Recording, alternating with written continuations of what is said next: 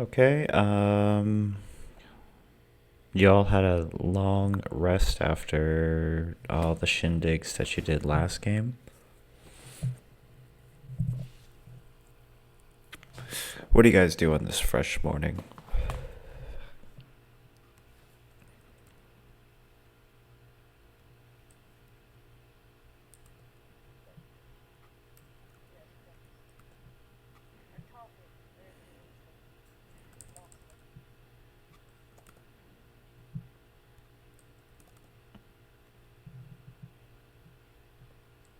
You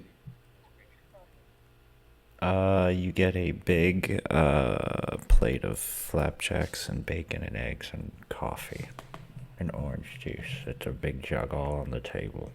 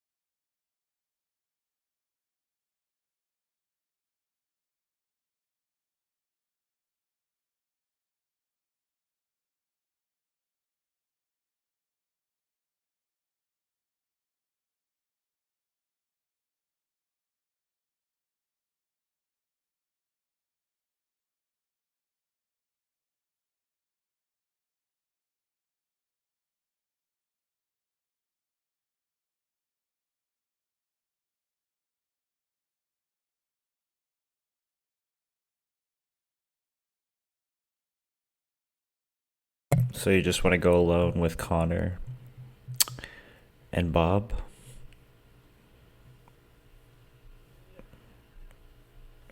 And you,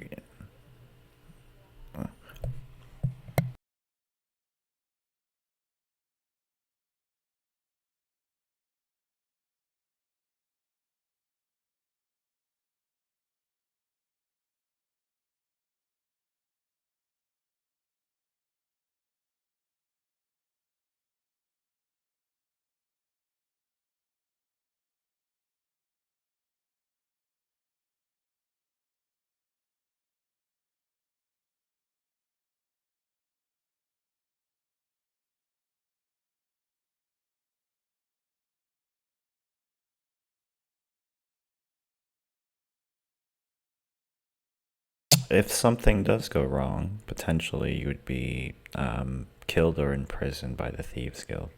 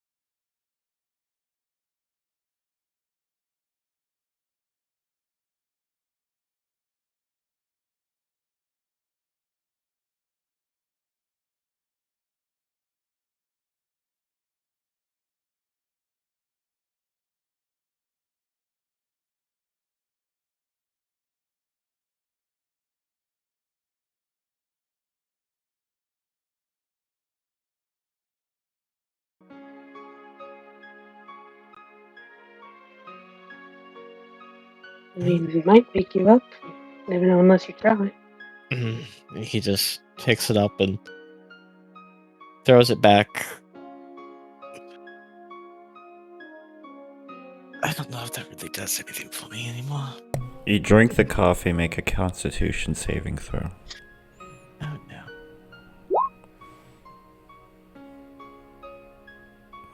What did you get? A 24. You feel like you want to vomit, and when you taste the coffee, it tastes like cigarette ash.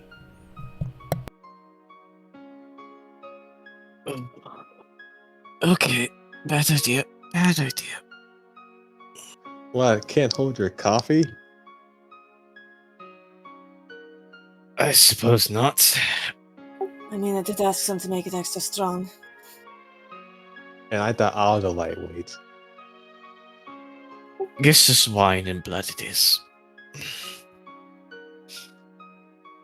And you really passed out after drinking moonshine from that lady. Well, I usually only drink on occasion. Usually because I can't hold any alcohol. As you're talking, it starts to snow. Slowly a little bit, and now coming down pretty hard. Is that like abnormal for this time, or? No, it's winter. Okay. What the fuck is that? Oh gosh, Oh, snowing. goodness. You've never seen snow before, Cerulean. I don't believe so. There's generally only one weather in my homeland. Is that what that stuff is called? It's called snow. You guys never seen snow? Wow. I I live don't in the think I'm desert, my imagining. friend. I live in the desert. It gets cold at night, but nothing ever falls from the sky. It barely even rains where I'm from. We get a lot of thunderstorms, but no, I've never seen whatever that is. You guys have been missing out. It's a wonderful sight. You should go give it a try. If what a try, do you eat it? You can. You can. Eat the yellow snow. It tastes like lemons. Why do I get the feeling you're bullshitting me there? So Really No, look no. it up and go outside. Lemon stuff falls from the sky too. And What? So does that to learn?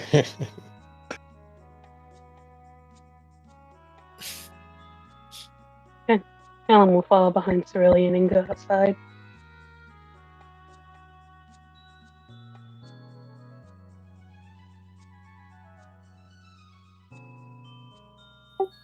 Or just kind of stays indoors, so in the shade of the indoors, and watches.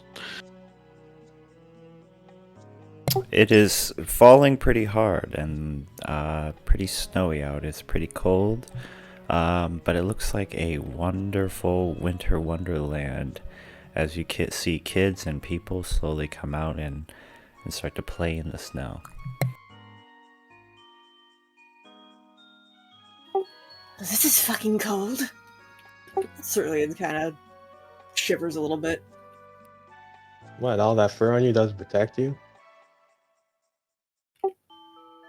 My fur is short, Xander. I come from an hot climate. Oh yeah. I don't even know how that works. Alan is just on his hands and knees, just patting at the snow. It's so light, but so cold. And he's just picking it up and squeezing it. Is it kind of like cloudy? Is it like dark and cloudy with the snow? Yeah, you don't see any sunlight.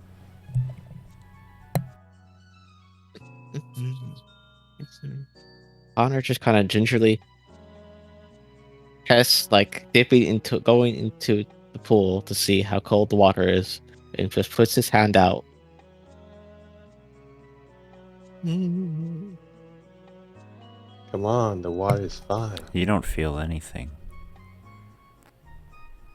Maybe a little wet once in a while, but the cold doesn't affect your undead body.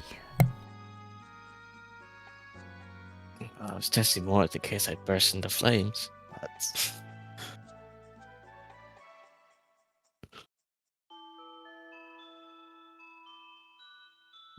So far, so good then.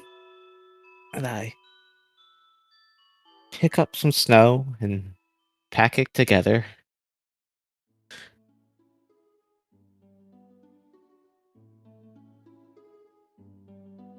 And throw it at the back of the Cerulean's head.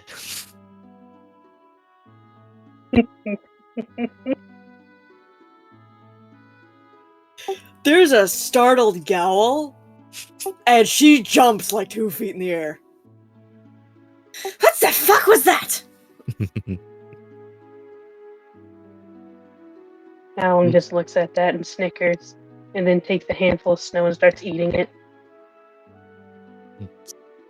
They call snowballs, my dear. Used to play with them when we were children, and he just kind of points to the kids out in the street, trying to. Oh, is that so? Cerulean, I don't quite like that look in your eye. Cerulean kind of bends down, scoops up as much snow as she can hold, packs it together, and throws it directly at Connor's face. Ooh, you're just gonna take that?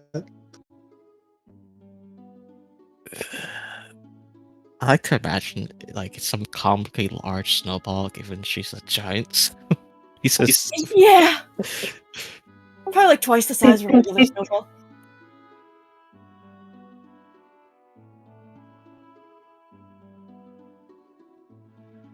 "Okay, I deserve that."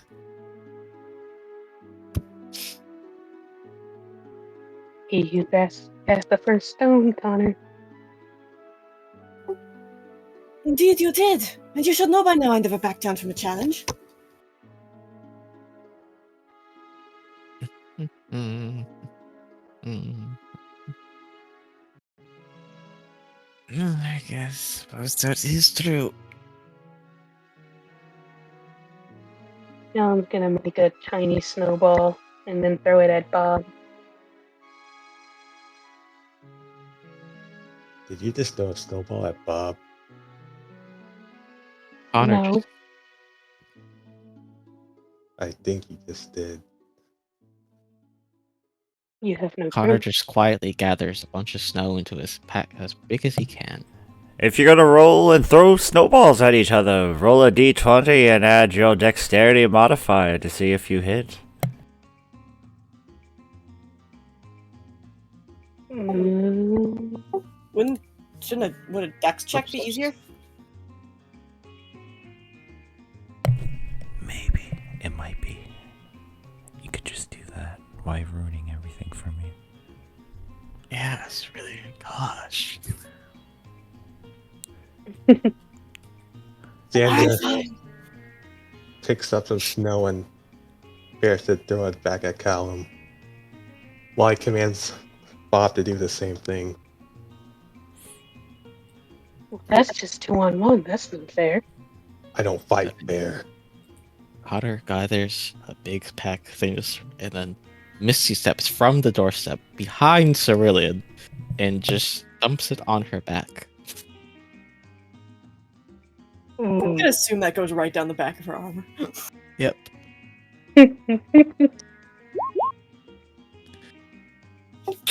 Ow!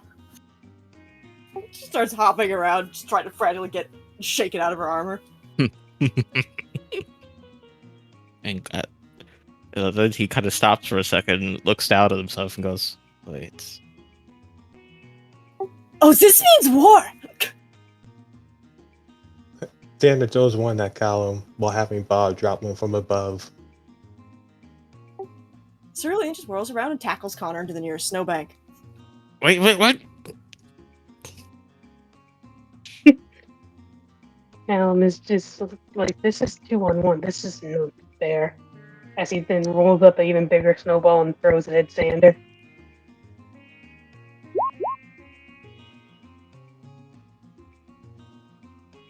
Oh, I have to make a strength save against. I have to make a strength check against yours, huh?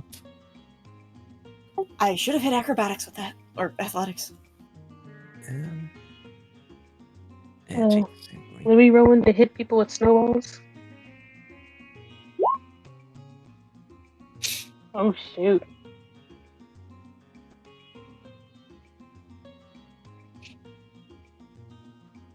You feel like an avalanche has hit you, Cerulean, from the force of Connor's snowballs. Oh, fuck it! Ah!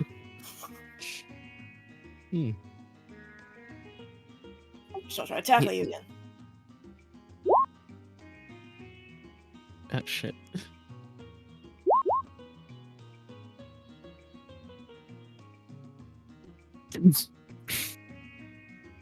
As I get hit by a 300-pound small car. Yeah, Is Cerulean just basically curious. headlocks you and starts shoving as much snow as she can get her hands on down the back of your shirt. Wait, what? Actually, I don't even feel the cold. Well, that's no fun! Then I turn Is into now mist. making a big And snowball. Xander just looks at Callum when he Yeah. wipes the snow off of him. Let me ask you something, Callum. Have you ever been hit by 1,000 pounds of snow?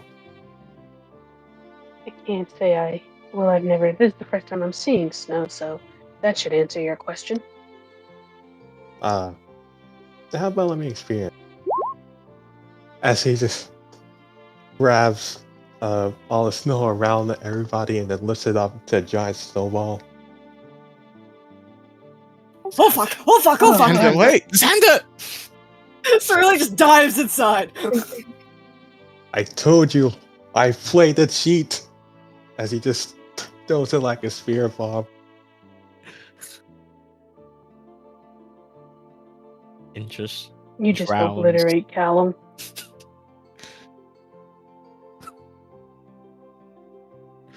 Just digs himself out, is now shivering and probably wet, and it's just like, well, let me see who won this, I guess.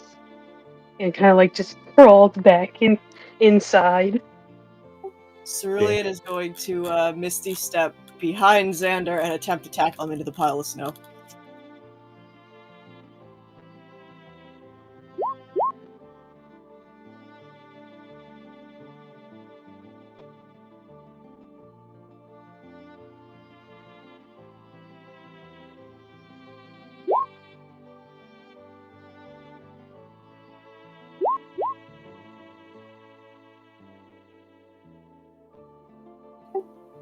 Xander, you are now being headlocked and having snow shoved down the back of your shirt.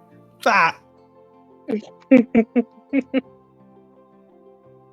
You just hear Callum from the doorway, "Get him, Cerulean!" Oh, trust me, I've got him! That's not fair! I thought you Neither is said a you don't 1,000-pound play snowball, fair. you cheat! It's only fair when I cheat. You see Johnny, the bar owner, says, he comes out, he's all flustered, he's like, can you guys just keep the fight off the property at least? I'm trying to shovel off here so customers can still come in, god damn it. He's just kind of like sweeping the snow around. Sorry about that, Johnny.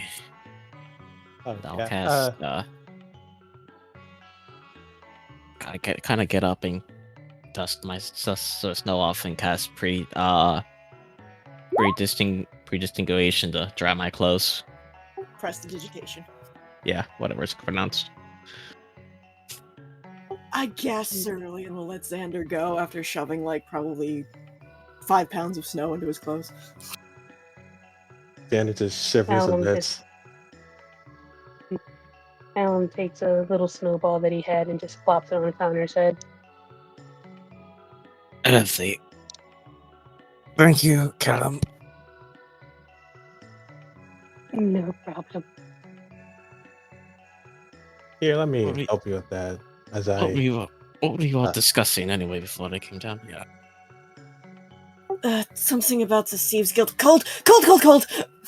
Cerulean will hop back inside.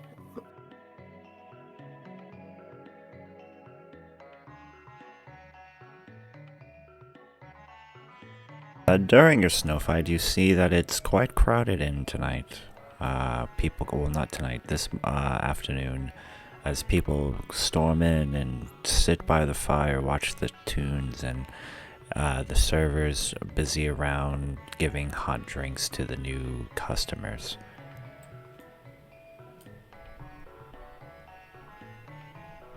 What the hell are these things? grung. Oh, You see very small, grung, little froggy people sitting with some people that look like miniature bird people. It's kind of hard to tell what they're saying, but you hear a bunch of chirps and ribbits. What in the world are those?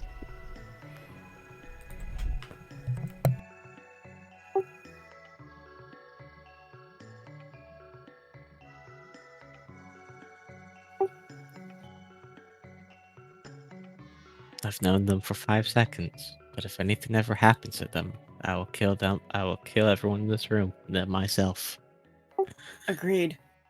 Oh, they are Cerulean's not paying. capable. Cerulean's not paying any attention. She's like hurriedly shelling out of the freezing cold metal parts of her armor and shaking herself off.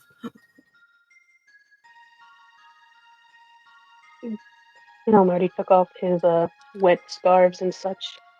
I've never seen creatures like that before. Didn't know we had giant frogs and talking ducks. Is there anyone else in the room that kind of looks maybe new or out of the ordinary besides them? There's quite a few. There's a hippo man smoking a pipe. You've never seen this kind of man before. He must be new. You see a beautiful young brown woman sitting at the table with him, and a quite scholarly looking Githyanki woman, and also a guy that looks like Tom Hanks, and to the corner by himself. Well, not really in the corner. There's what looks like to be an elf with 2 different colored eyes. A lot of new faces in here tonight. So, must be seeking shelter from storm.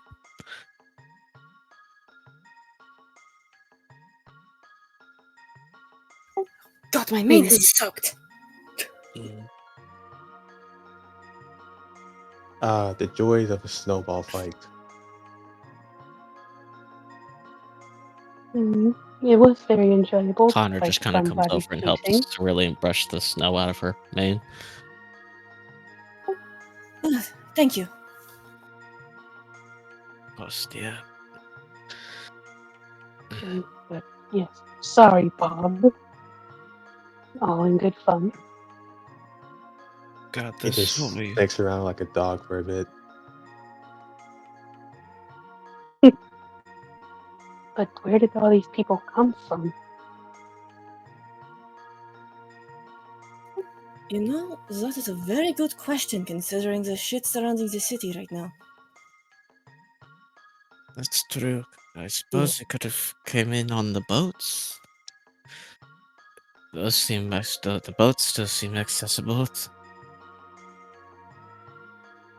You think they came from the Cane Rift that the Tiger people came from?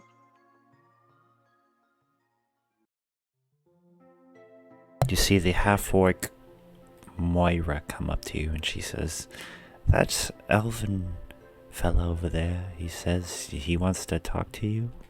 Something about his guild?" She shrugs. Did he happen to specify what kinds of guild? He said you would know. That's all he told me, and he tipped me quite finely. He wants to talk to all of us? Yes. He said, the Watchmen, the leaders of the Watchmen, specifically. Oh boy, let me get my armor back on.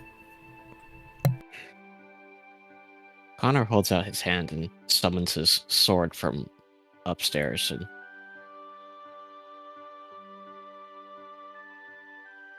just in case sees it. Cerulean will get her armor back on and then head towards the elf. Callum will fix his hair and make sure he's not dripping pretty much so. And then we'll also head over. Alright, Bob, put your mean face on. You got a bit talking to do. And you see just Bob's eye just narrow, like all 6 of them. I was about to ask if he even had eyes. He has 6. As you approach, the elven man raises his glass to you, cheers, and asks, "Can I get you anything to drink?"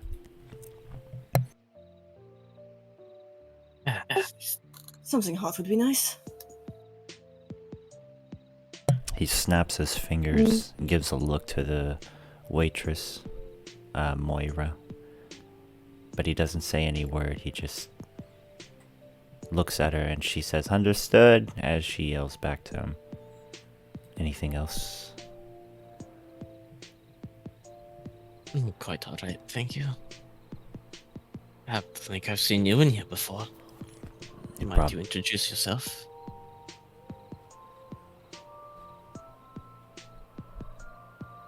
My name is Ripley. I represent the guild. I heard you were inquiring about coming down there. Which guild specifically? There are several in this city. I think you know which ones we're in. Yes, but I want confirmation. Some call us Thieves Guild, but I think that's improper to call us such things. You know, we did try to come down there before, rather peacefully, and your men started a fight. Well, we can't just let anybody down there, as you understand.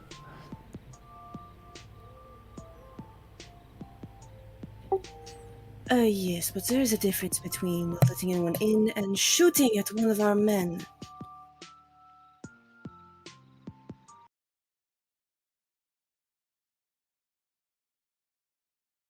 So why do you come to us now? Well, I wanted to come back and make sure you guys didn't do anything stupid again. My employers want to avoid problems like that.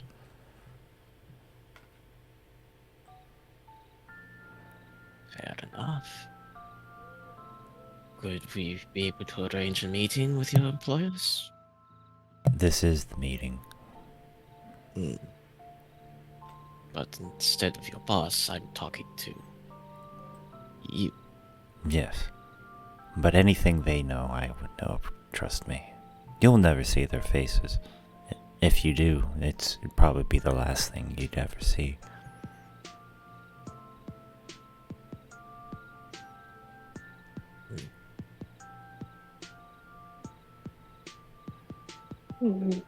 Alright.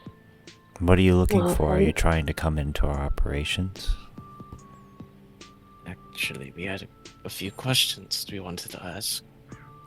See, before we came down there the first time, I'm sure you're aware, we were attacked, bombed, and it seems to have headed the evidence back to your guild. And what evidence would that be? Bombs?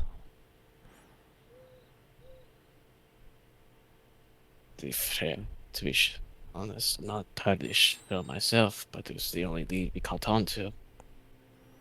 Well, what I heard, they used children for that attack, and we're not that evil, if you want to call it that. We don't want to hurt people like that, especially children, when there's no profit in that. Well, we figured out the bombing had nothing to do with you. Now we have other questions. I'm listening.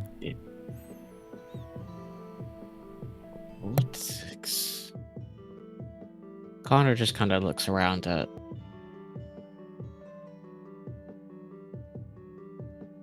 Actually, do you mind if we move this conversation upstairs? Reply nice. Why do you feel threatened? Not by you, but something's always listening. We should take precautions to make sure there's not. Well, fine.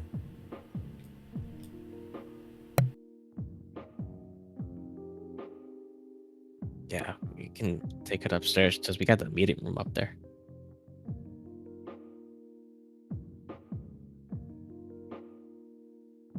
Yeah, one of the empty spaces with the couches. Yeah.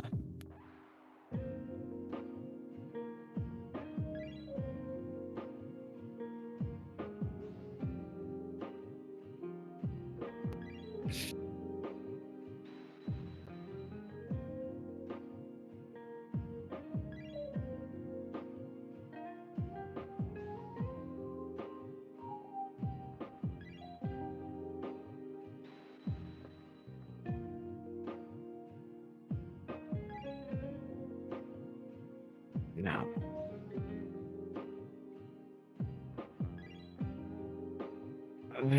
You and your sort. Well, that's the first time we were down there. We encountered some kind of fire giants.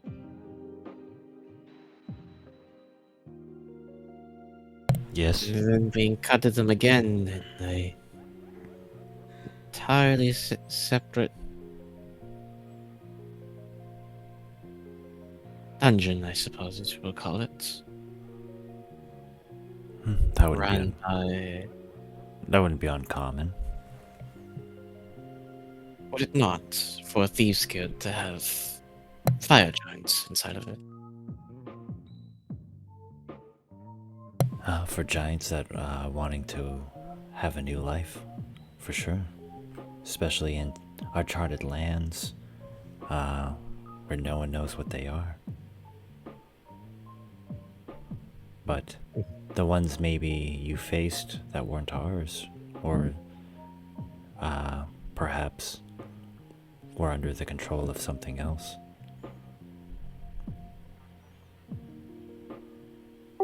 How much do you know about what else lives under this city? I know enough, maybe even more. Elaborate. Oh, what do I get out of this? What's your price? Well, let's just say the people you want to find out are already paying me a price, or my employers to be exact. We give them men intel. I don't think you can match that. Unless you're millionaires. No, but still we can reach some kind of other compromise. And we won't sacrifice you to whatever the fuck is coming in 6 months. Giant illithid. We have nothing to do with the illicits. In fact, we do more fighting against them than most of you surfer dwellers. Okay, now I am confused.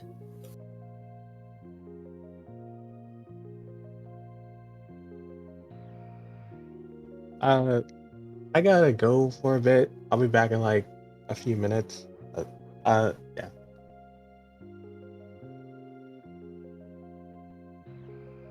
Okay. Okay. Anyway. Well, another question is, do you have a were-rat lady? I think she had blue hair. We never got her name, but she was in one of the dungeons that we fought Kefka in. Ah, you're talking about Blue. She likes to be a little different. I know it's very... That's her name? Not her real name. We don't use our real names. But she likes to be called Blue. She did mention being rescued by you people, and we are grateful for that. When we turn, could we backtrack to the illithids? What do you mean you've been fighting them? You're not working with Kefka and them. Or Elgar? Elgar, no.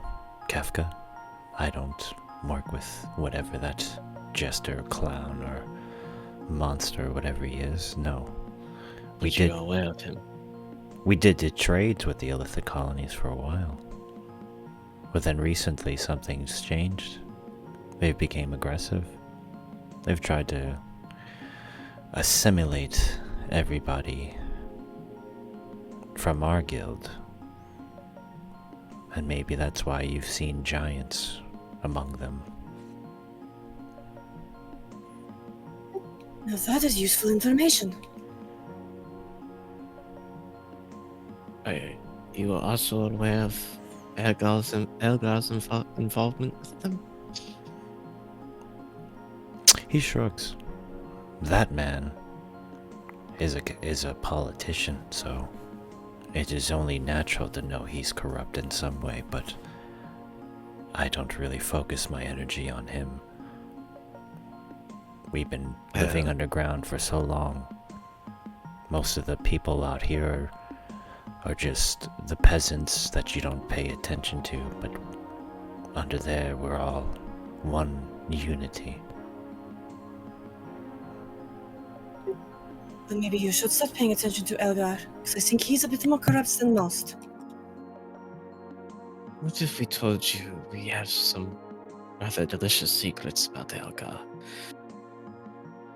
And we could share this information with you and your lot, or aid in the cause against what might transpire in the city.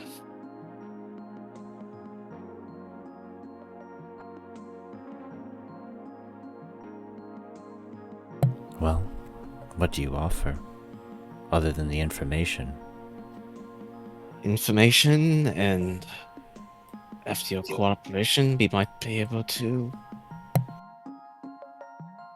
pull some strings and give your guild some leniency, and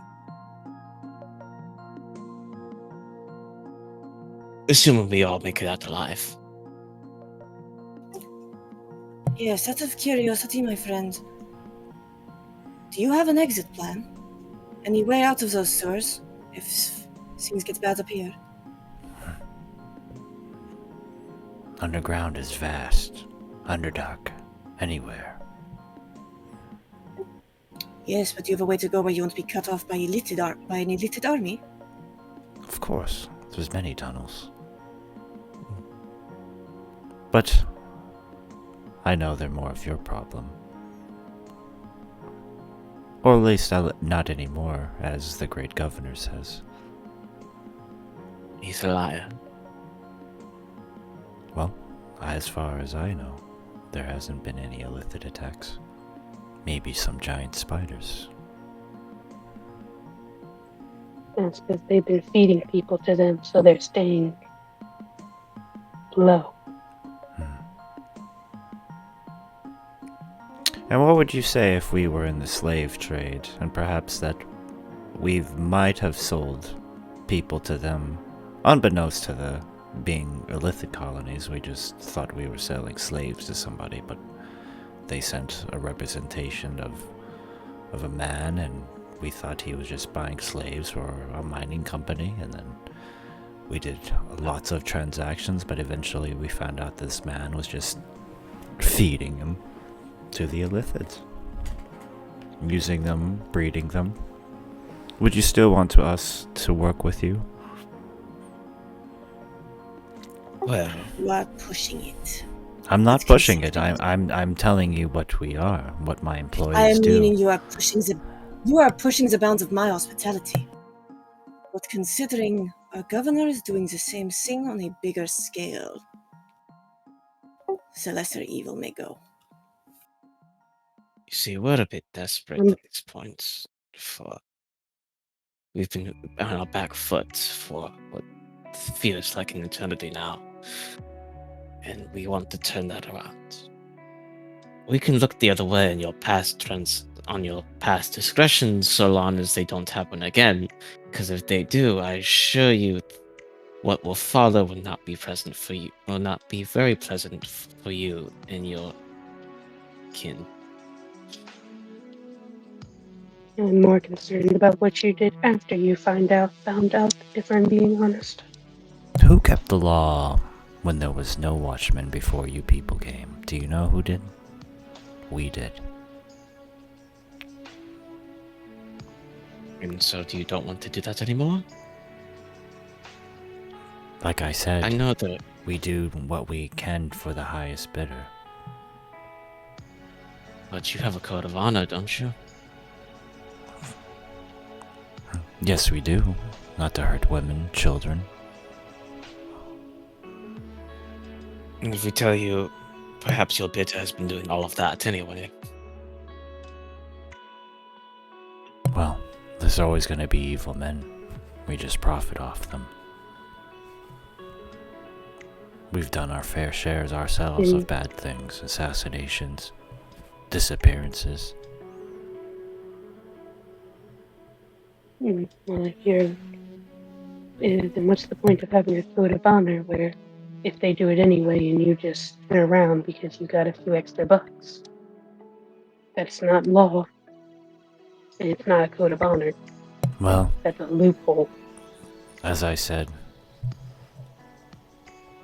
my employers, their goals are all money related.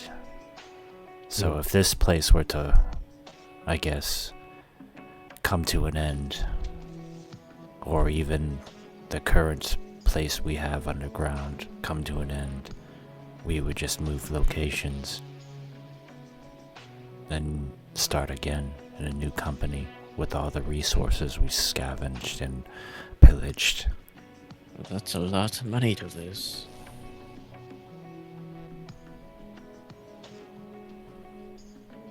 It's not a lot of money to lose. Imagine the chaos when this place falls, and then the streets will just be there for the taking. Treasures, people's personal belongings.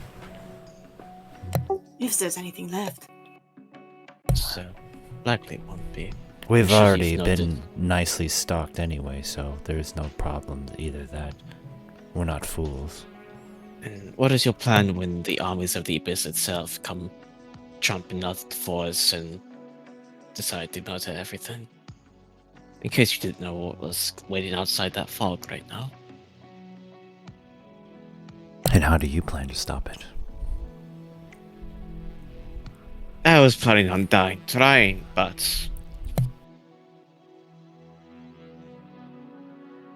We're a little more focused on the problems inside the cities than the ones outside currently. I think they're all interconnected with each other anyway. If we stop one, the likely the other stops as well. Hopefully. And Connor will reach into the bag of holding and roll that map across that Xander stole from Elgar before onto the table for him to look at with the arcane symbols and the ritual outline around the city. This is a little bit of a taste of what our governor right now is planning. With also the translation they copied down.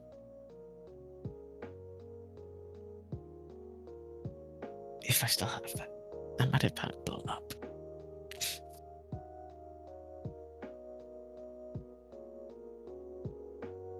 So how do you plan on stopping him and his army of people?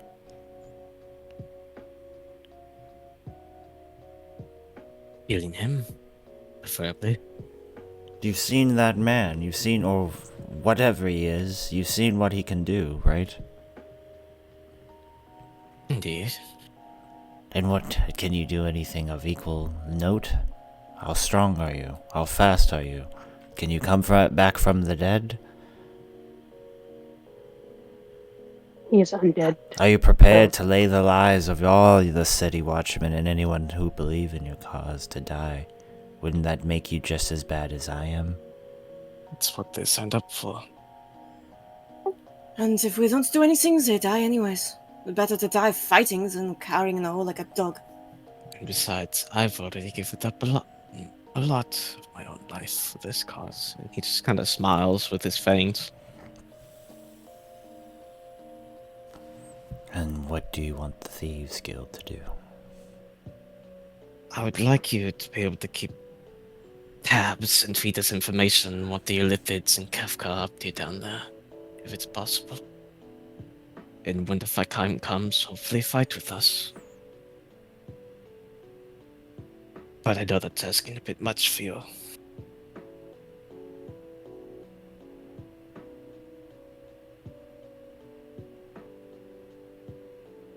And who would be the new governor?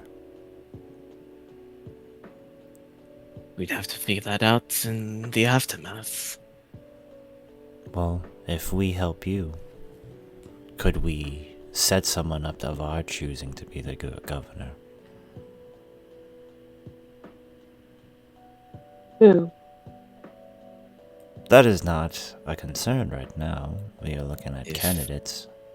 You would send a candidate, and he would be in the people decided they wanted him in.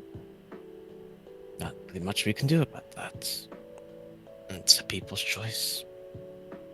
The people's choice, that's an illusion. Do you think they actually votes matter here? No, but the illusion of choice. But talking about the illusion of choice is a bit ironic coming from a guild of people who take much pleasure in their freedom and being untied from society. And literally sold slaves.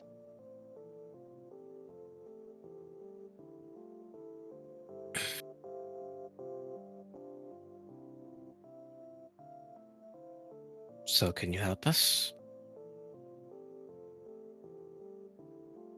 As long as we can get the governor our choosing, then we have a deal. Like I said, that depends on.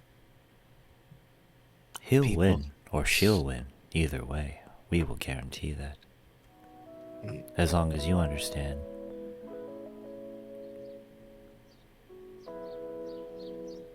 Hmm. As long I as you feel like we need to understand talk that this if anything else, if people decide to go into further transgressions, there will be repercussions. No, so I wouldn't really want to go from the pan to the fire with your governor, which I feel like we're already in the blazing heat of hell, but I wouldn't exactly want to see how much more we can fall from that.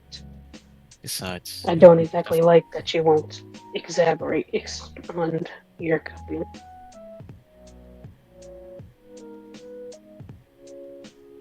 And what exactly you want me to exaggerate on?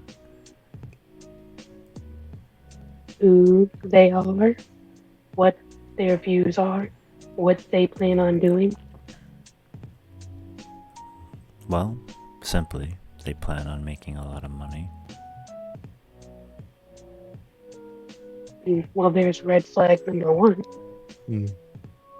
that's all politicians, Callum. Who do you think really Yeah, runs that the doesn't- city right. besides the governor? All the workmen? Who do you think decides on a strike? Who do you think brings men and women from brothels to convince high-end nobles to persuade their votes differently? We do.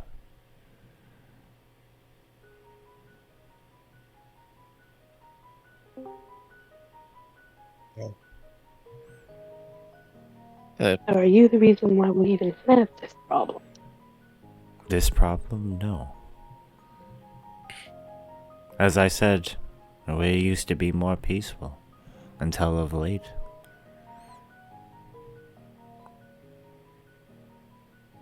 Look, if what you want in the aftermath of all this carnage is to put in a candidate for governor, if we even keep that system of law, have at it. I have bigger things to worry about right now. But I want you to remember, it would not be the first governor we put on a pike. I'm sure you'll like our choice. So we have an agreement. I'm not so sure. We do. Very well. Mm-hmm. I Alan kind of expect. leans towards Connor. Are you sure, Connor? We don't know if this person could be even worse than Elgar as much as I fear that. A little bit desperate, Callum. We need information, and we're playing on our back foot. This might be our first real advantage. It's a risk to take. Even at the risk of a greater evil. It's hard to get more greater evil than an undead great brain dragon, isn't it? Mm, I suppose you're right. I expect you'll visit us sometimes with new information, or how will you contact us? You can come by where we live, or I'll find you if I find anything of note. I don't really catch that. I'll either find you if I find anything of note, or you can come and find us. You are now welcome down there. As long as you don't make any arrests while you're down there. Probably best if you find us up here, unless you all have some sort of shielding spell as well. Connor just kind of puts his hand on top of Cerulean's. Well, if that is all, I shall be going. Have a lovely day.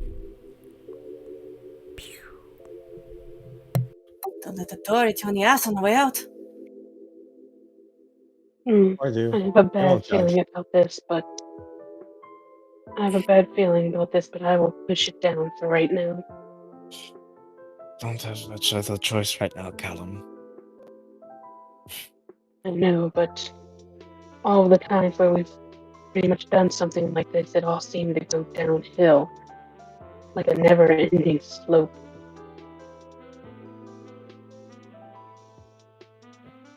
You're right, but I feel like we've been on downhill for months now. Nice Yes. to grab onto anything that helps slow us down. And quite frankly, I think whatever the Thieves Guild can throw at us will not be as bad as whatever Elgar is. Or Kefka. I just don't exactly like making deals with devils, if it can be avoided. Well, it's not exactly my first time doing such a thing. Well, I suppose doesn't yours make too, it right, good. Xander? Unfortunately.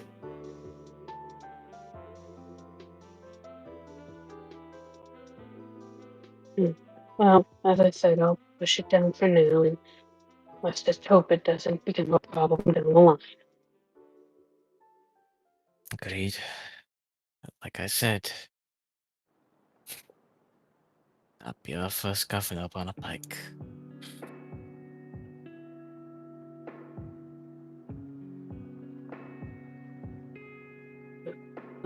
Now that we have them taken care of, what's next on our to-do list? Is there anyone else we haven't talked to? We've spoken to the vampires, we have Aranis' men, and now we potentially have the Thieves Guild. I'll be sure to eventually check on Vincent. He didn't exactly agree with my idea. I would like to come with you whenever you do that, if you don't mind. Of course, I need a bodyguard after all. It's the middle of the day.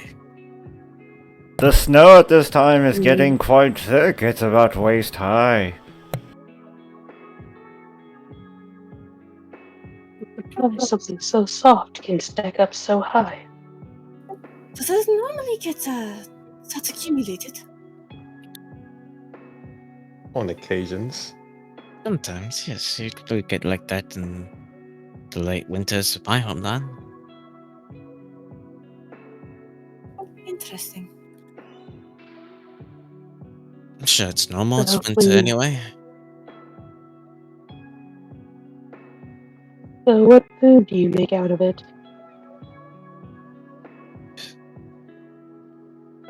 And Oh, I have a bunch of ideas, but most of all the yellow snow. yeah, but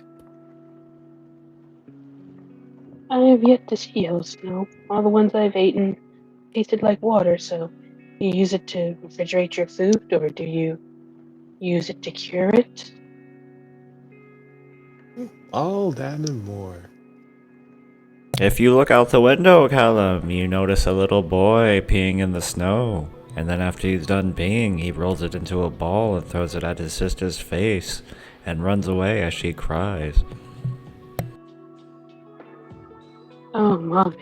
Well, that is something. You see her transform into a puppy version of a direwolf and chase his brother as he runs screaming through the snow. Oh, I'm sure that's kind of- fine. Ah, that's that- kind of cute. that reminds me of when me and Cordovan were little. This is what You- we fight for, guys. Remember that. You see a goblin go up to the yellow snow and he touches it and he smells it and he takes a bite out of it and he walks away. What we fight for. Callum just turns to Xander. Is that what the yellow snow? Xander, that's just rude. You're going to make me eat that. Or you were Xander just- insinuating. Xander just shrugs, and somehow Bob also shrugs with the tentacles.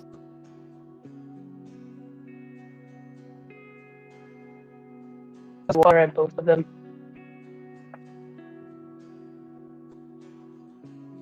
Hey, gotta learn somehow. That is just rude. Anyway.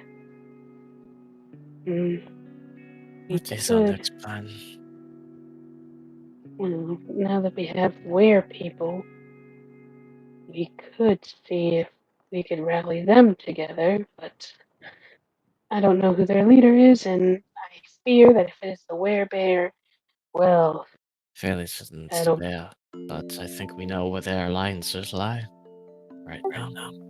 Well, so are the were people coming into the city, but didn't we have a populations that were already here that did not follow that god of theirs? and what if they want to feed Yes. the were to them, or possibly use them for experiments? That is also a possibility.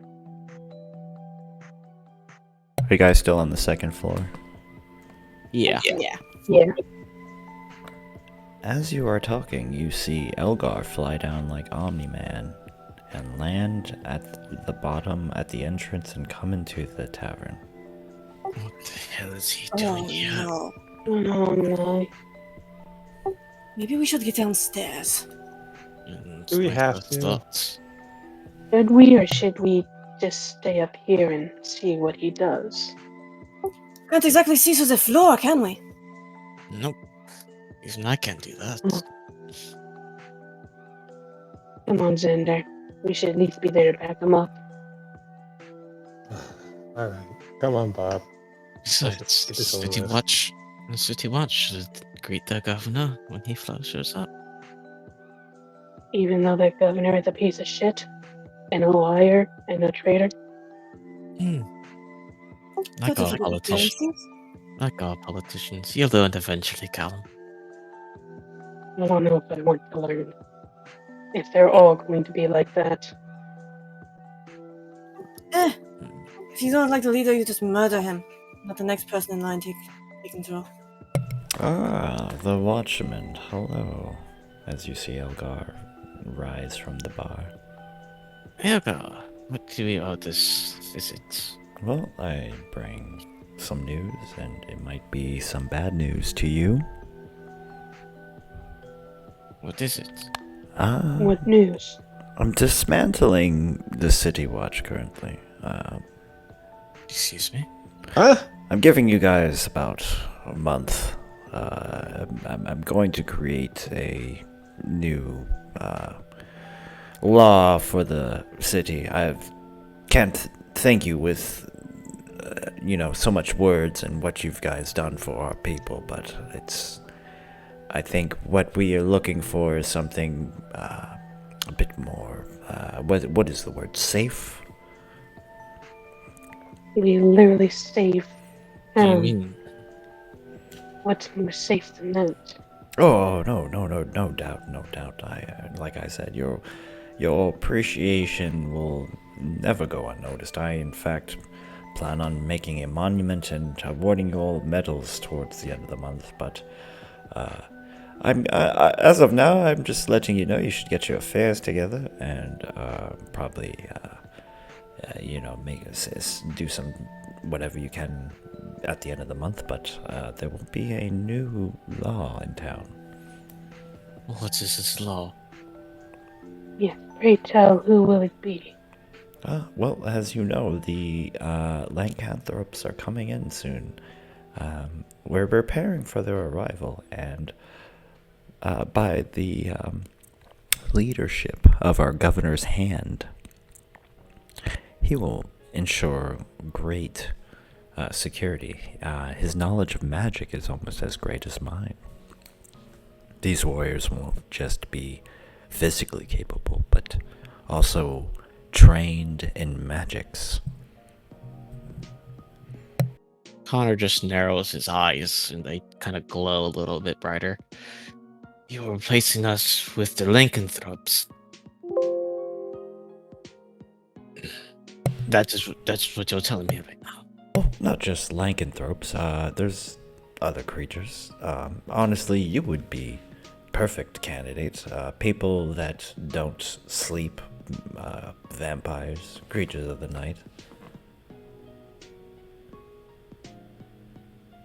Vincent told me his people turned down your proposal.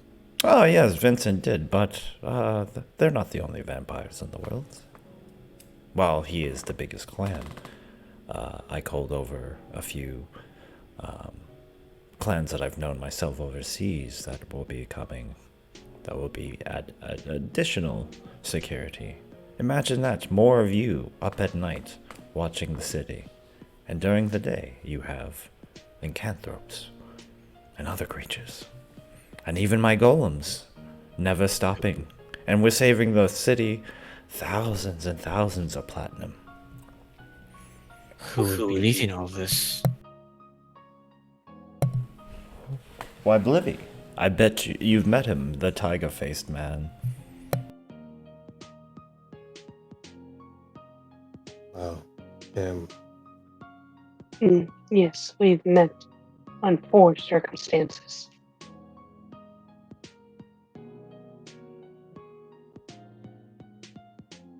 He tells me that he was the one that rescued Melisara over there. Rescued is a strong word. Or he rescued her and look at the state she's in now. Ah, yes, but she's not dead, is she?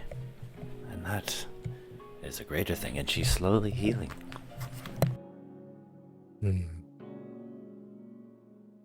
If you call barely clinging to life healing, then sure. Is that all the news you can? Is that all you had to tell us? Ah, yes, that's very odd. Like I said, I'm very sorry for the ill news. If there's nothing else, I will be making my way, of course. There's many things I have to do. It's hard running a city. Thank you for letting us know. So we have a month before, I guess it's... By the way, have you seen Butch anywhere? We've had trouble finding him. Oh, that old drunkard. I couldn't tell you. He could have fallen into the ocean for all we've known. We're not missing much, he kind of says smugly. You're right. Perhaps you're right. He But, was still a friend, though. well, if I see anything, of course I'll pluck him. But I'm sure he's either in some kind of drunken haze somewhere, or perhaps he just left and got tired of this place. Who knows?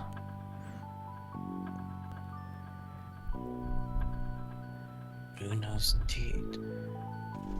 Well, Kana, think about that interesting new position in the new City Watch. Of course, of all the other friends, they've become something a bit stronger or different.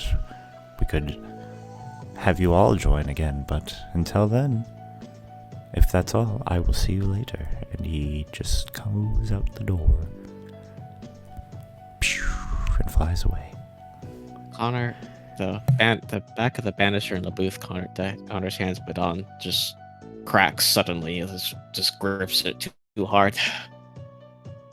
And the Hey, veins kind of that's dark mahogany wood over there. What are you doing? just on my tab. Okay, okay. He just kind of backs away after he sees the look in your eyes. Well, isn't this just grand news? Bullshit. After everything we've done. After everything. Of course. After everything we've done, we cleared the city of the last governor. Why keep us in power? Exactly because of everything we've done. Exactly. I think I need to break something. Cerulean will head for the door. Where are you going, Cerulean? To find something to break. That does not cost me anything. Really, Cerulean, please don't get into something. We've been over this. Let her go off. Doesn't matter anyway. Well, it does matter. I don't want her to get hurt. It's alright, I'll keep an eye on her.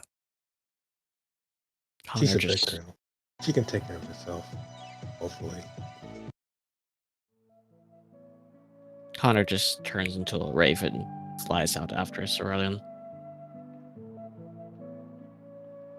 If you didn't get a jacket, it's quite cold out, Cerulean, as the snow falls heavier and heavier. You can't even see the skies. It's quite blinding. No, she did not think to grab a jacket or anything. She is literally just looking for something to break that won't be missed. You see a bunch of children playing in the snow. You see an old man shoveling the snow. You see another man using powers to move the snow.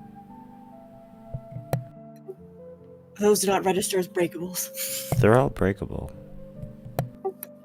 Oh gosh. Anything's breakable when you put your mind to it. Oh gosh. Yeah, she's more looking for like something Wood, to a break. tree, Yeah. Wood, a tree, a anything bench. anything that she could pick up and throw and destroy without The muggers. getting fined. The muggers seem to be off today, as it's hard to mug people through the snow. There's a bench covered in snow over here.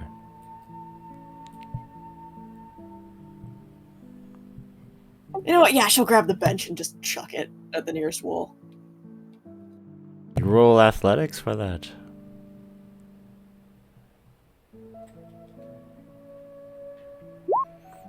You pick up the bench as you hear the crackling of the ice snap, and you throw it against the wall. A loud boom as the splinters fly everywhere. Everyone stops what they're doing in the streets and look at you. Awkwardly.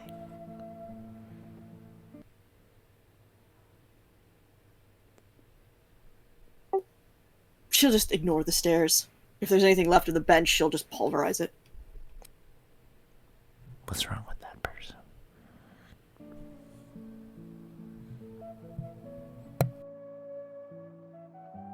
Raven Connor just kind of comes and lands on her shoulder.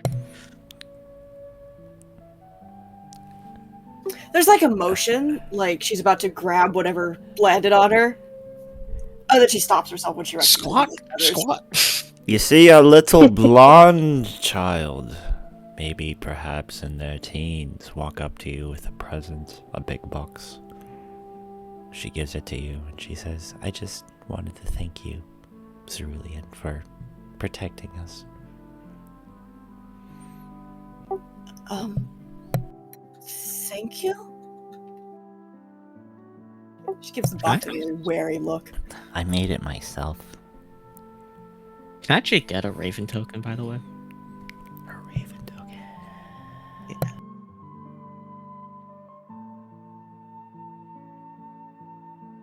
Or we have one, don't we? I thought There there we go. was. Yeah, okay, never mind.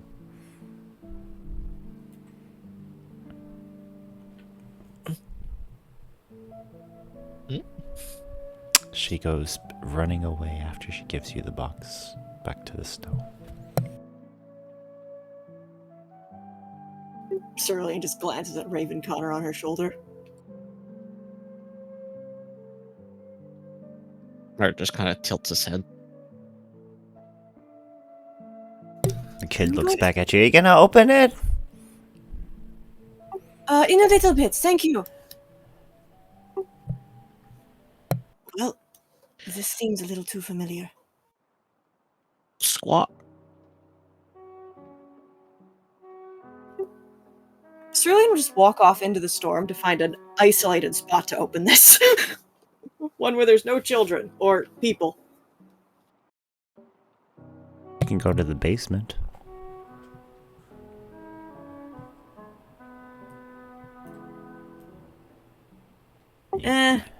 The last time we opened a gift anywhere, the whole building collapsed. Where do you open it then? Somewhere else. Probably in the try to city? find like an abandoned lot or go back to the ruins of the last guard of the It's guardhouse. almost half built if you go there now, but the construction workers are taking today off due to the snow. You go to How a long has it been? shitty crack house that is abandoned. Do you open the present then? Yes. You open the box slowly, sweat coming down your forehead as you take the lid off and find a giant fur coat made from different animals. Well, this is certainly much better than And then explodes! No, I'm just kidding, I'm sorry.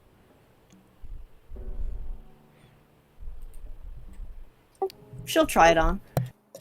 It's quite warm and comfy.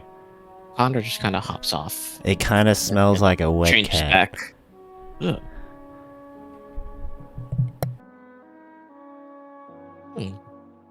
That's a much better gift than we got last time. It is indeed. You even get your size right? Quite impressive. Little tight around the shoulders, and I don't dare try to actually button it, but yeah.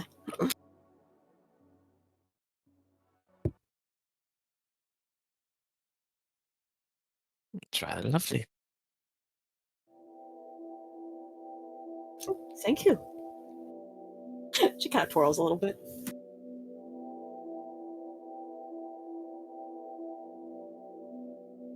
It's just drinking whatever top shelf stuff back at the inn.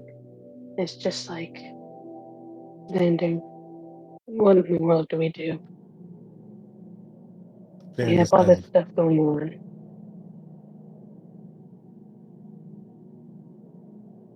Dan just has a far out look in his eyes as he's petting Bob like a cat. I don't know. I don't know, man.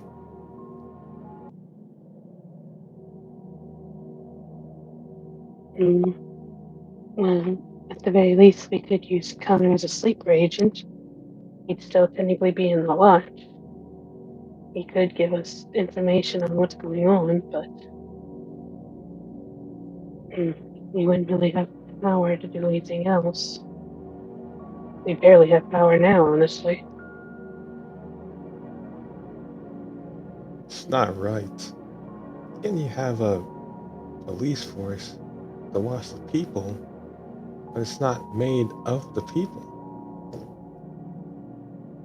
That is another thing that worries me, having as much as I do like Connor, he is a dear friend, but something kind of makes me worried about having vampires and lycanthropes watching people. I don't exactly know them, so I don't exactly trust them.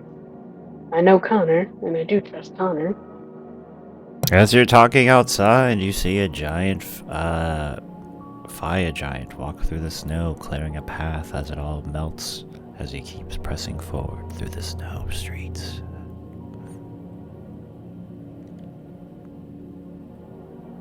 Then we have fire giants. Completely forgot about them. Maybe we should head back to the tavern. We all got a bit of news. Bad news, I think. And now we're all trying to deal with it. Sander and Callum will figure out something.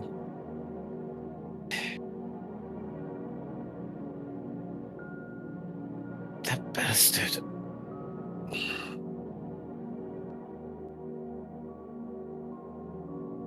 That gives, this gives us a bit less time to do what we need to do, right?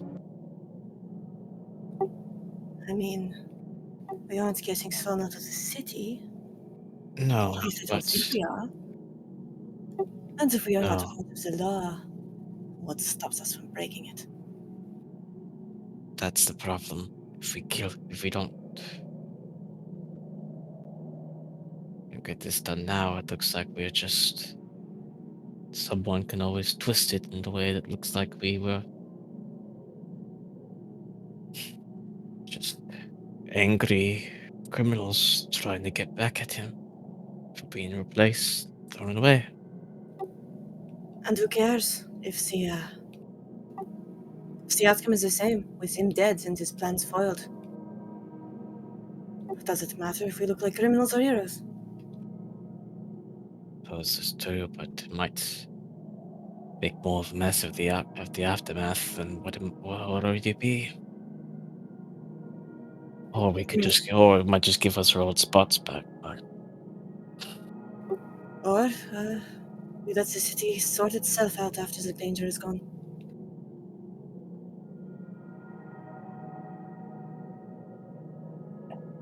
maybe, no, never mind. What? Just something that was on my mind before. That was on my mind back when we talked with Vincent. Well, continue. What was it? And Connor just kind of starts pacing up a wall and walking along the.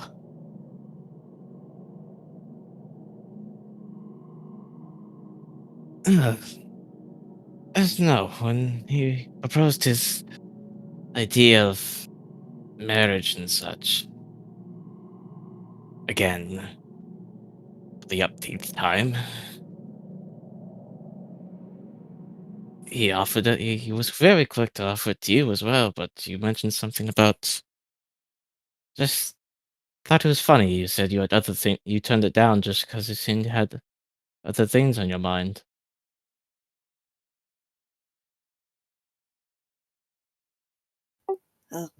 Yes. I would have thought, to be fair, I would have thought the proposition of vampire warlord would have actually actually sounded quite tempting to you, and well, your brother. To my brother, maybe. I have, no interest in that kind of power.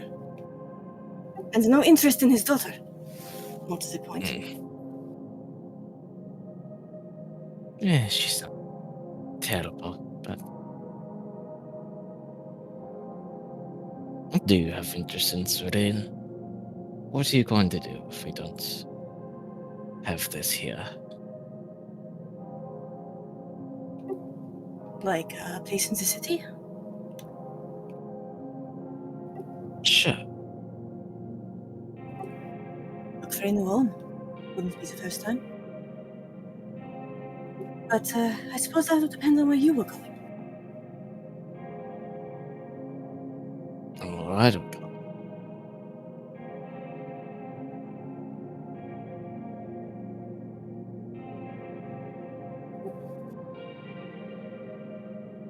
Sorry, what did you say? My headphones cut out real quick. On where I would go. Yes.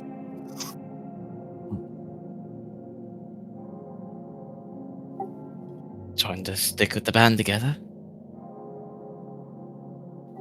I suppose. But, well, if you want me to be frank about it, I'd rather stick with you.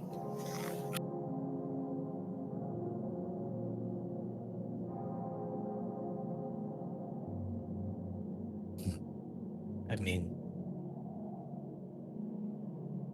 I certainly wouldn't be opposed to your company. I enjoy it having it around. But I think you might get tired of me after.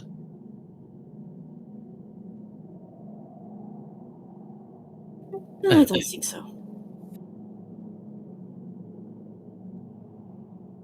Quite honestly, I'd rather have more of your company. Sounds right.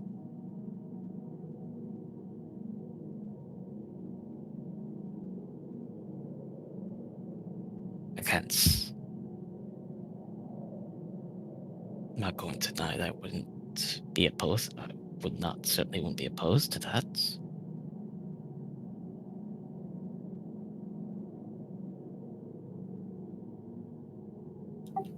And there don't seem to be any problems. Are there?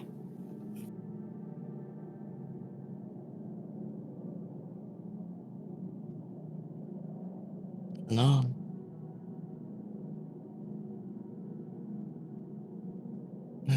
Uh, for a first time in his life, Connor is actually kind of at a loss for words.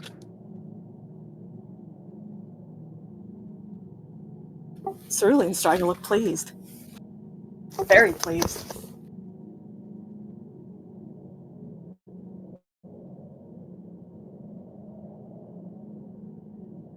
Yeah.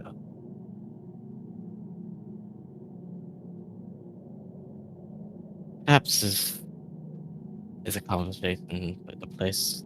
This is a perhaps this is a conversation to have not in the cold damp. Filthy, disgusting, air of a crack house. That was that was my idea. Yes.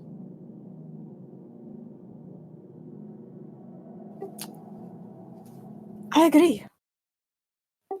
So, if you'll get off the ceiling, maybe we can go. And he just kind of drops down.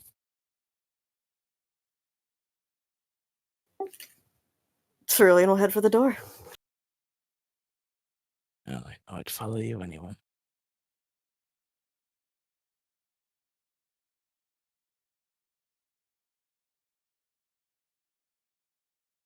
Back to the tavern, then. Seems so. Okay. Should probably all discuss what we're going to do.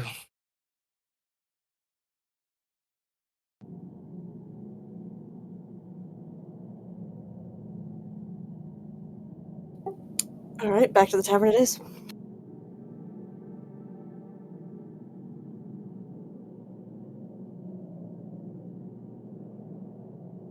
When you get back, Callan's just face down with a drink in his hand. He's conscious, he's just face down. You down with your tantrum? Well, I would put it in less, childish terms, and, yes, my head is a bit clearer. Good. It's good. We could call them anger fits.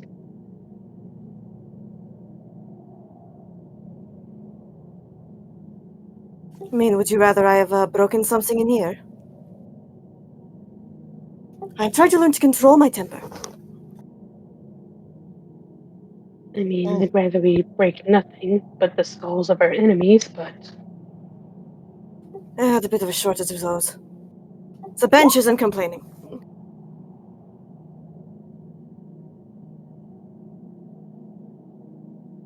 Everybody make a perception check. oh no.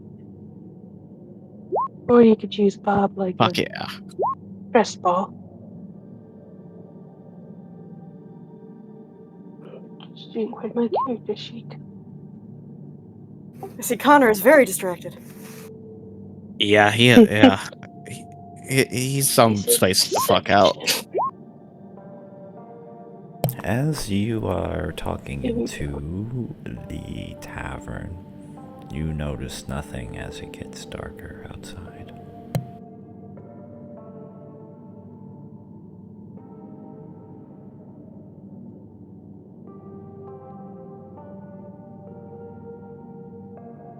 So we don't notice anything? Nope, nothing's happened. You just didn't notice anything.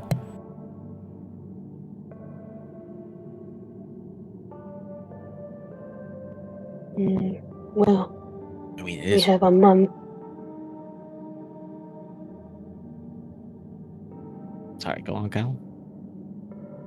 Oh no, I was just saying we have only a month before we're efficiently kicked out, not really of the town, but I guess of the inn, the station, whichever. Our jobs. Well, I feel first that this is a conversation we should have upstairs. What? What is happening? Are you okay, Connor? You seem out of it more than usual. You know, lots of thought, lots of things going on. Do you want to talk about it? Not particularly.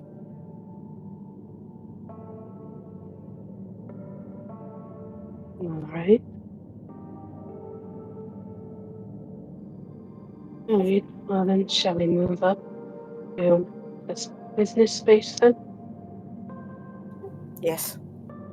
Right, of course. As you walk upstairs, you noticed all the grung sitting in barrels, but even the birds are sitting in barrels of water. What's it in barrels? I didn't. The grung, the frog people. Oh. They are just sitting at the tables in barrels. Oh. Full of water. So are the bird people, and they don't need to. I wonder if we can have those things as pets. They seem very cute. Or are they sentient? They're sentient creatures, yes. Oh, look.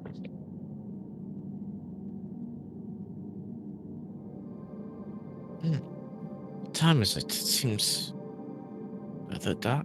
It's rather dark outside now, isn't it? I suppose it's just winter.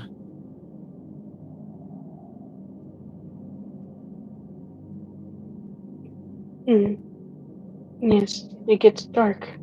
Called night.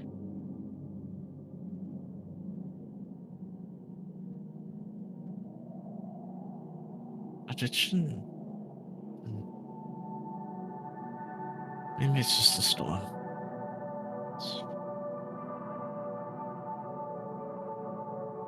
How many hours has it been since we woke up? Has anyone been keeping track?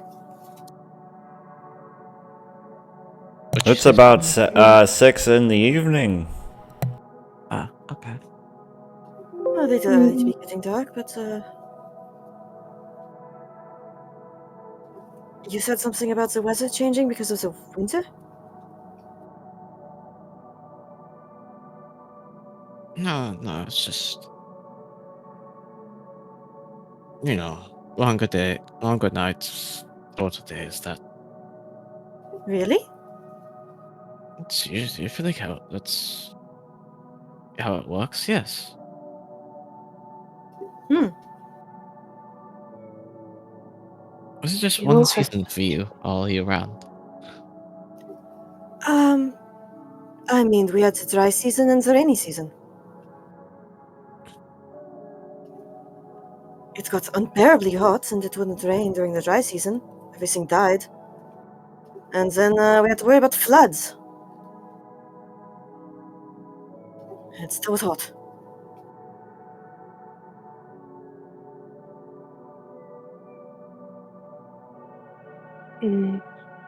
not having to worry about this fickle snow.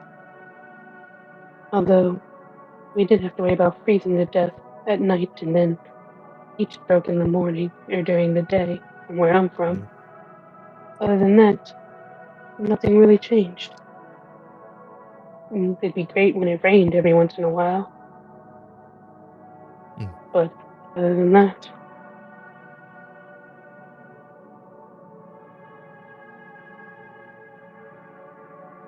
nothing like finding a fresh oasis in the heat of the day. Indeed. Me and my me and my friend would, if it was big enough, go swimming. Sounds like a lovely time.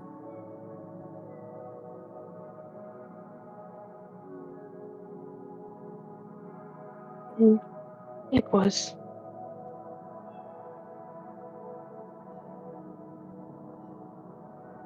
Mm, Yeah. I would go swimming here, but I saw a crack and eat a man, so waters aren't exactly safe. I don't think that's the only reason you don't want to go in those waters, but Connor just kind of puts his hand up. Regardless, we don't really have the luxury right now of focusing on the past. What are we going to do?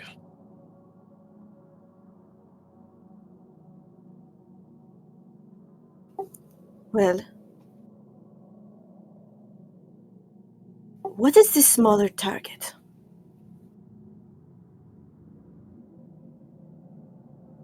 Small targets? The bat? Yes. We have multiple targets, and we need to figure out which one we go for first. Well, if we're talking about power, probably the what are they? The lycanthropes? Those guys?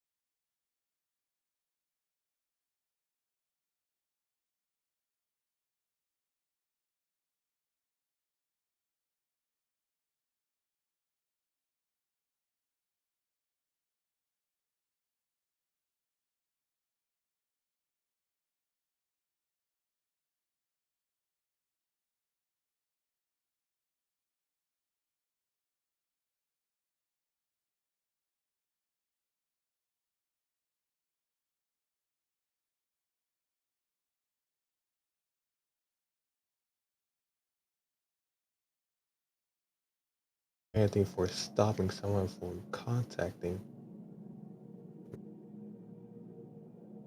Hmm. Unless you want me to get them out of range.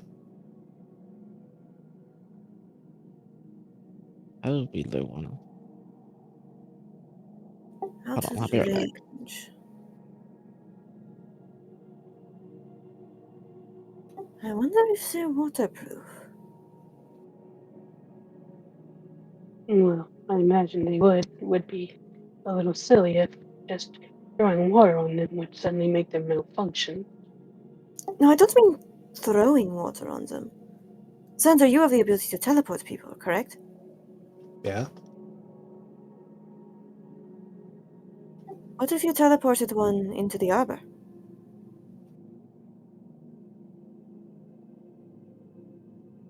I mean, it's possible. I mean, if I can. Ah, Oh. wait here. Whoa! DM, we're coming to your mic.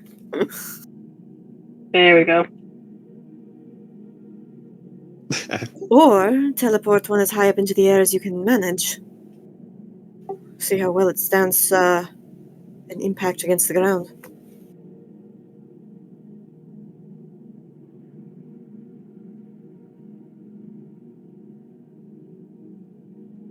I mean, well, it might be able to work if I can use the fact that I'm still part of the wash to convince it to come with me as I teleport somewhere.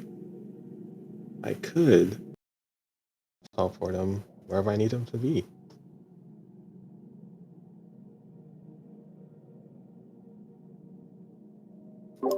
Okay.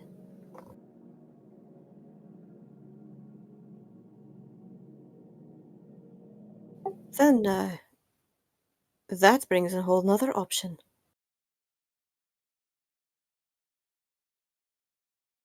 What if we ask Aranis to make another one of these safe houses where nothing can get in and maybe nothing can get out? Teleports that thing into a dead zone. Make it unable to contact anyone. Then we take it apart. It could work, but the only problem I see with that is how exactly are we going to beat this thing? I mean, we've seen what it can do.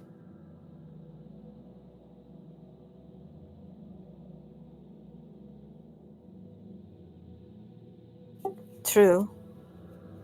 But at the same time, we've seen what Elgar can do. Is it any less dangerous? Point.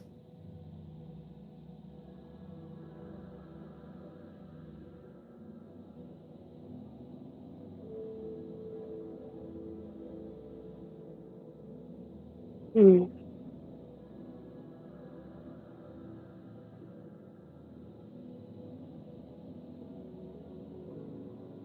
I could try and see. Do you think there are more things inside his castle? Or inside the house?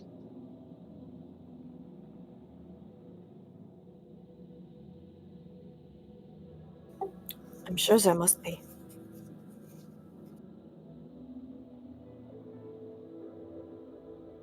The magic hound is attracted to, well, the hound is more attached to magic, correct?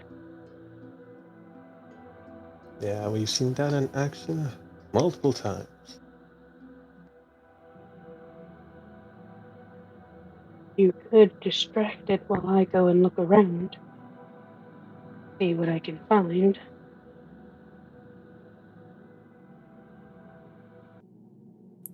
I could probably lead that thing on a merry dance.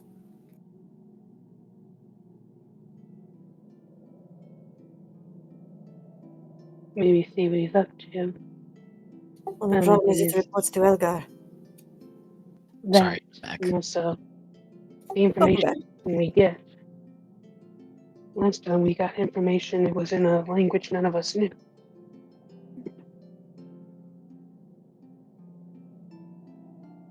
Well, you just figured it out. Yes, that is true.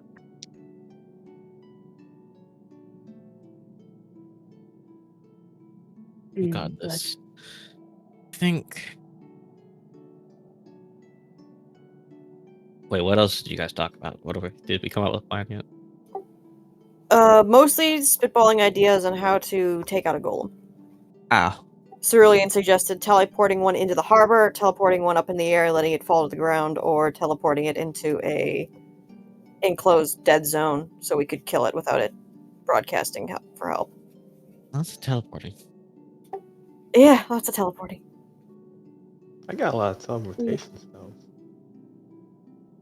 I was thinking going and looking through his stuff to see if there's anything on the golems, possibly, like where he got them, their weakness.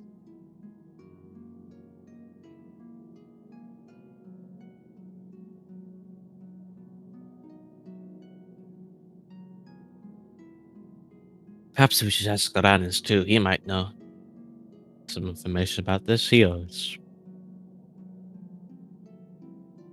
comes through with things like that.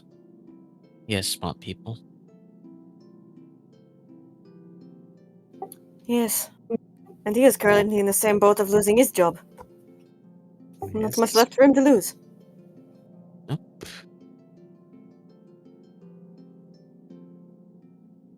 Well, we all have nothing to lose, right?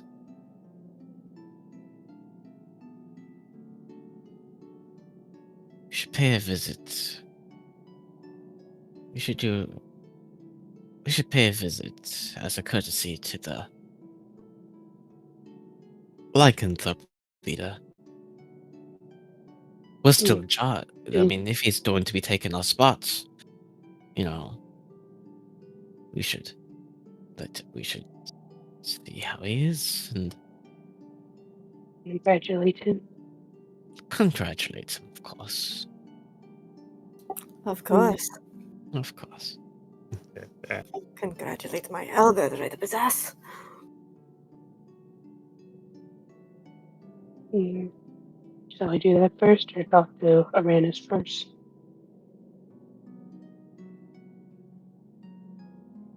We can call Rannis about the golems in the morning. I think now's as good a time as any to go see a giant man-eating bear.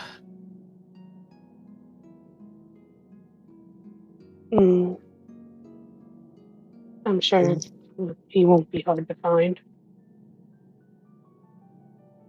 The lycanthropes are all staying in a certain spot in the city, right? Like the vampires? They actually haven't entered the city. Only. Oh, they haven't yet? Oh. Not yet, no. Only the Rakasha and a few others are in. And they're staying at the governor's palace, probably, I imagine. Yep.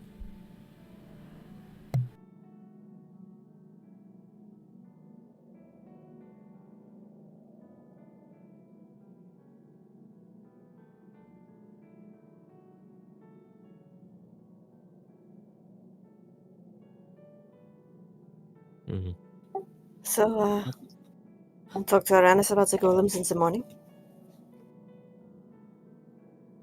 No, we should get something. Well, yeah, we can talk about that. We can talk to Aranis in the morning.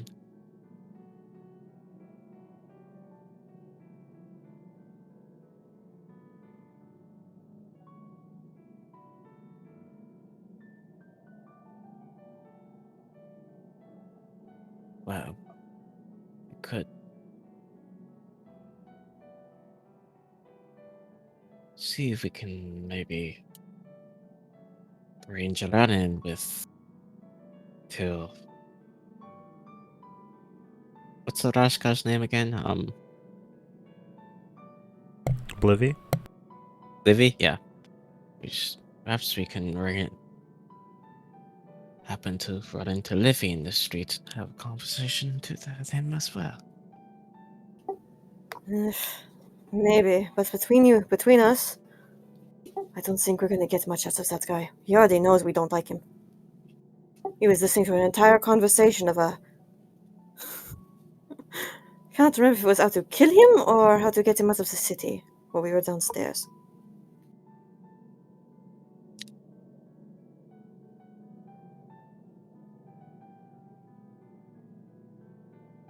That's a good point.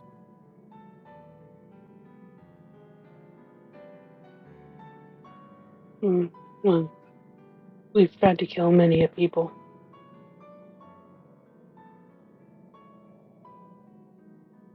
When the lycanth, well, we know what to do when the lycanth, I think.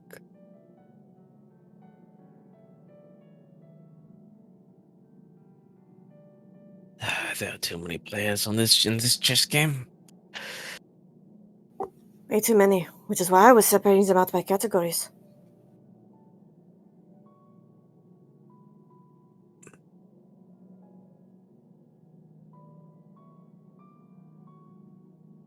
Shall I do it again? No.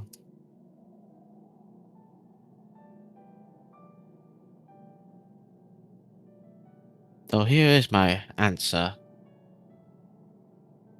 Who do we propose if we're keeping on chess analogy, who do we suppose the king is between Elka and Kafka?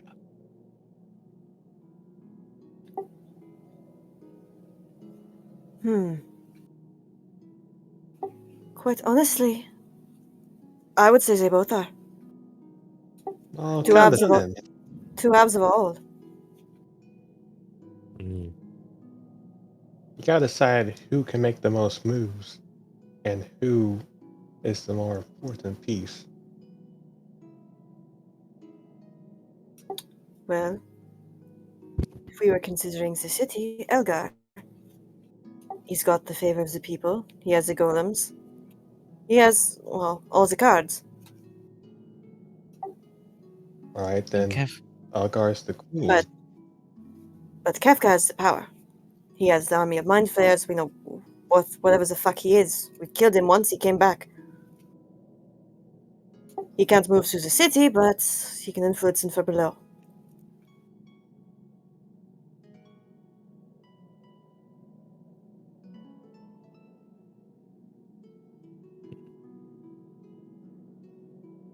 Often, I believe, was a lifted kind of made Kafka the monstrosity he pretty much is, so.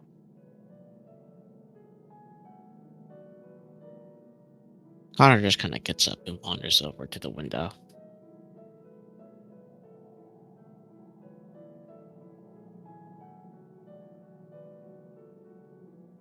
And just kind of leans on it with his forearm.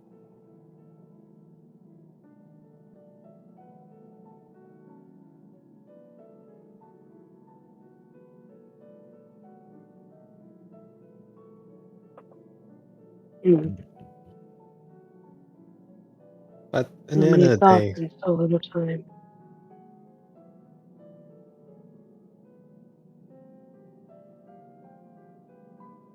What were you saying, Xander? yeah, at the end of the day, it doesn't really matter what pieces they are when we know we have to take them out. Agreed.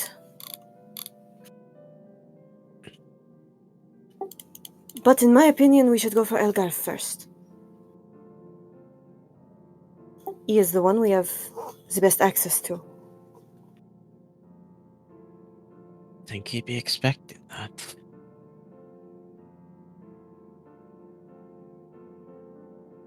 Well, Probably. He definitely would be. He's already on to us. But the other option is fighting our way through an army of mind flayers to attack a dragon. It's true.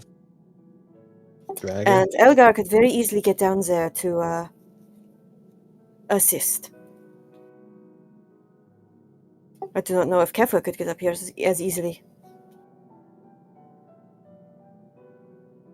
Well, if going out to Elgar, then we'll probably need to make our way up the chain of command, sort of. We take away the pieces he can use, then he'll be left by Exactly. himself. We need to take it. So that goes back exactly what you said the first time. Cerulean.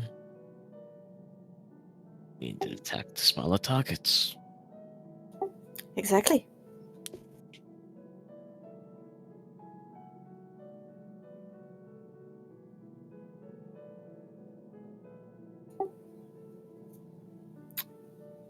Which is why I did suggest the golems. We take them out, Elgar's got part of his forces neutralized.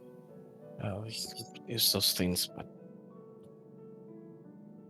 Use them or destroy them.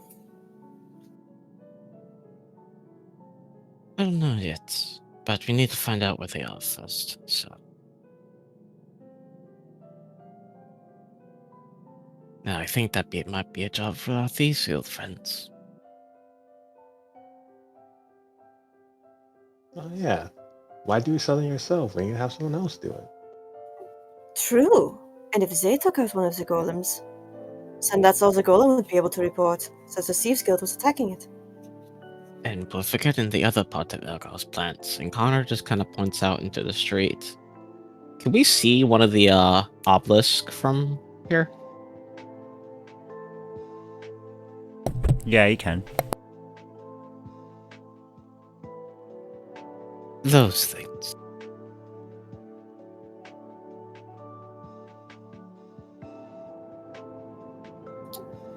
I believe figuring out what those are also draws back to part of the plan. Get into that mansion. Or whatever they are. I think we need to stab it. I think we might need to toy with them a bit. The Loranis did give us some means to do so. We could also see who is building them. Little bribery. I don't care about that part, but I care more about tearing them down. Yes, but who would know better how to tear them down than the people building them? I'm sure we can figure something out. I would like to understand exactly what they are, though. Exactly. You know, if I remember right, Aranis gave us like a thing to sneak around the golems and investigate the obelisk, didn't he? He gave you material that could be made into a hat or anything, so no one can read your minds or scry you. No, this was a couple sessions before we got blown up. Or he gave us like a ring or something that we could like sneak around and turn invisible around and investigate the obelisk or something like that, right? I'm just kind of just remembering it because I don't think we've used it. The material cloth does the same purpose. As far as the ring, I don't remember. It was some kind of some kind of like ring thing for them, but the material, the cloth thing does the same. Yeah. So like that will be invisible. You won't be you'll be invisible to magic and to people reading your minds or locating where you are. Okay. Well, we have an invisibility spell, don't we? I think so. Yeah.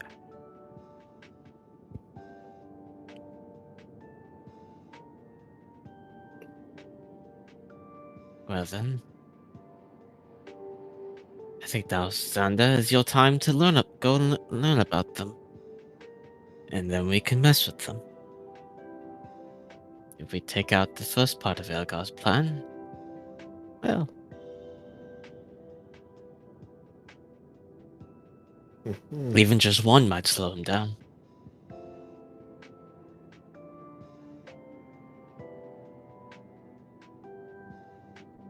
Oh, that sounds good.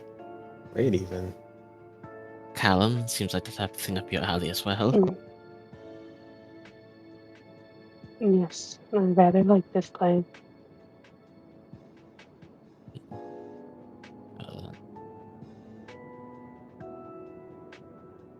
I should also see what I'm Vincent definitely has down to, for it. and I should also bite the bullet and see what Vincent has to say about putting together a vampire army. See if I can convince him. I'll be joining you on that one. Mm. Yes, please don't get married just for our sake. I mean, it doesn't sound that bad. Do you want to volunteer, Xander? You know what? Do what your heart says. Mm. Well, I don't think Xander's into vampires. Hey, I like my blood inside my body.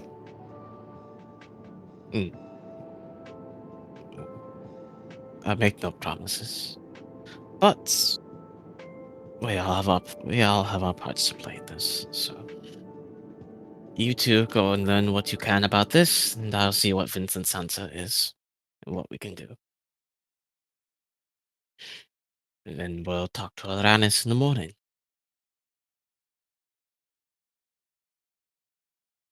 And All right. Sounds like a plan. formulate a plan on how to take out the pillars from with him.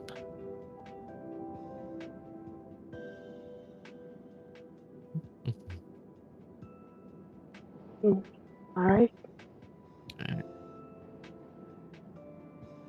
So really, Yes? I think we should be on our way then. Indeed. She'll head for the door. Follow her out. As you walk I'll be right back. downstairs, My thing's on a delay. you see Vincent, and surprisingly, you see, wow, I forgot her name. You see Melisara sitting at a table together. What? What? Oh, who'd we lose? Callum said she'd be back. You see them sitting alone in a booth.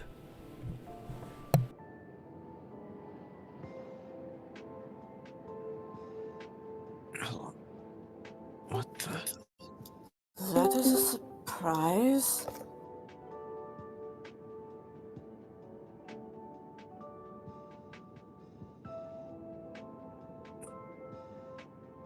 Melisaris?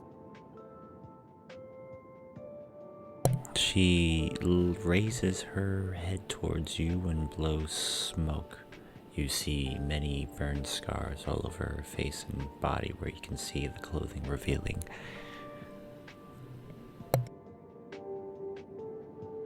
It is good to see you up and around. It's good to see you conscious. Who are you? Oh, that's not a good sign. I'm afraid Oh, dear. Miss Sarah here. Well, I've been calling her Sarah. Just Melisara is too much for me to say, as Vincent laughs. She's forgotten some of her memory. I thought bringing her here to see some of her friends or people she's known where you're close to her. In a way. It's quite a weird thing. Usually magics are quite straightforward. You lose your hand, you can replace it. This is quite different, whatever happened to her. You're saying you don't remember us? Connor, Cerulean, Xander, Callum. She squints towards you really hard as she tries to remember. But she does not. I don't remember you. I'm sorry that if we were friends. Not even Bob? I mean, it's hard to forget a flying octopus. I don't remember much. Any recent memories it's hard for me to remember. The explosion has damaged my mind and my psyche. But you remember what happened? What's become of your people? I would remember that, yes. Remember, we saved you. Well, we helped you get something from the dungeons in your city.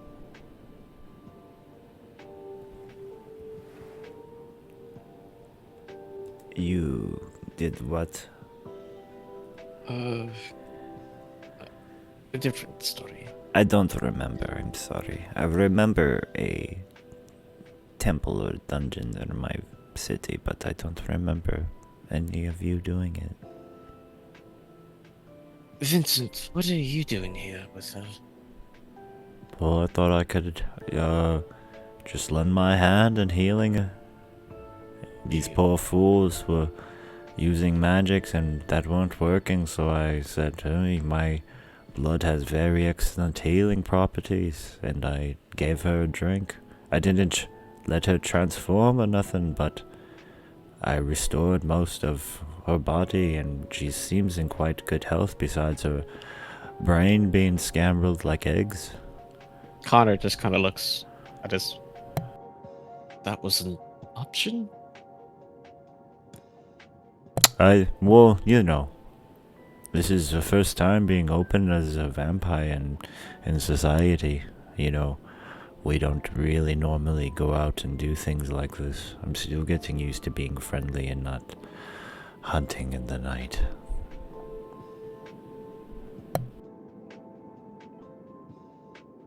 Mm. Is there anything we could do to possibly any type of magic?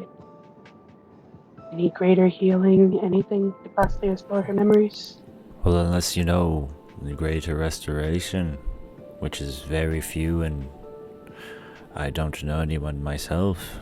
And I've even talked to the clergy in the different temples and churches around here, but they don't seem to have anyone of that high power. Perhaps Elgar, I'm not sure, but I know how you feel about that man. Hmm. We should probably keep her far from Elgar. Yes, I have a feeling meeting Elgar will only scramble our brains further. As you say the name Elgar, like a PTS victim from a Vietnam War, she starts to scream and say, Elgar? Elgar! And she screams and screams and screams as Vincent... Connor. Oh, yep, go ahead. Connor will also just go up and kind of grab her other shoulder. And Vincent will put his hand upon her, and she becomes calm again.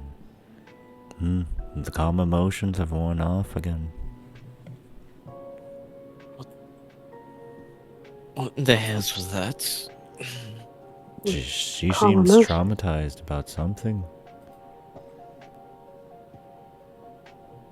You can have a loan with her Wow. if you want. I'm gonna go get some blood real quick from the bar.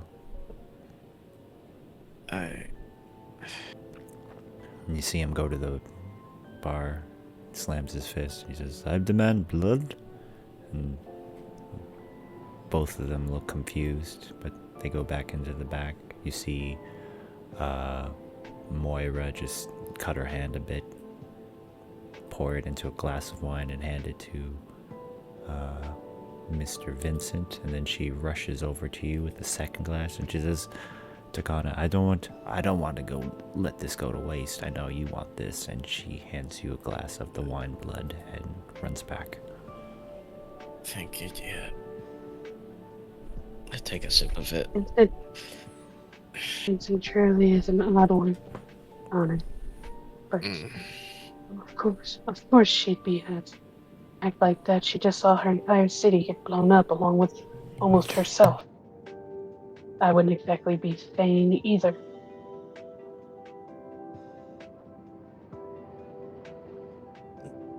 I woke up into a nightmare.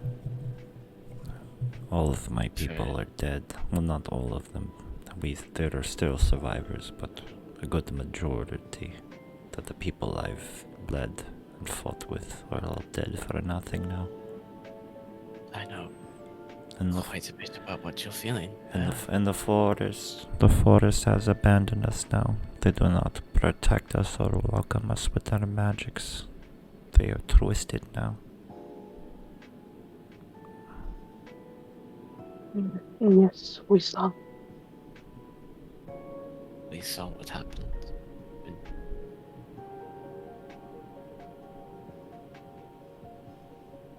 And we're trying to figure out why and how to possibly fix it. It was these squid-faced peoples.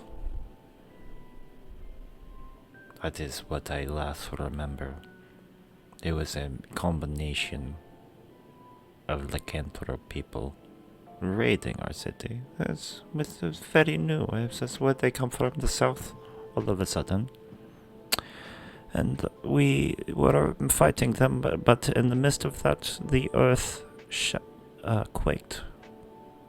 And the opening came to the center of the city, and horrors and squid faces came out. And we were fighting two enemies at once, and before you know it, big explosion. Why were the Lycanthro people fighting you? Are they trying to take your city? Who knows if it was a raid, if they were trying to take over? We thought we could take them out. We had the advantage. That's why I ran back to my city weeks ago to see what was happening.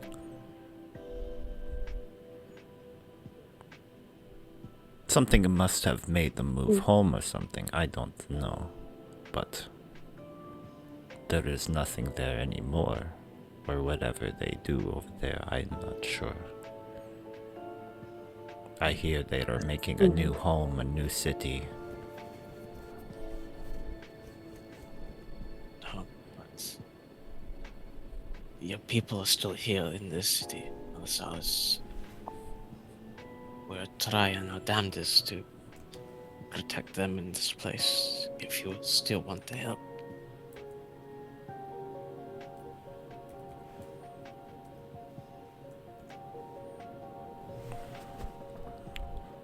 I've only have about 400 people left of my city of thousands. Of Tourbles that I've led from their oppression of Loth and the Underdark. For nothing.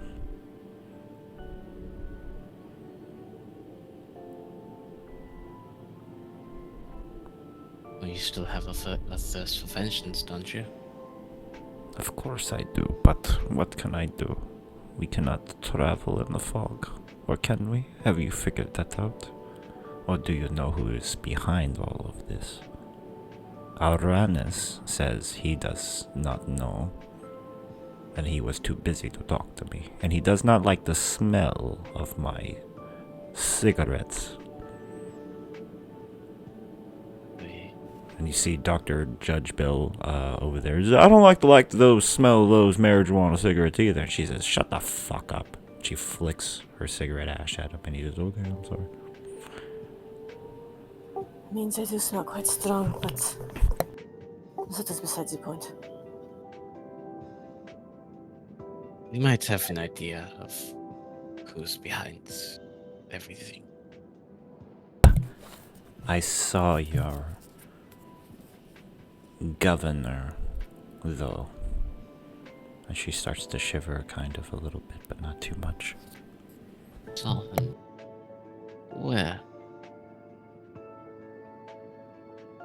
Before the explosion,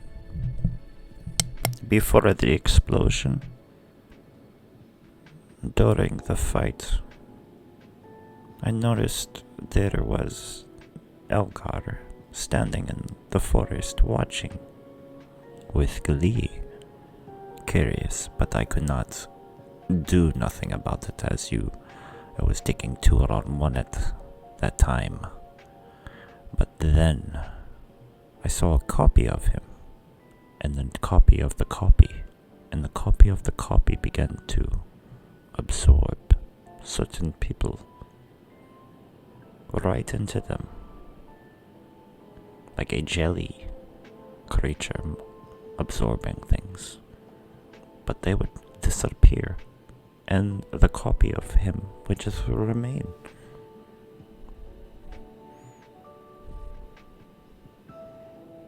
Can you imagine that? I've seen many magics and things and horrors of Underdark, but I've never seen that.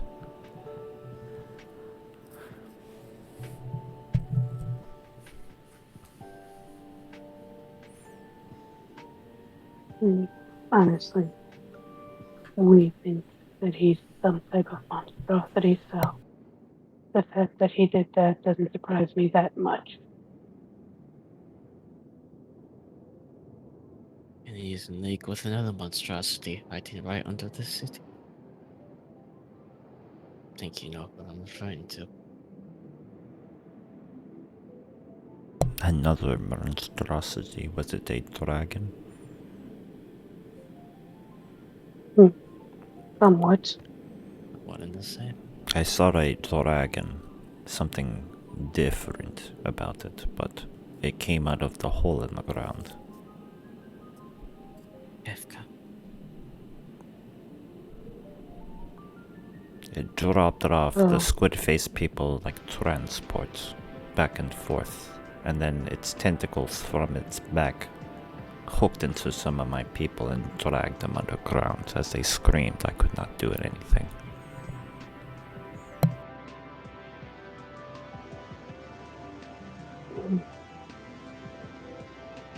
Would be exactly It was. unique with.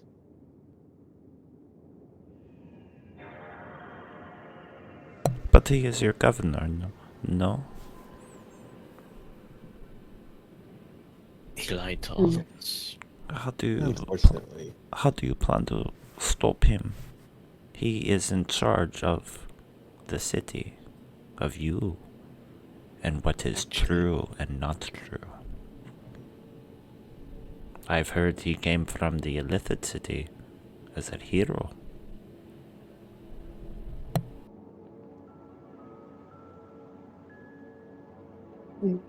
Well, first we're going to try and derail his plan. Callum! We are not upstairs. Yes, just ignore me. I'm a little tipsy.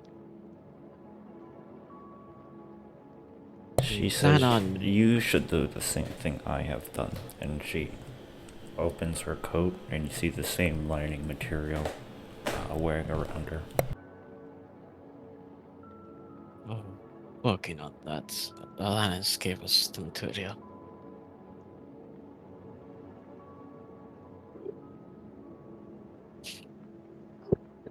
Well, if you'd also excuse me for one moment, and he kind of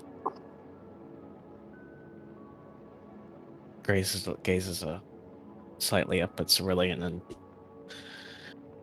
I have to go have a conversation with Vincent. Will the rest of you please catch up, Melissaris, on what we know? You see him making fun of Judas. He says, "Are you sure you're not a vampire? You're quite pale."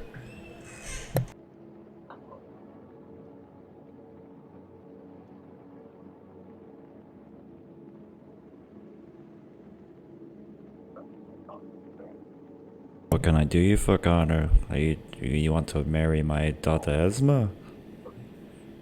I was hoping you'd just have an answer for me.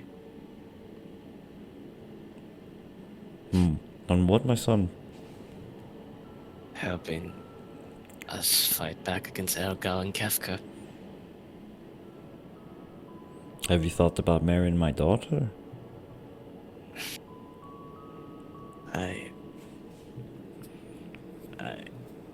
have thought about it, obviously. And you already know I'm willing to do quite a lot. Well, if you For- don't want to do that, there's another proposition that I can make. What is that? Once you take out the head, I'm sure there's going to be a new aching for a leader, and just so happens I'm quite experienced in politics myself. Would you put in the good word for me? Thought you had no desire in politics. I don't, but now I do. The way I see things. Helping our people, the monsters misunderstood that are trying to be good. I want to stop to all that. And what's best is a man that doesn't sleep, as he chuckles. Good points. But you know you're not the only one looking for power in the aftermath of all this, if we all survive. Oh, I'm sure, but the heroes of Vaeloria would have a strong opinion upon the people I would agree with. And if you just, all I would ask is for support. I can give that. That's all I ask, my son. I can give that, yes. I think you would. Well, I see the way you lead our people. You do seem to do a fine job. I've already convinced the Drow and Melisara's people while she's healing to join us too as well.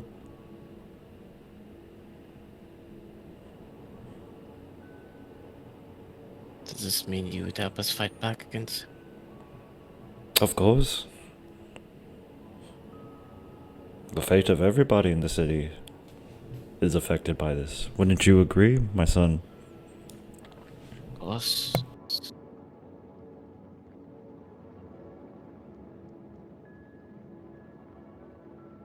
It's having a hard time deciding where to go. Where to start at. Our people. He also mentioned. Elgar also mentioned earlier when he was here that he was inviting other clans into the city as part of his new watch. Yeah, I heard. I heard a new clan of vampires he's been dealing with overseas. My people have not been able to get information yet. But I'm sure you know the same things I know about the Lancathorpe people coming in. They're also the ones replacing us, yes.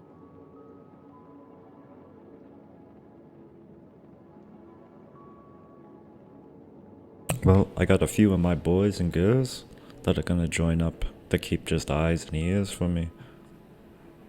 Whenever that happens next month, if that does happen. But if you need anything else, like weapons, I can help you with that and assist the army of those things too. That would be appreciated, Vincent. If you're fine, we're with it, how they're made and where they came from, though, my boy. Oh, we're far past asking questions like that. Well, I'm sure some of you already have some of the weapons from Rosaria.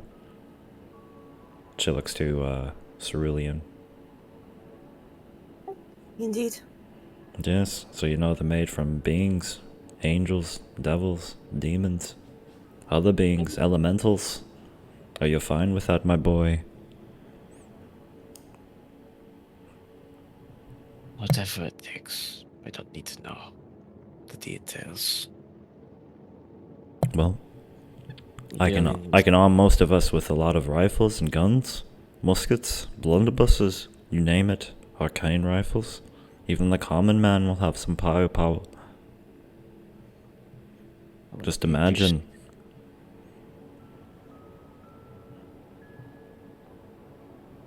Enough firepower to take on Kafka and Elgar's army. I don't know about the Illithids, but at least to take over the city, yeah. All I got to do is call in the rest of my clan, and then get the shipment of weapons from the other realm, and we can do this.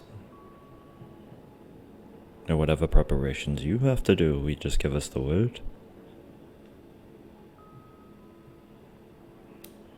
Yes, that could work. I do have one more favor.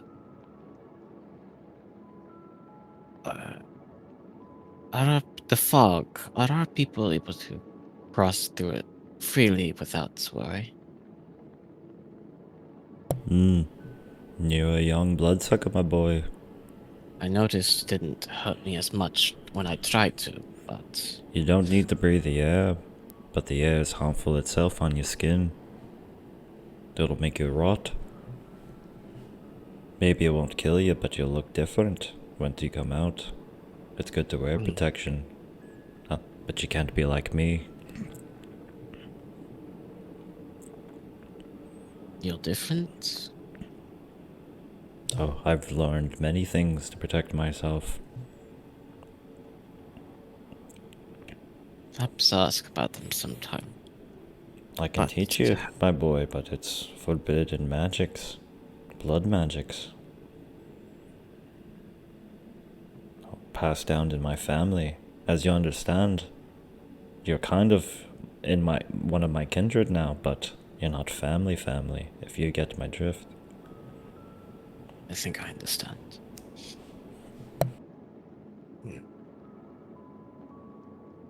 Regardless, would you be able to find out how the link ended up by passing to the city through that? I imagine it might probably some kind of teleportation, but they're still hiding out there. Well, I already have the answer to that, my boy. The same way I do. They have some kind of magics, but what they have is some kind of blessing.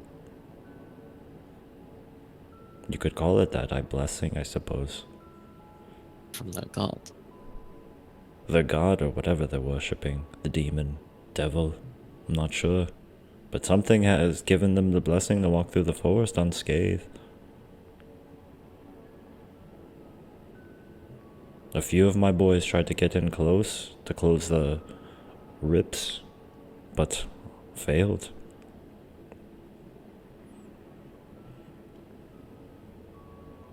Do you have the means to close the portals? Oh, yes. Well, we have some, we could call it arcane technology. The fact is, just getting there is the problem. You're getting past all the gods and the spiders and the demons and whatever else they're going on over there, because now, as I got my last report, they're just building some kind of city. And demons are coming out every day from the rifts.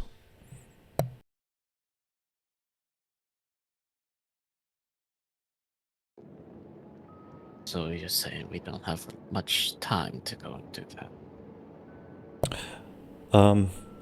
But I say it doesn't matter either way. I mean, shunting them now or never is always a good thing. But that's up to you.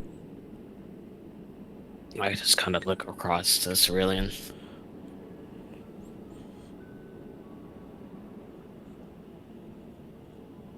Another thing to add to the table.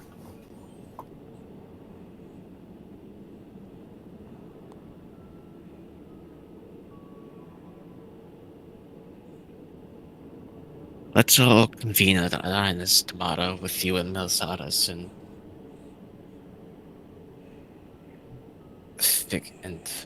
we can come up with a sturdier plan from there with all of our resources poured together. What time tomorrow?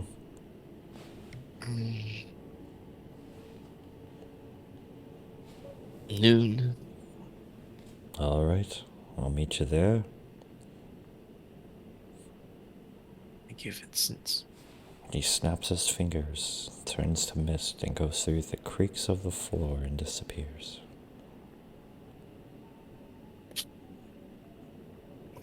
Connor throws back that glass of wine, of blood. Did he just go into the basement? I don't have a fucking clue. There might be something to look at. Anyways, glad he's out of here. If he had mentioned marrying you off one more time, I might have killed him on the spot. Ooh. Might have let you.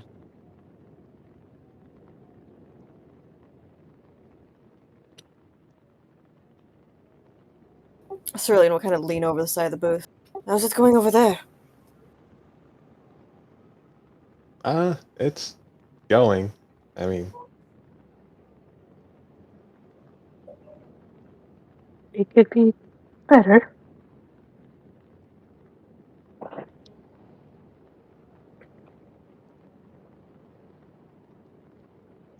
so, what are you guys talking about? I wasn't exactly listening. Nothing to worry about, but we have the full support of the vampires. And you didn't have to trade away your hand? No, I just had to promise him my vote in his campaign, in his run for office when we all leave.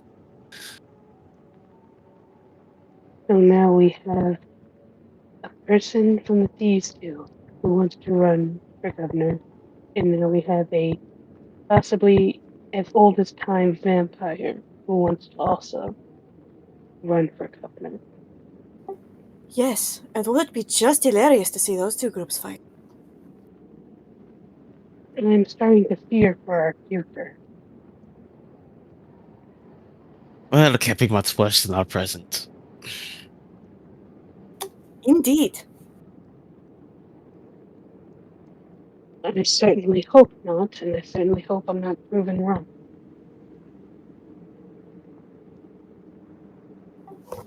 I mean, in my opinion, there seems to be a problem with one leader.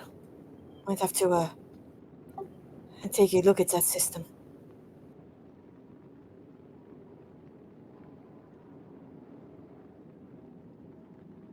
Mm. Well, Did not work out so well for my pride either.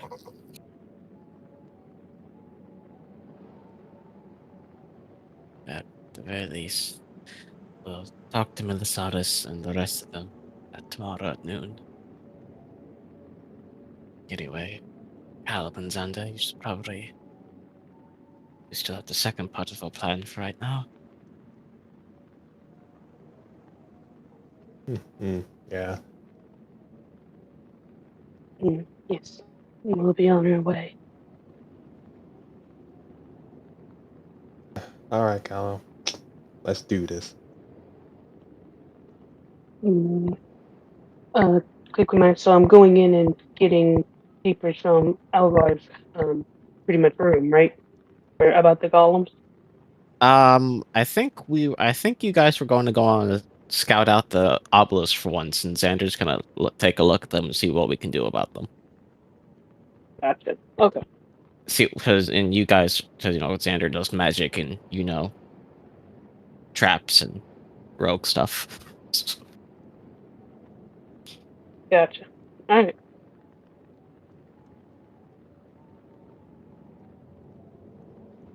Just Do you make want sure me to you put on pass without? just make sure you gotta wear the Okay. tinfoil hats. Oh no, I already can do Oh, that yeah. with my Patreon guy. He lets me do that automatically. What, the tinfoil hat? Yeah, the effects of it. Oh. Okay. Well, I'll put on mine. Do you need me to pass, or to cast pass without a trace, Xander? I don't see why not. Alright, let me do that real quick.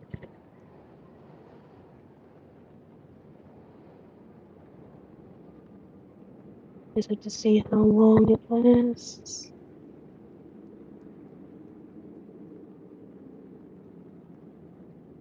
Oh, it doesn't. I don't think it has a time limit.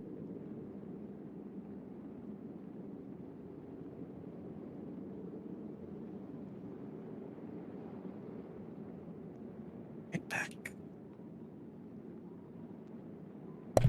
Okay, so what do you plan on doing?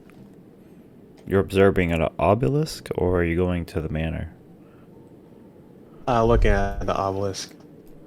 Okay, what do you do when you go up to the obelisk in about 9 o'clock at night as the snow gets bigger and bigger and colder outside?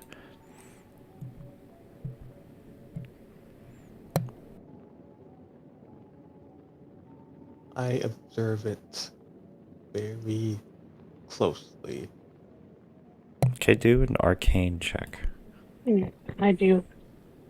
I mean, I'll just help him. I don't have good arcane, but I'll just give him the help action. I'm gonna use a inspiration.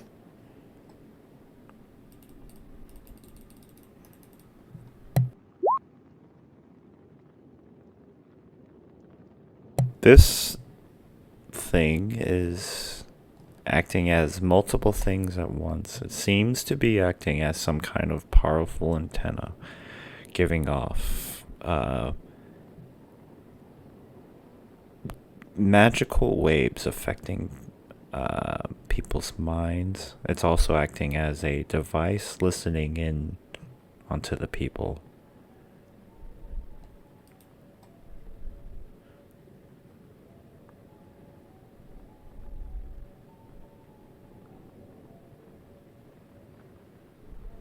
seems we have a magical, oversized listening device. And broadcaster. Why am I not surprised? But why would he want to listen in on the people? I mean, what's happened that a tyrant wouldn't want to listen to what everybody's saying? You also discover that it amplifies the magic of the user creating this monument.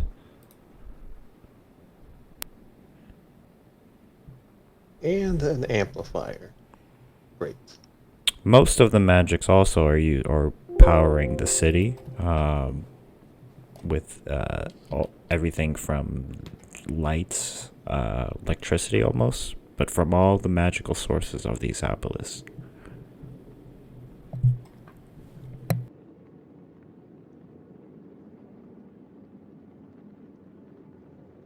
Well, the good news is it does do as what Algar said it does, that being a power source.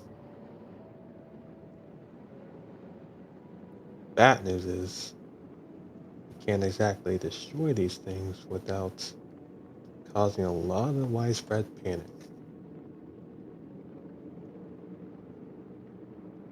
Why do they explode? No, everybody uses them for power. I mean, could you imagine one day having all these commodities and the next gone? The city will be torn from the inside out.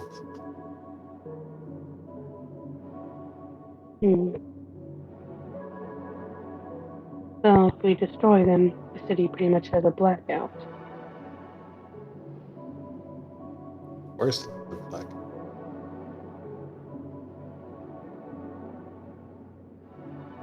You said worse? Yeah. Well, and as blackout.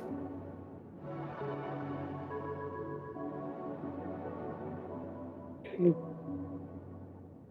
I wonder, well, he probably did this on purpose.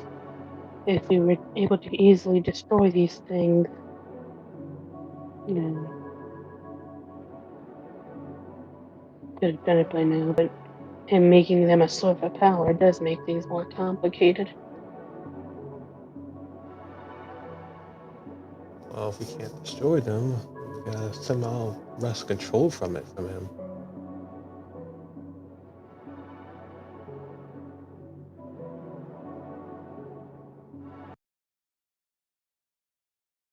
Hmm. How do you suppose we do that?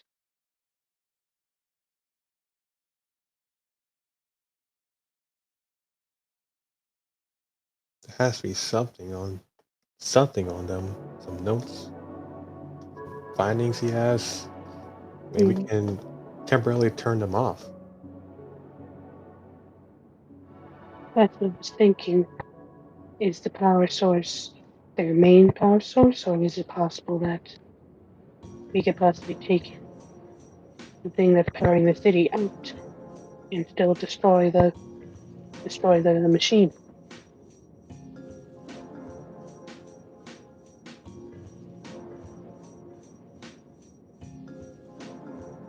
Well, we're gonna need more information, which I don't think I can really glean from looking at this thing anymore.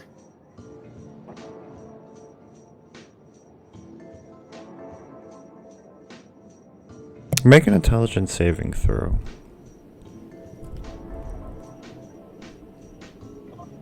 Both of us, or just Yeah. Sander? Xander.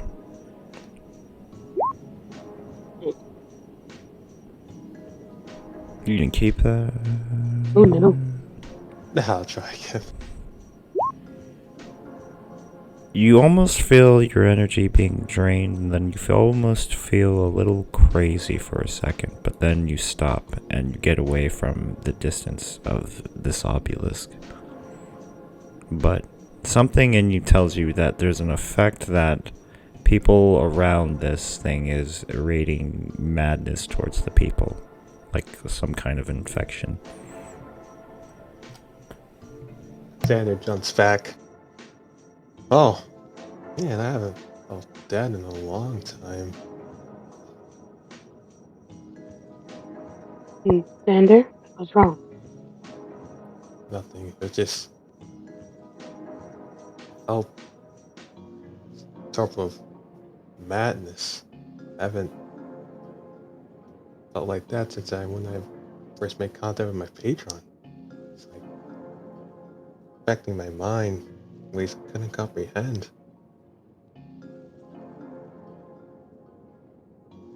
So these Yeah, things are causing people to be driven mad. only those close to it.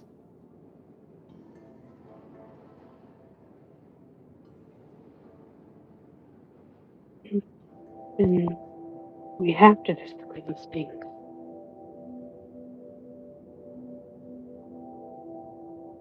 Yes, possibly.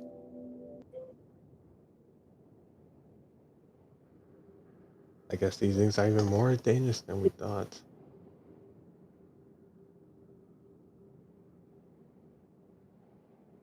Definitely a lot more dangerous. Roll a perception check. Both of ya.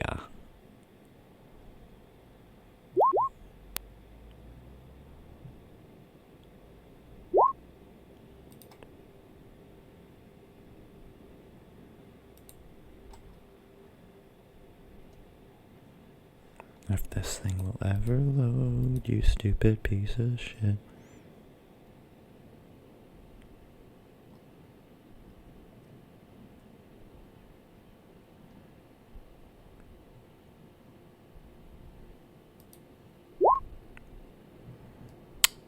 Xander, you notice on the roof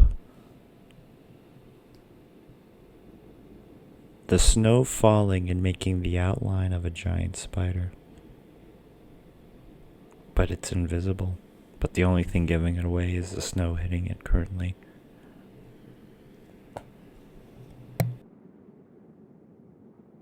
Callum, we got company. What is it? Take a guess.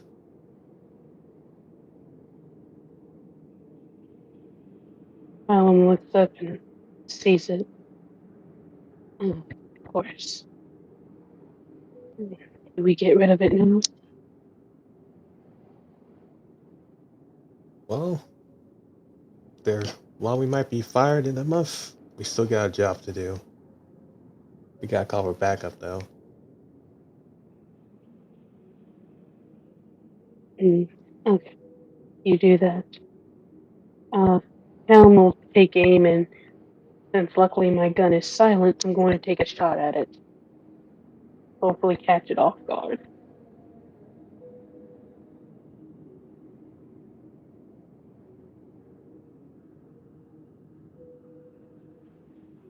I Do I just roll for attack? Yeah, go ahead if you're gonna try to shoot it.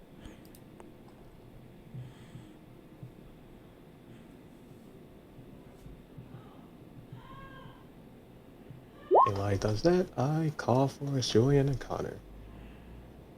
Your shot misses, and then you see it fade.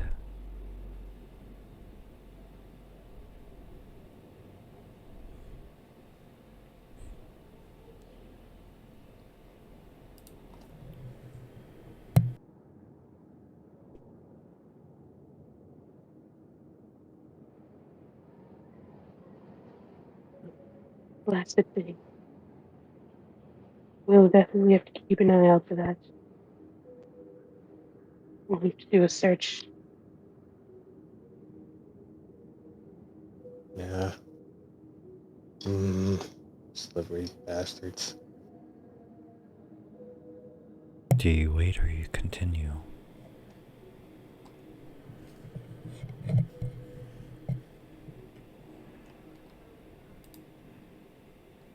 I think we should continue. Yeah, let's continue. Are you walking or running?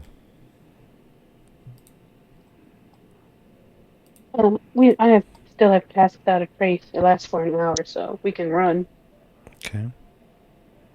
and still be quiet.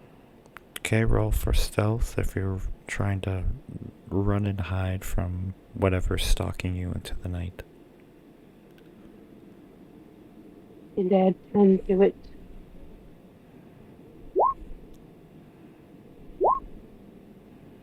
So 41. 16. 6. Yeah. Okay. You manage to lose its what's trailing you from the roofs. When you catch glimpses at it, it's quiet. You don't hear any sound coming from it, just glimpses as it fades in and out. You make it back to the tavern.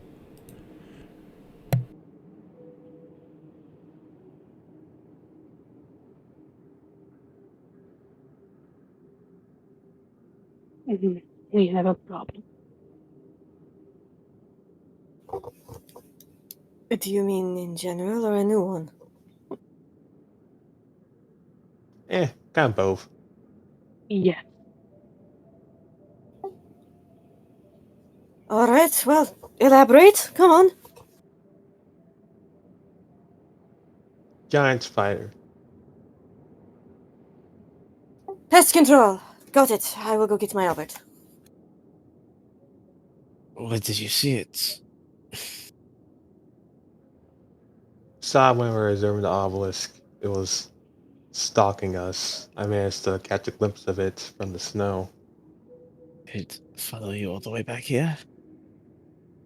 I think we lost it. No. We did lose and lost our trail, luckily. Hmm.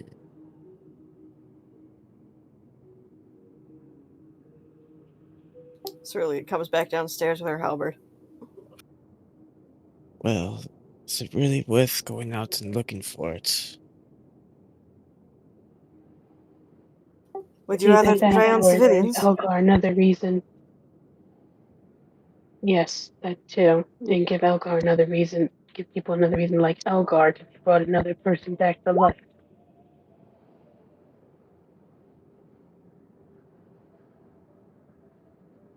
Suppose you're right.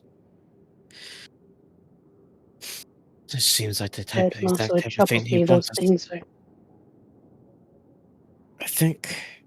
I don't think they're attacking people at a whim. I think they're only attacking when they're given the order to. So what they were That's to even attack more us then? terrifying because it means something's controlling them. Hmm. Either way, it's a target we can kill. Well, so there's also does. We'll go out and scout. I guess we'll go back out and scout around for it.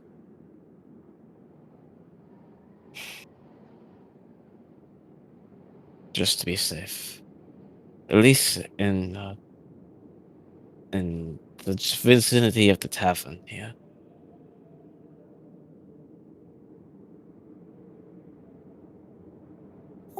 Right, so what are we waiting for?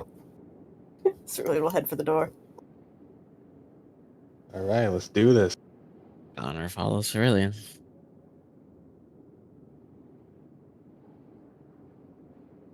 Tom is right behind.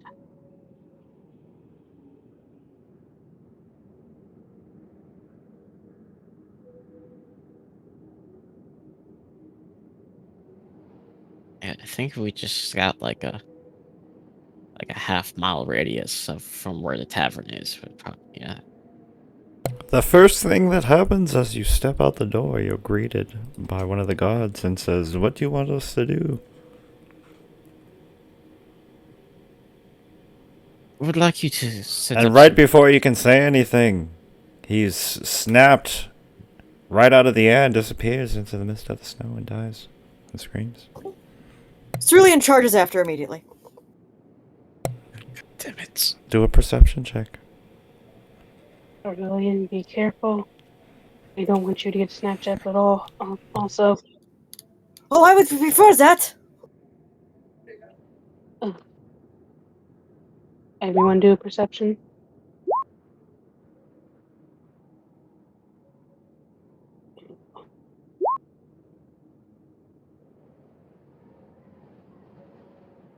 according to the last of the muffled screams, it's somewhere on top of the roof of the tavern. Or where you last heard it. Does Cerulean have any view of the roof at all? Not from the ground floor, no. I turn into a raven and fly up around the just straight up. Cerulean will look tall for a is it? spot to climb up the roof, up onto the roof. How far up is to the roof? Is it from the ground? How many feet? It's about 2 stories. How many times I turned into a raven today? Twice? Yeah.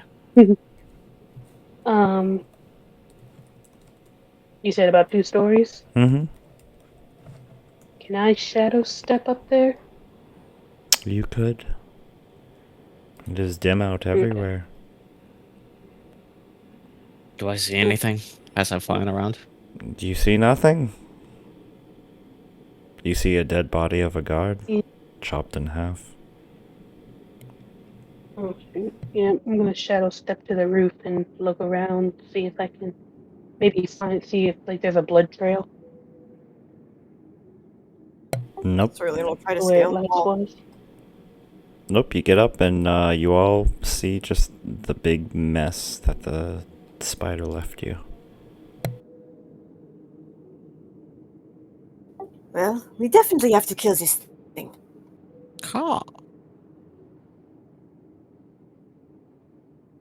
Mm, I mean, yes, we do. It's taunting us. I don't really know if you'd call this haunting.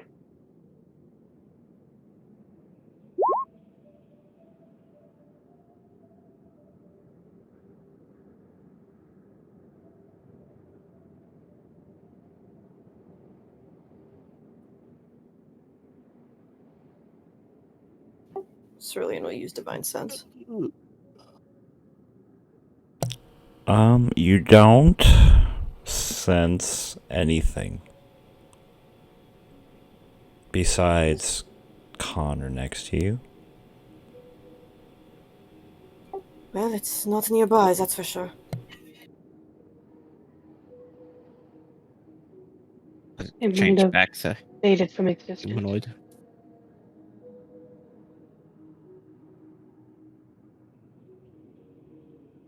It may have faded from existence. That's what it did the first time.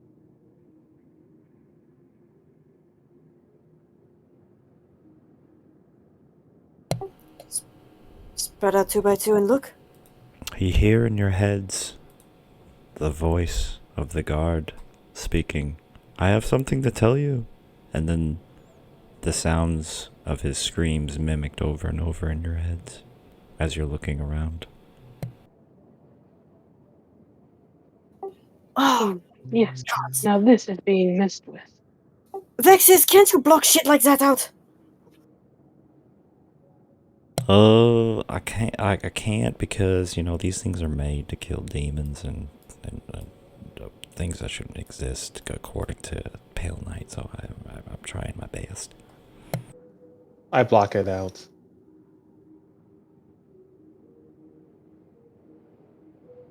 Callum just ignores it. Do you continue the search for the spider? Yep. Yes. Oh, yes. Yeah. Okay, do a perception, survival, investigation, whatever you want to do. You're helping Bud. Oh, let's do investigation. Please, I'll drop a luck point on that. Cerulean's having a hard time seeing through the snow. Keeps getting in her eyes. Getting up her nose and making her sneeze. Connor just like walks around the up and down like the sides of the building.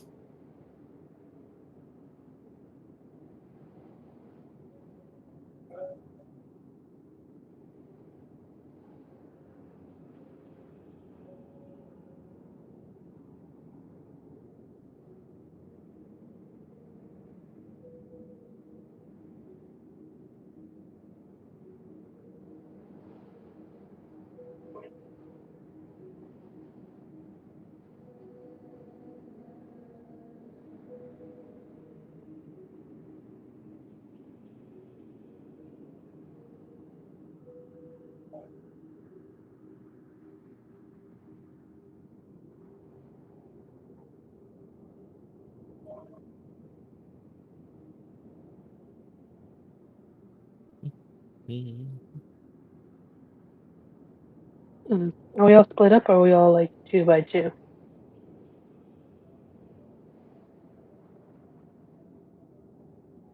And then like 2 by 2.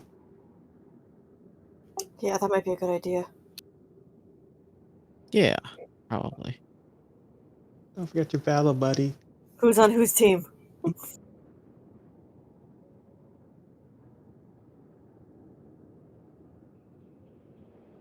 I'll be on Xander's team. Yeah, snake buddies. Yeah, I'll be with Bob.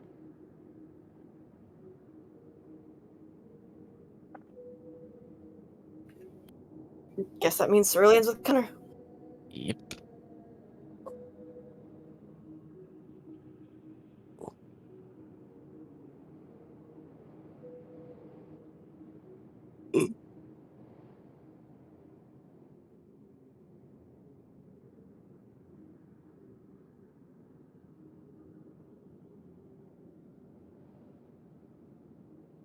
Well, aren't we all still just walking around on the roof of the?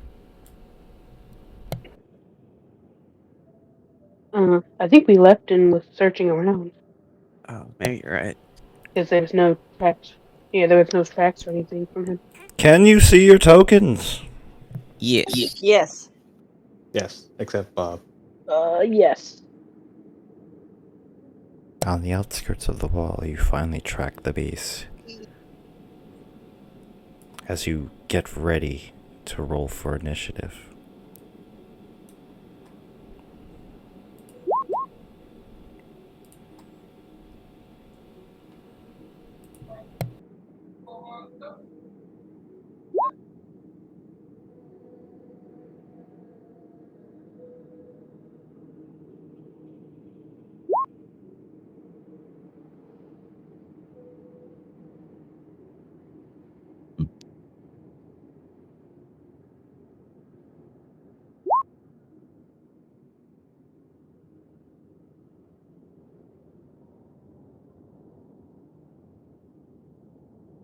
Okay, is that everybody? Callum?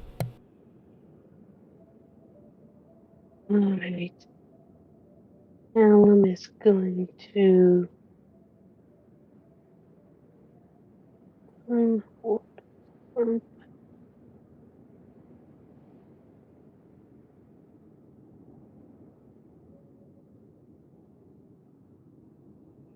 Alright, Alan's going to move 30 feet. And then he's going to shadow step behind it. And go ahead and shoot it with his gun. And move it back just a little bit more. There. Alright.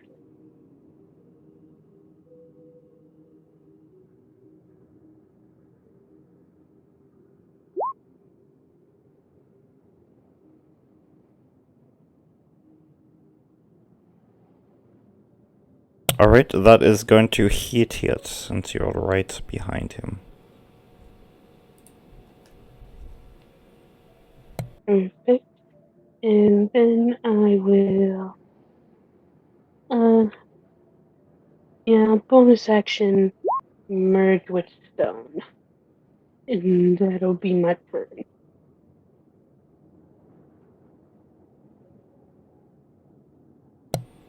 Okay, Connor.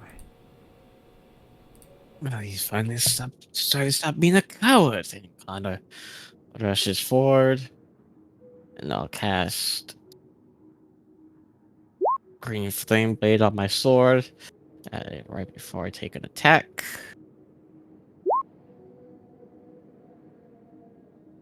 Okay, you hit him. And plus, is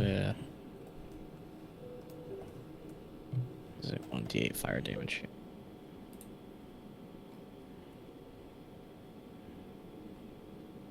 1d8 on a hit. And then an extra attack, and doing it back around with 2 hands and try and slice. Oh, hold on, wrong thing. There we go. Okay. Does that still hit? Do I? Because Callan's behind it. Yeah, it's advantage. It's Okay. pinned. Yeah. Anything else? Pew. Yeah, I'll.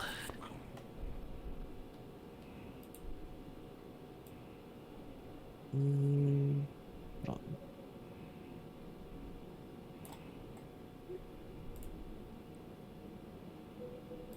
All right.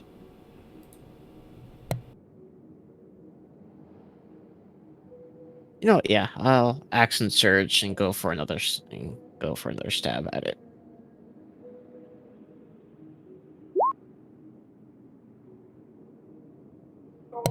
Okay, that's gonna not hit it. Really? Oh, okay. That was wasted. Okay. Actually, no, never mind. I'm looking at the wrong fucking thing. Yeah, it does hit it. What the fuck am I talking about? Oh, Yeah. okay. And then so then the next an extra 2d8 necrotic. Okay.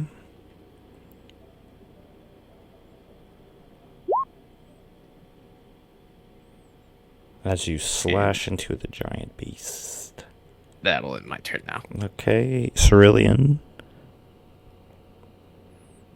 I think Xander's in front of me. Yeah. Oh, never mind, Xander. Yeah, what am I looking at?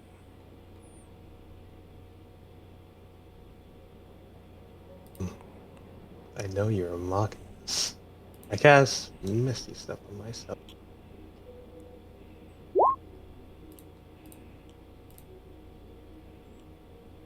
And then I cast Plymort into a Scavenger. Because I like that bear. Okay.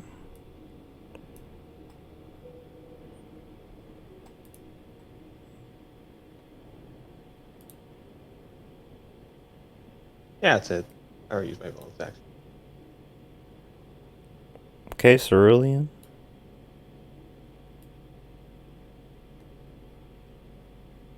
Cerulean will charge forward.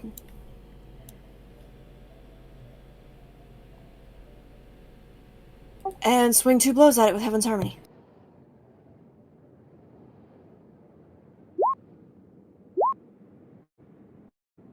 Second one hits. And bonus action Polar Master. That hits. That'll be it for me.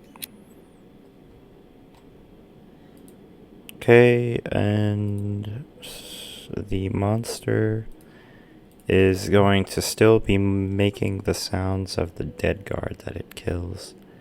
And it will vomit and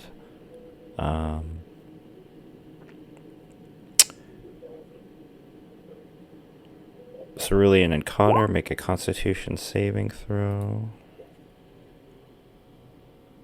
Ignore the attack on top.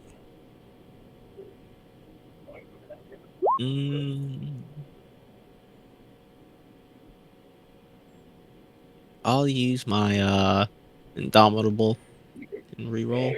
I'll Okay. use my inspiration. Okay. Cool.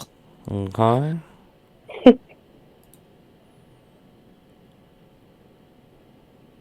And then it will take a bite out of Cerulean.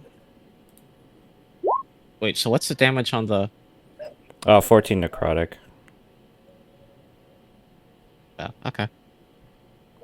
I'll take a bite out of Cerulean. A claw attack to Connor.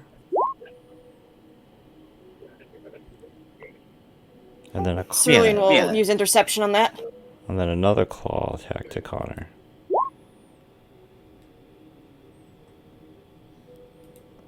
And then that's... Just giving me a second to try Yeah. to find it. Yeah. That's a lot of math.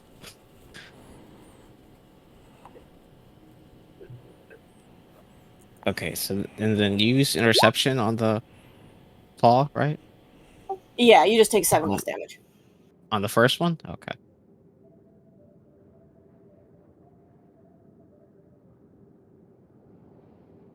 Okay, then Callum. Mm, yeah, I'm gonna keep shooting at it. Okay.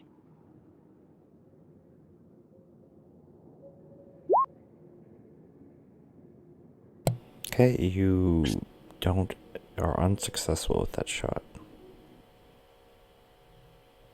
Mm,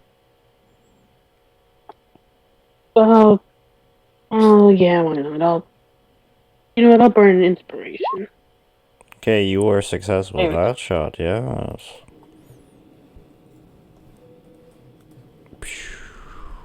As you blast it in the And back, Black Echo covers you guys. On top of the vomit.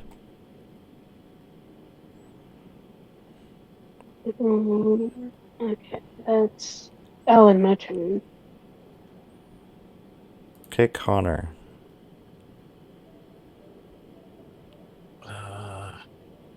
Wait, so I don't regen, right? If you were hit Or by that attack, no. at the vomit? Yeah, unless you, yeah. Yeah, not for Oh, 1 okay. minute. Okay. That's fine. I'll just take my. Well, yeah. I'll slash about it. Cool. Actually, don't I have something for crates off of my sword?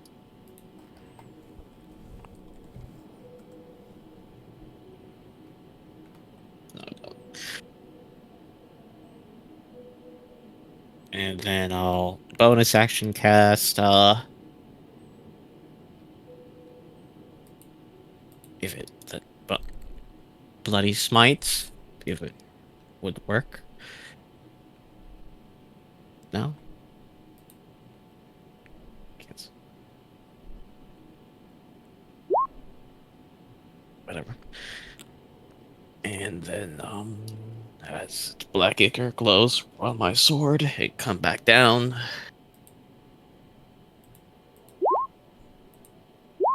There we go.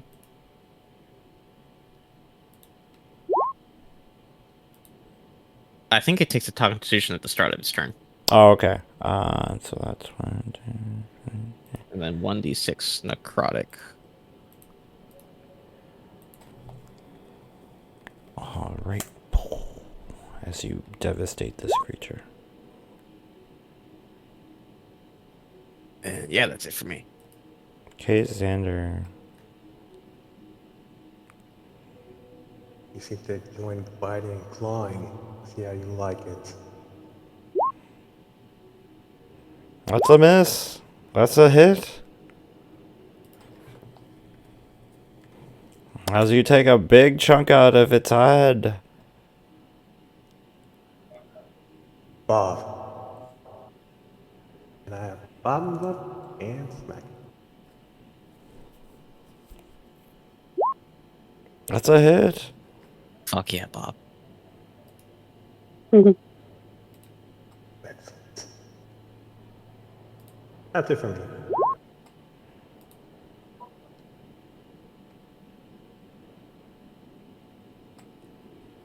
And Cerulean. Cerulean kind of just wipes some of the vomit out of her eyes. Oh, you will pay for that!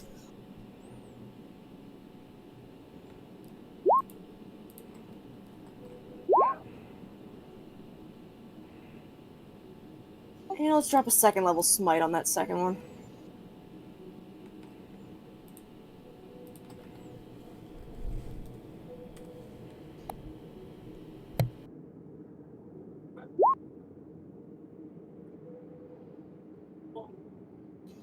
And then Polar Master.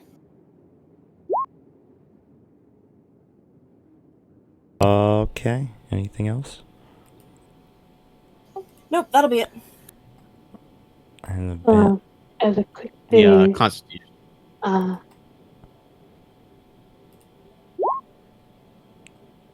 That passes, yeah.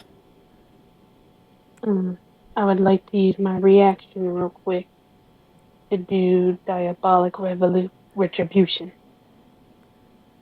So I need to make a DC saving throw of 17. Try to hit a 17. Dexterity.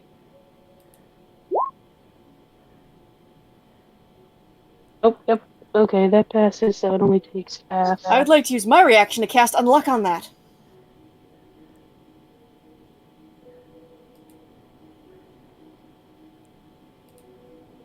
How much does it take? Cerulean used unluck on that, so I think you have to re-roll. Let's see. It just says it has disadvantage, so it would take the 12. Oh, but unfortunately, that spell won't work.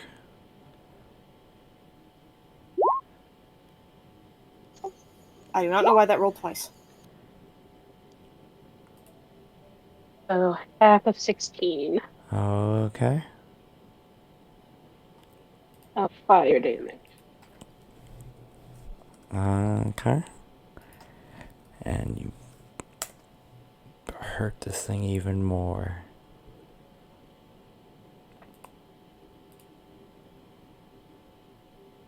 And then we go to the Bibboleth, which is Cerulean. That hits. Does that thing have a 19 to hit? Where is it? Oh wait, does a nat 1 hit even if it meets the armor class? That is gonna be a miss, no? Yeah, with the nat 1.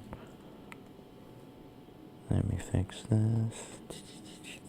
Okay, and then this claw attack will be to Cerulean. 25 is definitely gonna hit. 15 though. So misses. And then a 24. Does that hit you? Oh yeah. Okay, the 24, as it's blindingly trying to do its last attack before Callum puts it down. Yep. Callum's gonna point his rifle at and say, I think you've caused enough trouble here. It bursts.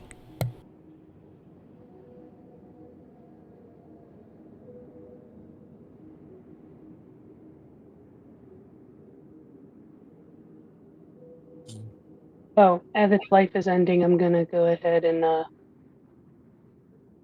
keep forgetting to do this. I'm just gonna go ahead and grab its soul. And I now have another token.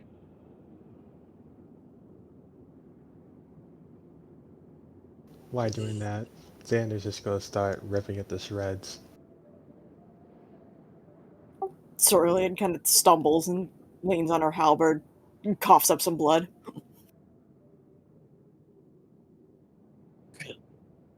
Connor kind of just spitting out blood and stuff. Yeah. Something fire. Yeah.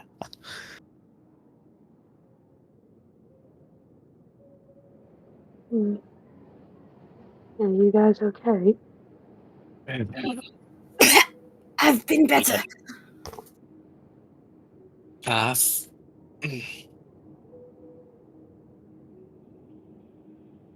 Something to wash the taste out of my mouth. Where do these things keep coming from? It's a fucking rift. Where else? Oh, that doesn't feel pleasant at all. Relax, love, relax. She's gonna kind of stumble back and lean against a tree. Sit down. I don't think it really matters where they come from. As long as that rift's open, they'll just keep appearing. Yeah, I know. I was discussing something about that with Vincent earlier. Oh. I want to try something. Or no. Try it another time.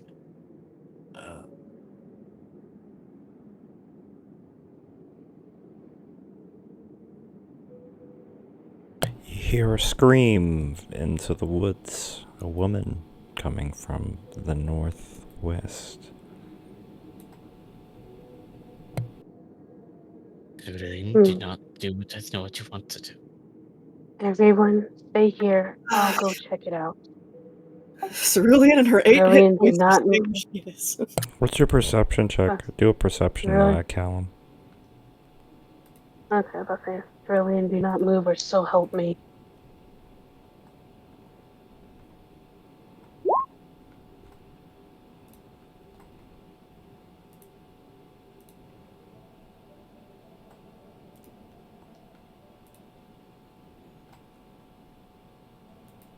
In the tall trees,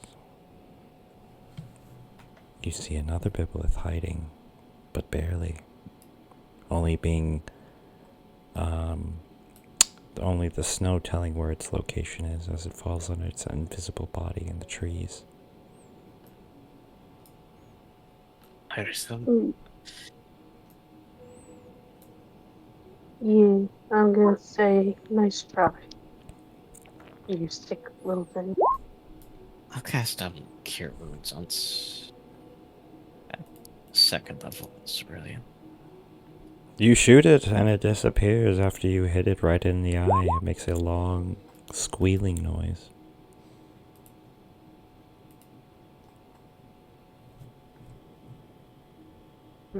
Disgusting Why little is it have things. my dueling style to fucking Cure? Dueling healing, yes. Take this bandage with one hand. I only heal This with one Cerulean. hand. You hear multiple echoes coming through your head Cerulean. of different people screaming.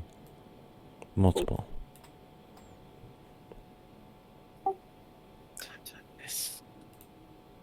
Cerulean coughs a bit and then breathes a little easier. Thank you. That Cerulean is why you do not go running off when you hear somebody scream.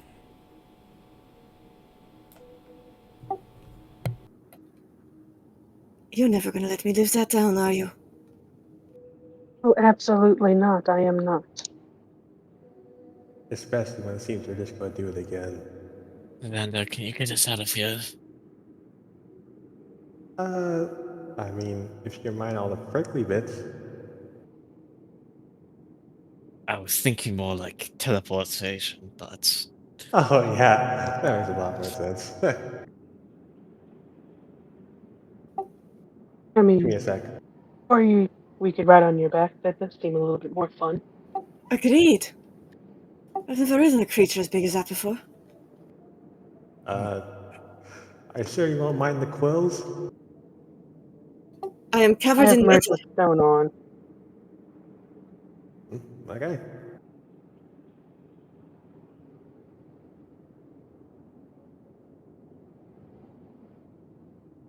is this what we're doing? Are we doing it this way?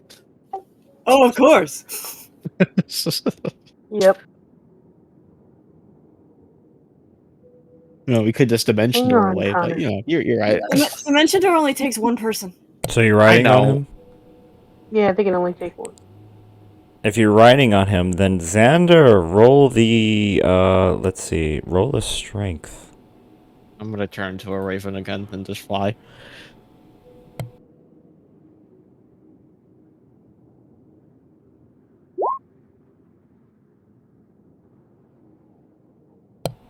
Do you want to keep that? I have one more.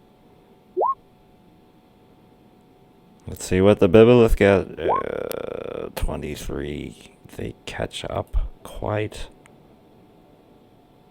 Roll another. While the Biblet is following us, can I take shots at it? Take a shot. Alright. You manage to get away as you're saved by Callum. Shot as you make it into the city gates and run back to the tavern. And Connor's just fine because he's flying and he doesn't give a shit about you guys. So, Yeah, I don't. Search. I'm scouting ahead. Caca. There's different tones to my calls. You have to figure them out. You guys are heavy. You're a savager. How are we heavy? You're 3 times our size. I don't So are know. you guys just riding this giant bear into the all the way Probably into the city, but then after that, and probably just transform back. cause fucking I think panic? he'll fit.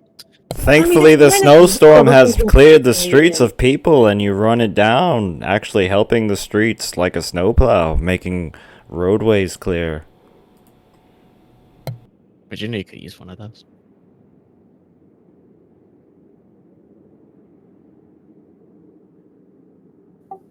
when we get back to the tavern, Cerulean will just jump off and limp inside, leaning on her halberd still.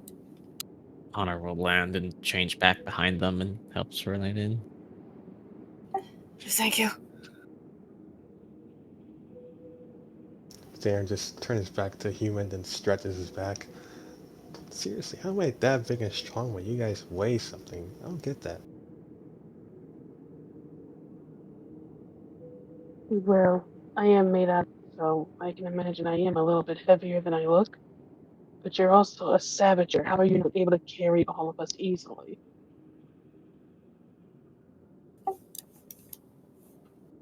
Cerulean just strip out of her battered armor and collapse into a booth.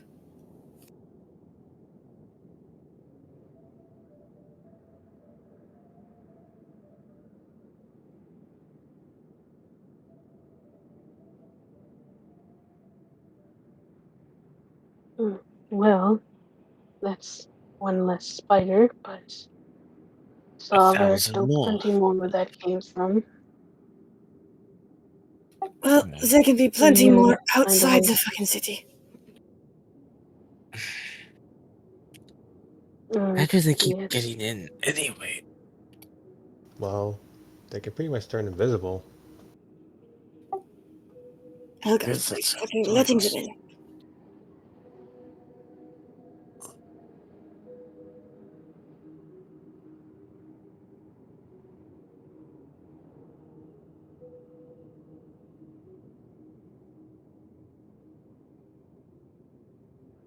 Too many problems at once, but at least it looks like we're putting our own pieces on board.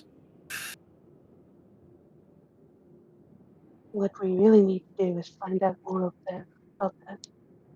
What was it called? Pale Knight? The lady that these things kind of like were either created by or chased after?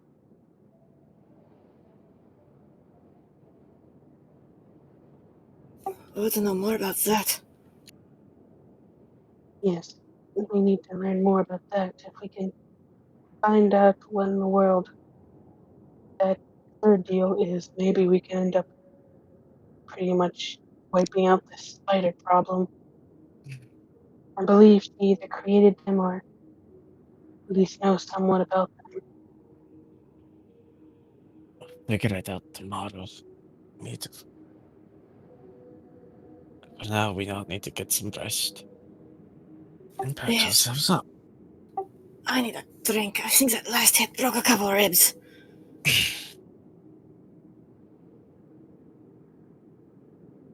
Hmm. Is there like a library in the city? Yes, there is a library, a quite sophisticated one.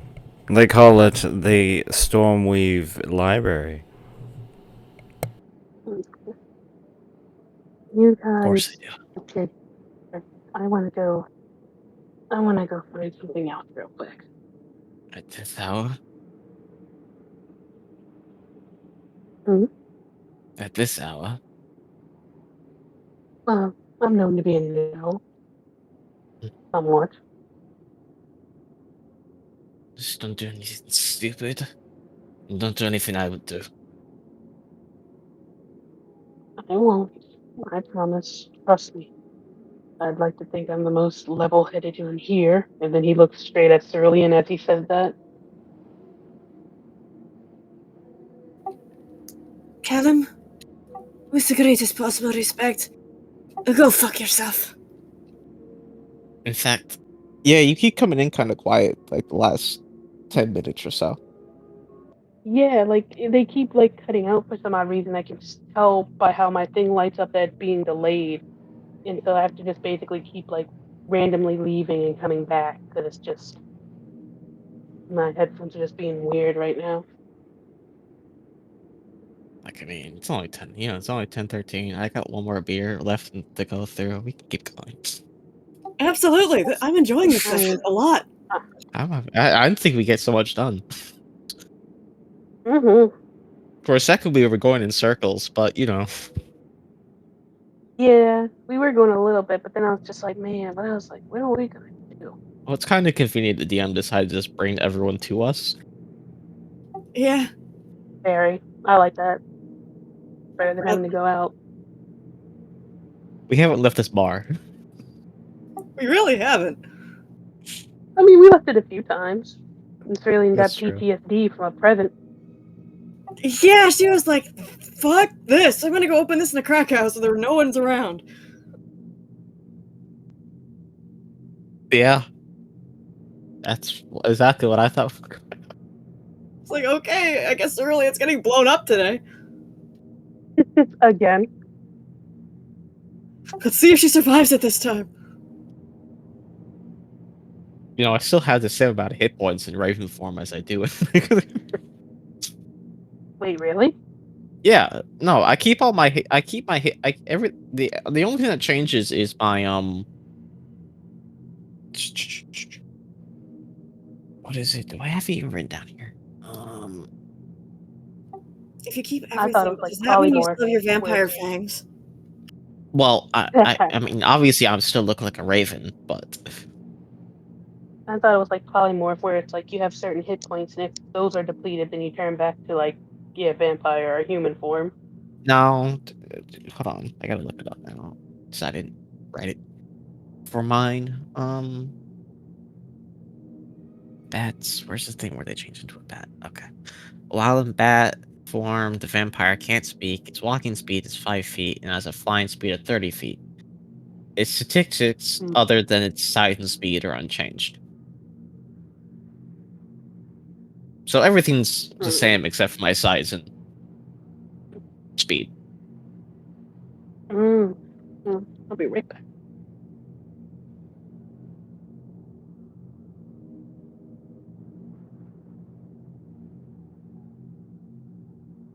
What a conversation to have in a crack house. You know, I didn't have no. Connor doesn't respond to that.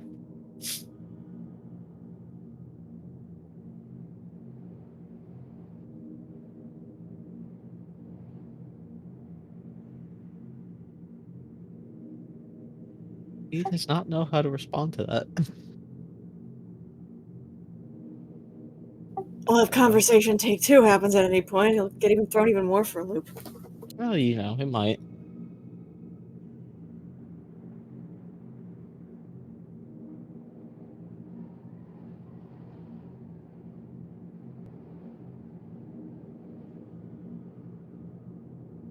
I think yeah, he just had the marriage thing on his mind too. So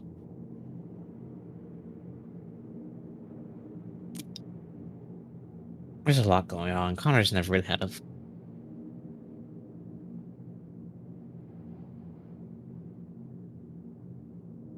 I wonder who that vampire will end up getting married to. I don't know, but I guess it's not me anymore. Unless maybe I want to learn blood magic.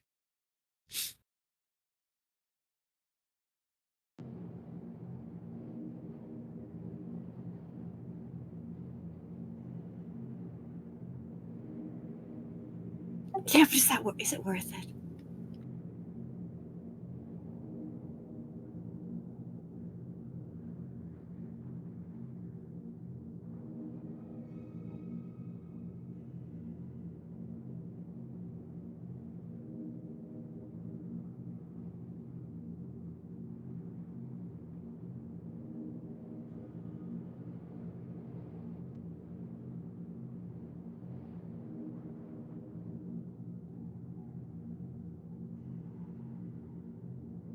Don't do anything I wouldn't do. I would do. And don't do anything I wouldn't do.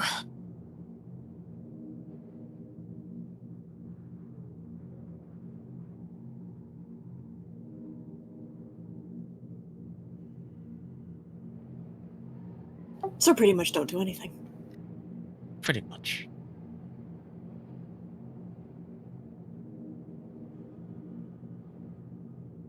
Okay.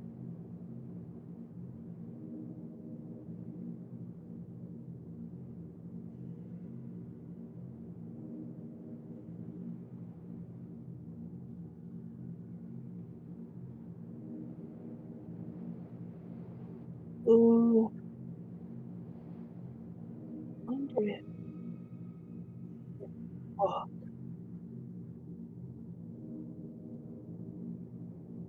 mm, yeah, I can move across difficult terrain. I don't know if I feel the snow counts as difficult terrain, but that I would think it probably would. Oh yeah, definitely.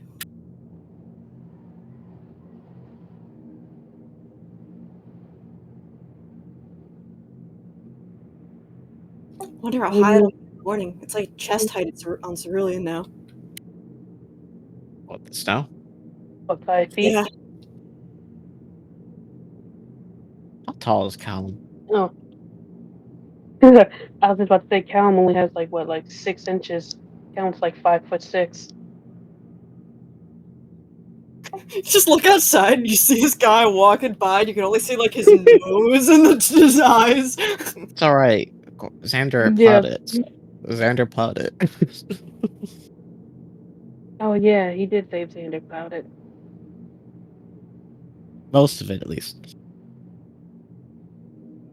A good chunk.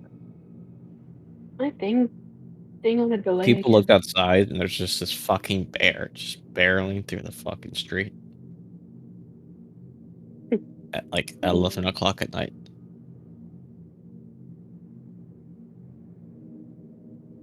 Oh, we lost Callum. I'm back. Welcome back.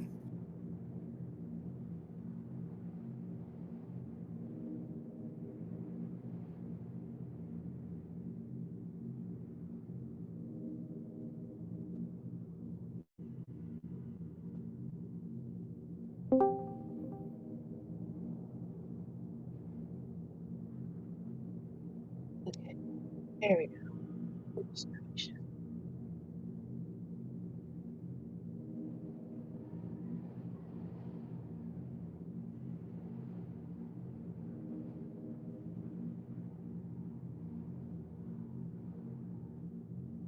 Yeah, so basically, Callum is basically just ahead in all the snow. He's just trudging along like nothing's wrong. Yep.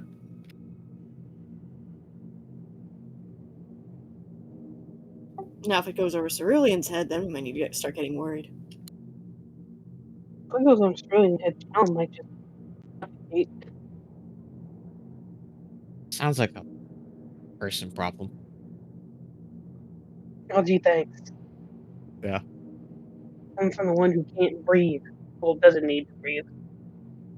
Well, yeah, you're also forgetting the part I just gonna go walk on the wall or something.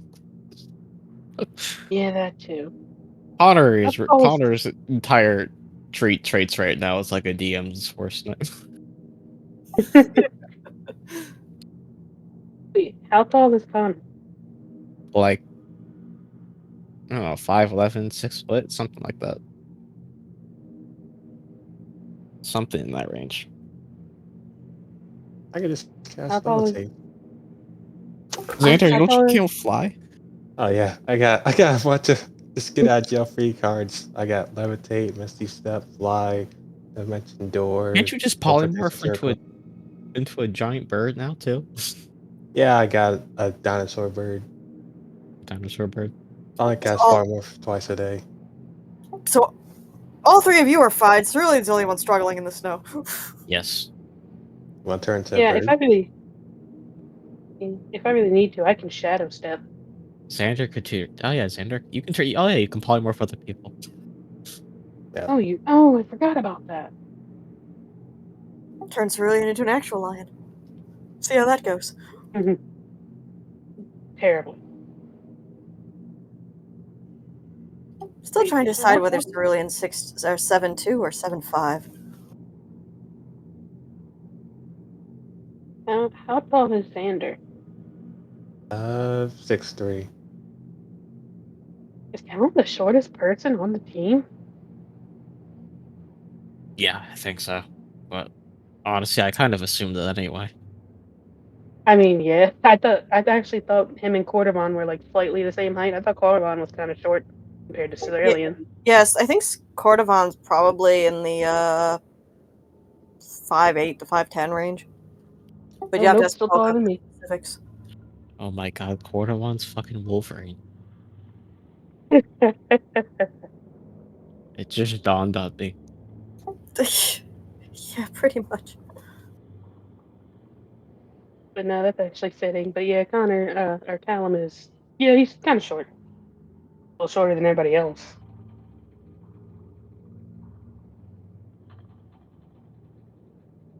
And It's it's just really kind of just funny. towers over all of you.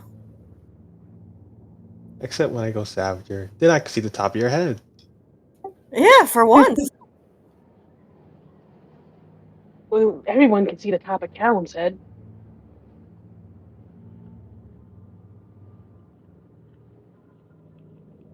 I think Cerulean could like rest her arm across the top of Callum's head. Probably. And he'd probably just look at you, but wouldn't stop you. The fuck am I looking at? I don't even know.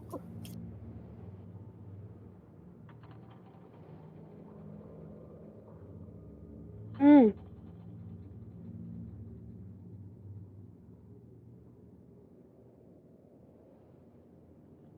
I just know when I go back and listen to the VOD, some of these conversations I'm trying to have are gonna piss me off. Because I'm gonna think about the things I should have said. Yeah, that's how I feel when I listen back. Because there are times where I'm just like, I really should have just did this instead of this. Except when I was talking to the fucking Thieves Guild guy. I like that one. But Oh yeah, what did you guys talk about the Thieves Guild guy? oh, not much. They're going to help us. I think you caught the end of it, which is Yeah, I heard about the dragon. yeah. They're Kind gonna of. help us keep track of the stuff, keep tabs on like the illicit stuff, shit, and But in some Elgarmwood shit uh, going on down there. Yeah, yeah, but and in return they want like to put somebody in the yeah, they want to try. governor They want position. to offer a someone to get voted into a governor position if we all make it this out of this alive. At Okay. this point, we should just implement a council system. Yep. Just,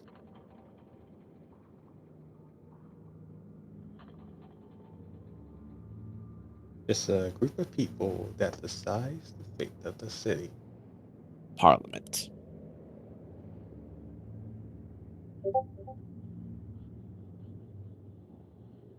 Parliament is what we're looking for.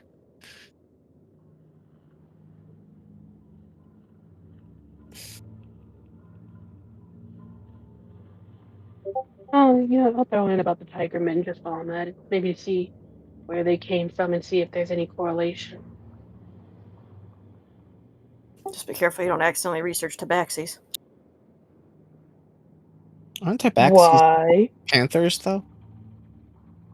Tabaxis can be any kind of cat. Oh, are they? Oh, I thought they were just panthers. Nope. Tigers, cheetahs, house Oh. cats. I play one Is that there was big something? raccoon. Is there something weird about them or something? No, it's just it was more like don't look up the wrong subject. Oh, yeah. I just have no idea how in the world to spell what they're properly called, and I wasn't even going to attempt.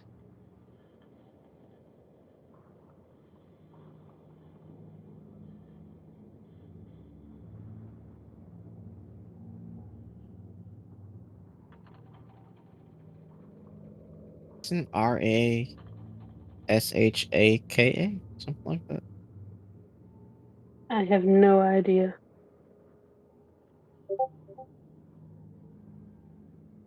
Yeah, something like that.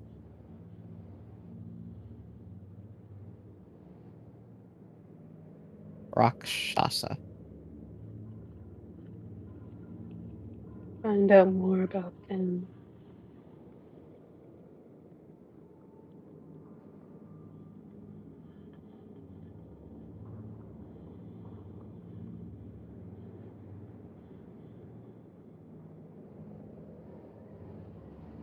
You know, when Cerulean told Callum to fuck off, I felt that in my soul. She's not serious. She's really just 18 hit points and needing painkillers. It's fine, we're gonna go to bed. Oh yeah, no. That Yeah, last no. hit took me down to 8 hit points. You know, Callum knew she wasn't serious. That's why he just smiled at her.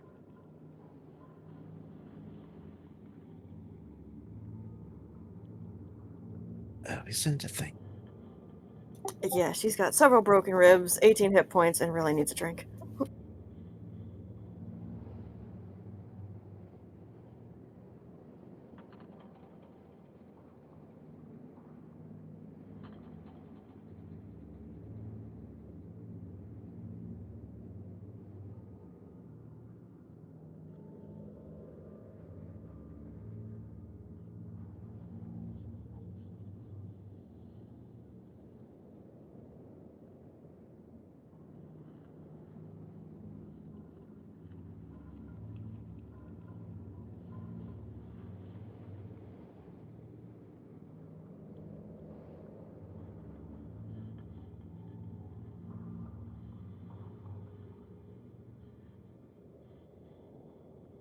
Be right back. Mm-hmm.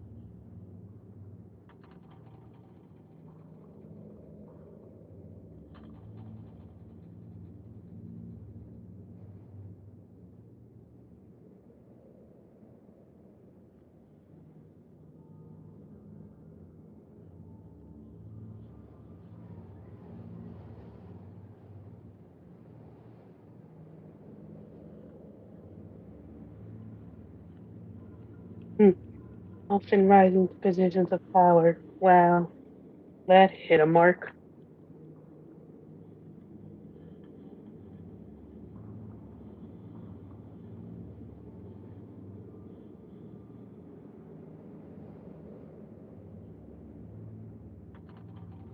Wonder if we could convince them to go after Elgar's position of power.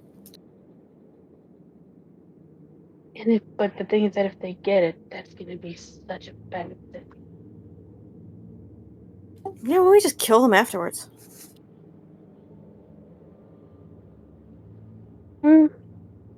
It's an idea. I just don't know how easily they are, to switch.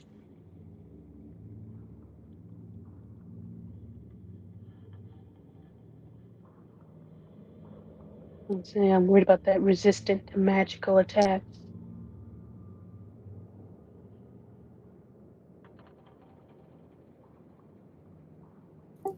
Resistant to magical attacks doesn't mean resistant to a halberd slicing their heads off or a bullet to the temple.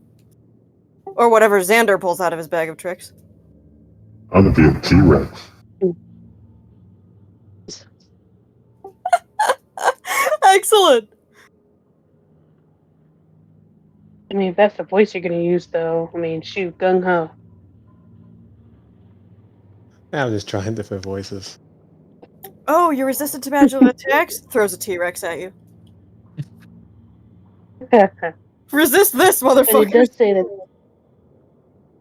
it does say that they're bound to reincarnation, so they'll never really die. They'll just go. Basically, it seems like they'll just go to hell and then just come back, literally. Oh, we kill him again, and again, and again, until he realizes he shouldn't fucking come back. Dynamic mother. I don't think it's not really a choice. They just do it. Well, I mean, come back to the city. Oh.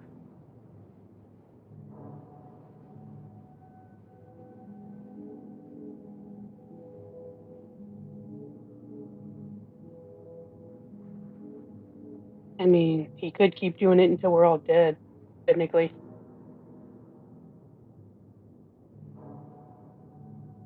I mean, we all could become vampires. Yeah. I don't really like the aesthetic. I mean, you don't have to follow the aesthetic. I think Connor's the only one who dresses up like a 1800s vampire. That's not true. Yes, it is. Oh, really? Let me roll an insight check on that. Or maybe that should be a perception check with advantage because I'm looking right at you. His clothing is like, I don't know. Connor just dressed it. When you say it's I like got okay. I like got nothing. I Dresses remember is you supposed to. described it That's before. It was like you say Castlevania, something like that, like kind of like Castlevania. the aesthetic would be very Castlevania. Yeah. Which that's not bad. Right now, he look kind of more like less fancy Symphony of Night Alucard is kind of the vibe. He could need to get a new cloak Okay, yeah. probably. His mind got fucked up, but yeah. Wait, Castlevania Alucard or Hellsing Alucard? Castlevania Alucard, Symphony of Night. Love that game.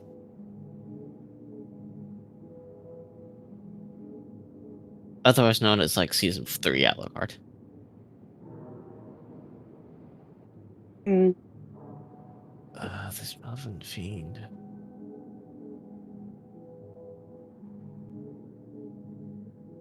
They have backward facing hands?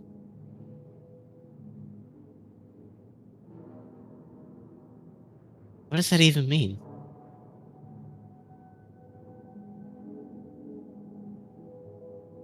I'd assume it means that, like, instead of like their thumb facing forward, it's their pinky finger. I always thought it meant like how if your hands facing down, it's like like the back of it. I thought it meant like theirs is basically always facing the other way, which I think if that's true, that's a little freaky. I thought their hands were just switched.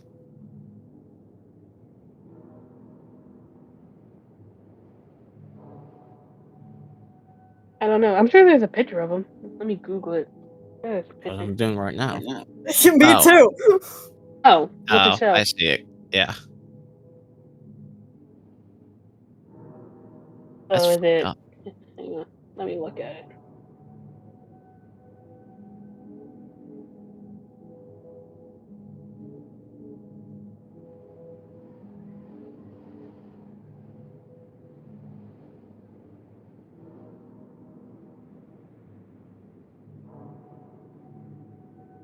Oh, Could huh. you be a Yeah, tiefling from a Rakshasa? that's weird. Huh? Maybe. That'd be fucking cool. What is it? A tiefling Rakshasa? Could you be a tiefling of a Rakshasa? Hmm. Huh.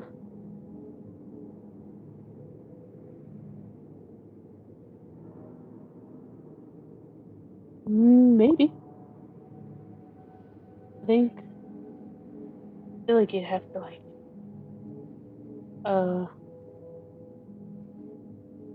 I wonder where you can actually look for that.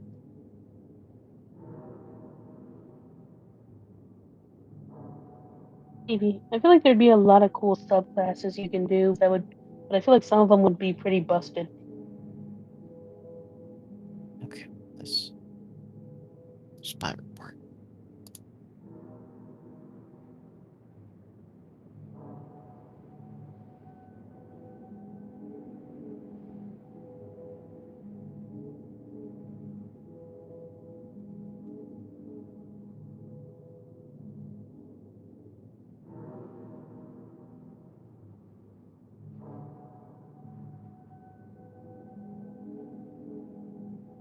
We also got a spy.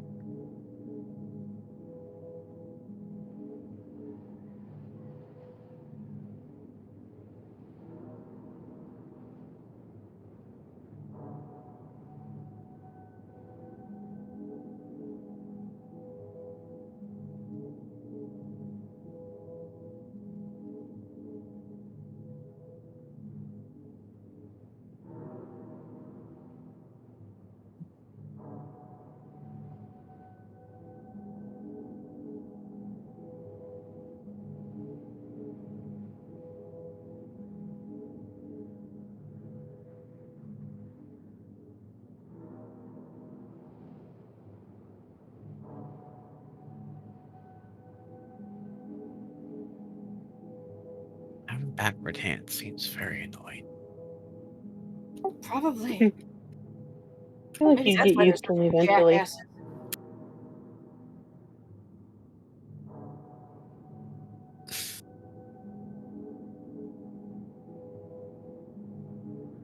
It was, I would call kind of like a twisted, fleshy version of basically of like a Mr. slime, Smiler? kind of. That too. I was thinking smiles.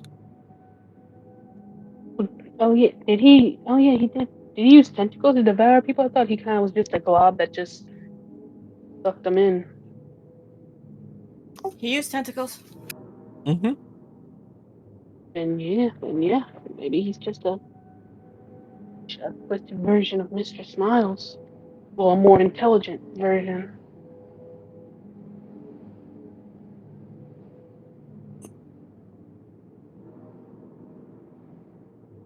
Okay, I'm ready to keep going.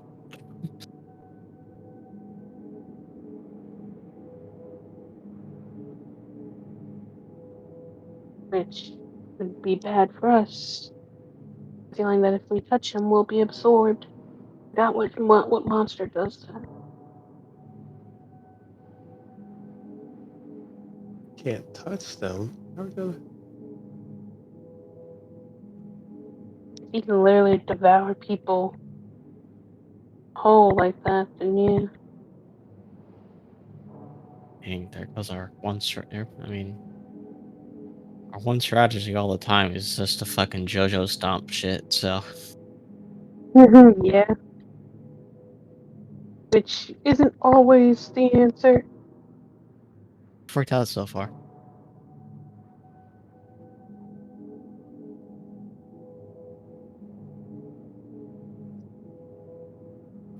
We'll figure something out.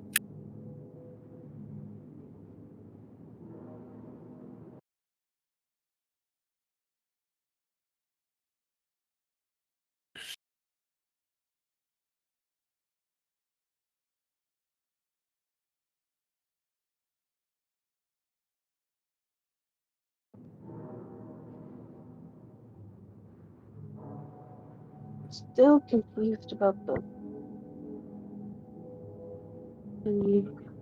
lycanthropy people. Still wondering what he's going to do about them.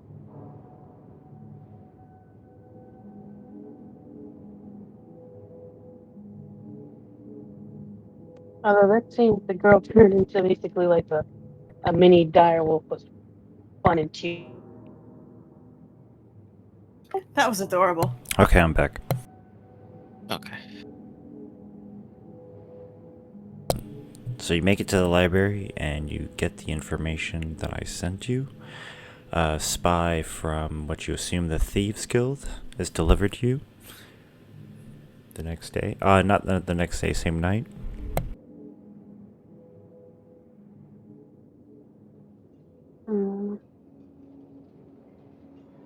That's everything on the tail night. Okay. Alright.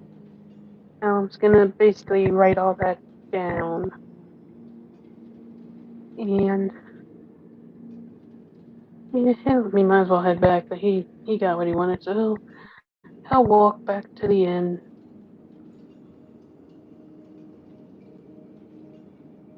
Okay, you walk back into the snow. Make a perception check.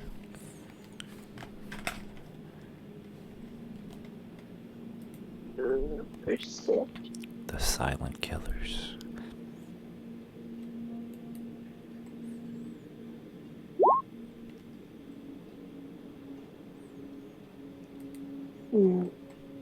It's silent kill. I'm about to say a silent killer knows another silent killer.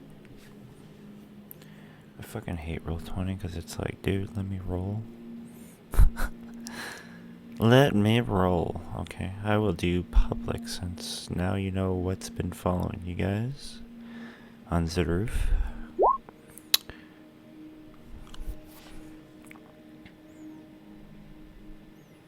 But to no avail, you do not see anything.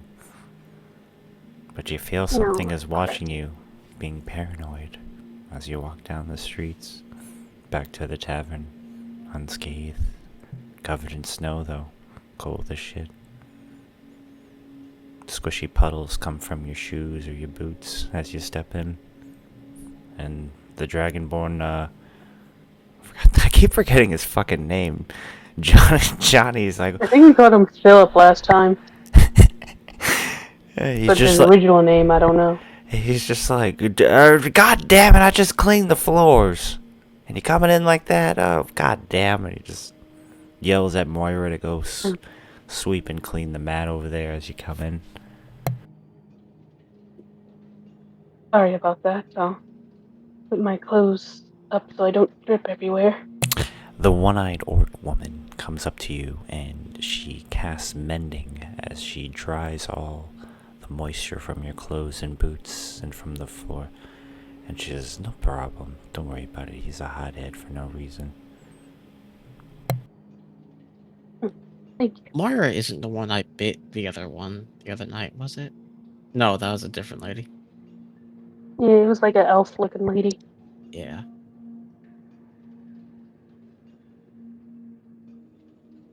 I think it was her. Um, I think you're right. Yeah, you notice that waitress that you bit, Selena over here. She kind of gets nervous every time you come downstairs, and she kind of tries to avoid serving your table. Yeah. Let's fix that sometime.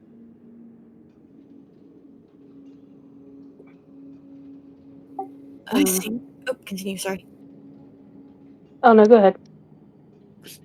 Now you go ahead. Callum kind of like walks back to the table and basically, so you said I had the feeling that I was being watched, right? But I didn't see anything? You at this point, you guys are for sure know that there's spiders within the city, and you're gonna assume that they're watching you, but you could not see where it was. Maybe you could hear little pits and pats here and there, but you could not spot where it was coming from, even with your keen eyes. You noticed the frogs and the birds, and the same people have been here all night, avoiding the storm. Callum's gonna just stare at the little frog people, just for a little bit. That's like, ugh, they're so cute. Anyway, so I'm pretty sure that I was being watched by spiders the entire time I was going from the library. But the good news is that I clearly made it back, so I'm not dead. I was also able to find this information about the Pale Knight and this information about the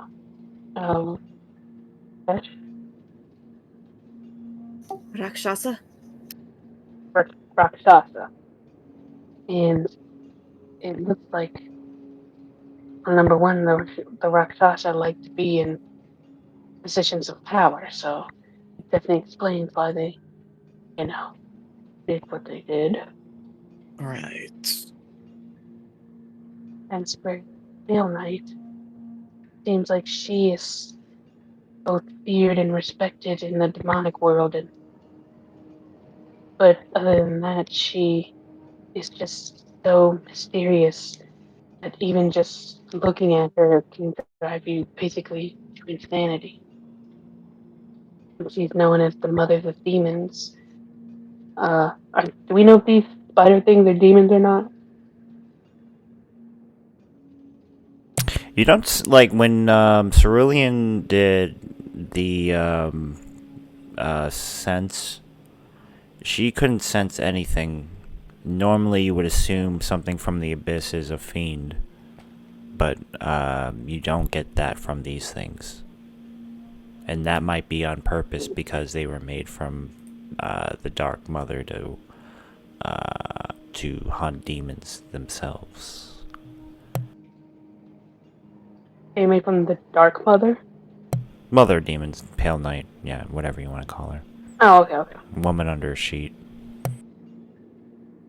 I mean, like how Judas nearly lost his shit when he saw look beyond that portal. Yes, I think maybe he saw the Pale Knight. Just even looking at her, they say she's either so beautiful that she'll drive you mad, or so hideous that the same thing, she'll drive you mad. So What the fuck is at the bar? You see Jew just turn into a giant dire wolf, white as snow, fluffy, as it just goes by the fire. Oops, wrong person. As he goes by the fire, as he looks like he's ill with something, but in his dire wolf form, it makes him sneeze less. Because in his dire wolf form, he does not have the sickness. I guess that's how magic and science works.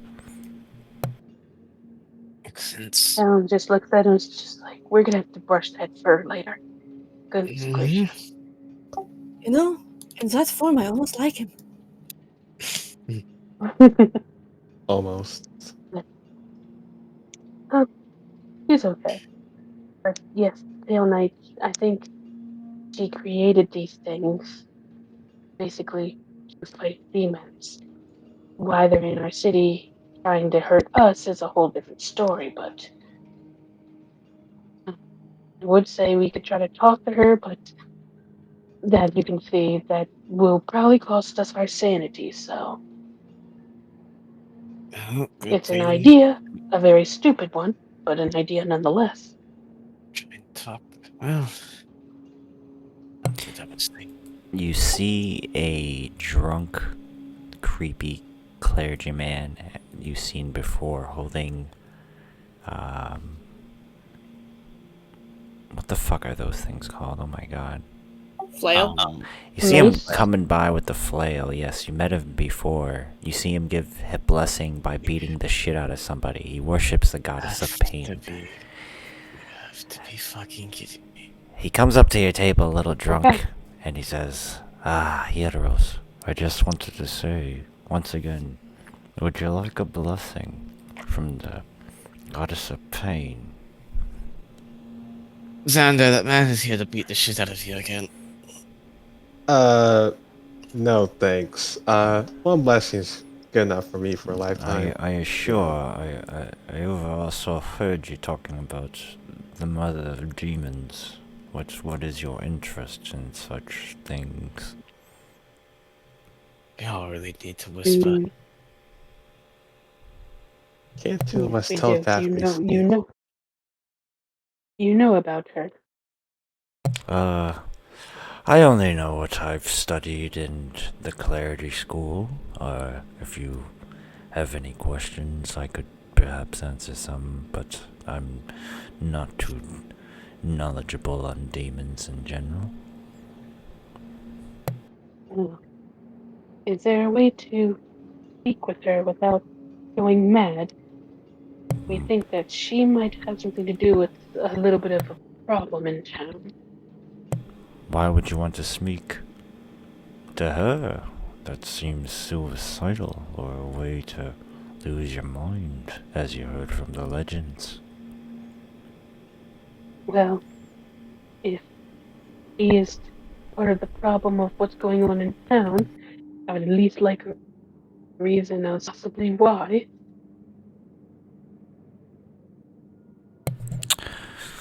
Well, and he kind of swirls his mug. I have a theory on why these demonic spiders have appeared, if you'd like me to tell you. Go on.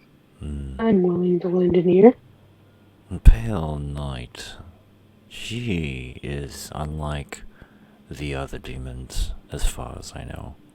She does not care about taking over worlds or dominating realms. She creates demons, but she longs for the world before ours. She is actually something of what, I don't know if you know what an Oberith is, an ancient being that existed way before we were created. And before our universe was created, that is where they came from, and they seek to reshape the universe as once was. But as you can see, that is an impossible goal, for the universe is forever expanding, and trying to reshape something forever is impossible and maddening. But my theory, there must be some kind of abomination or demon that the Pale Knight Mother herself sends her dogs. That is just my theory, though. There's something here, and it assumes that maybe we're part of the problem, or protecting the problem, whatever it is.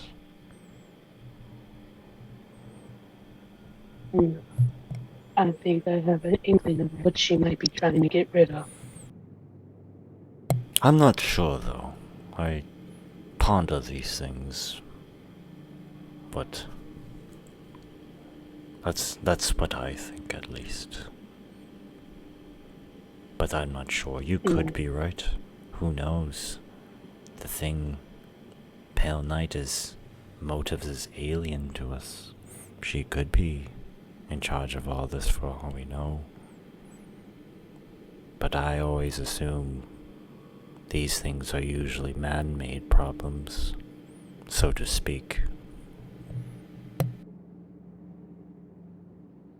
There's many things about Like,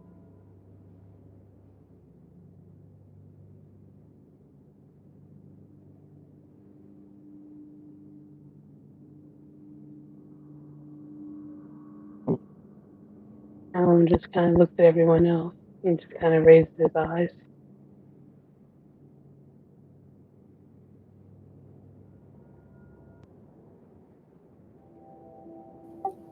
I think this is definitely something to explore further. Would any of you like a blessing? No, thank you. Are you sure? Oh, thank you. Are you Will it make you go away? Why don't you go ask the big Leonin at the bar? the big Leonin. The other one. Perhaps. Points across Cordovon. You see him, let's see. You see him say, okay, he bows and says, if you ever need anything, I am Aldrich Gale, High Priest Pain of Leviatar. Visit my temple anytime. And he walks away, goes up to Cordovon. You kind of hear like a muffled talk.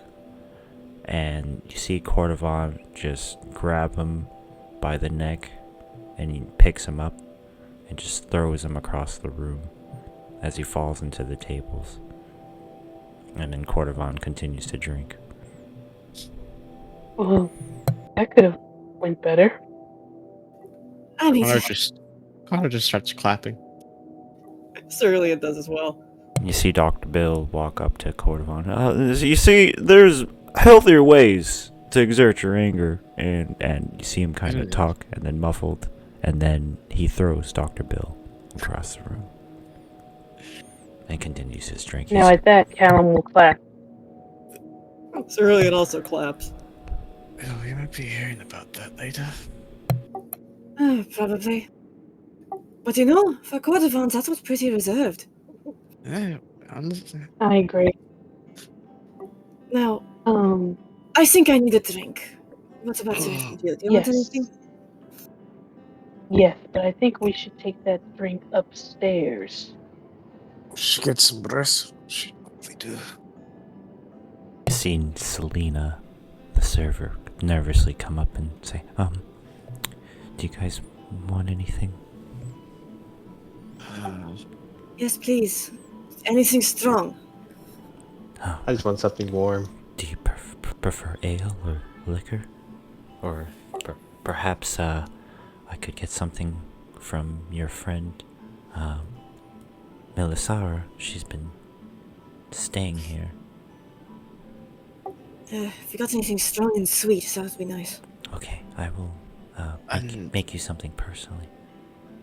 One. Oh, don't bite me!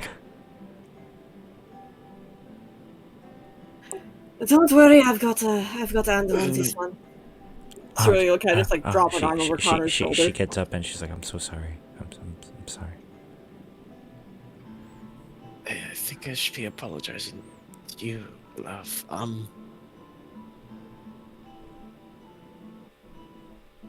I promise you that what have happened will not happen again in this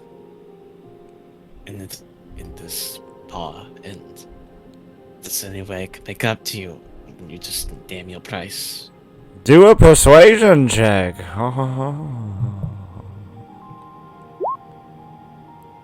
She says, an apology is fine enough, Sir Connor. And she says, we actually have something just came in through the storm just for you. And she rushes back.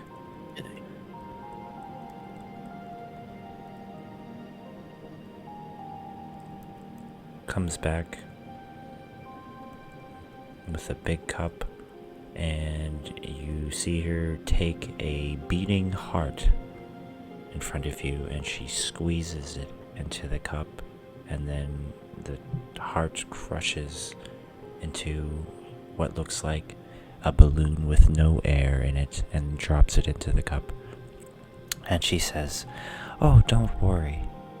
We bought these from necromancers. They seem to be growing body parts and making blood synthetically for creatures like your own. This is a very new process. You're one of the first ones here to actually drink this." Thank you. And she bows. Kinda. Do you want anything, Xander? Oh, kill him. I just want something Also hot. something warm. You don't get shit. You don't Yeah. get shit either. You just want something warm, non-alcoholic.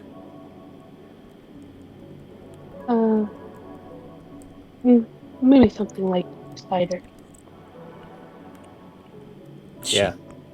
She gives you both a warm, hot cider. It tastes like it's been made. Where the fuck did her token go? It tastes like it's been made in the toilet of a jail cell. But it's quite strong and warm, and when you drink it, you feel like you're wearing a warm coat as you take it inside your body. Cerulean, you get basically a mimosa, a very strong mimosa. She'll just pick that up and knock it back. You knock it back. Connor tries his drink. It's the best thing.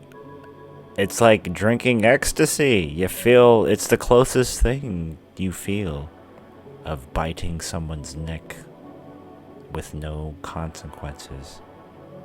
Just under that. I don't want to be rude, Connor, but he points out with his drink. That looks disgusting. I agree. It was a little disturbing watching her do that. It was a tad shocking, but which is it any worse than when I bite into someone's throat? I I mean, mean, you have people who are into that, so you know. Who? I mean, isn't Well, that why you used to go to the brothel? well, yes. Used to. That wasn't the way you'd stopped. Oh, We've, sorry. we've had a lot going on. I haven't been. How long has it been since we kind of got blown up and shit? Like a month? About a month, yeah. Like, yeah, like a month. Month and a half.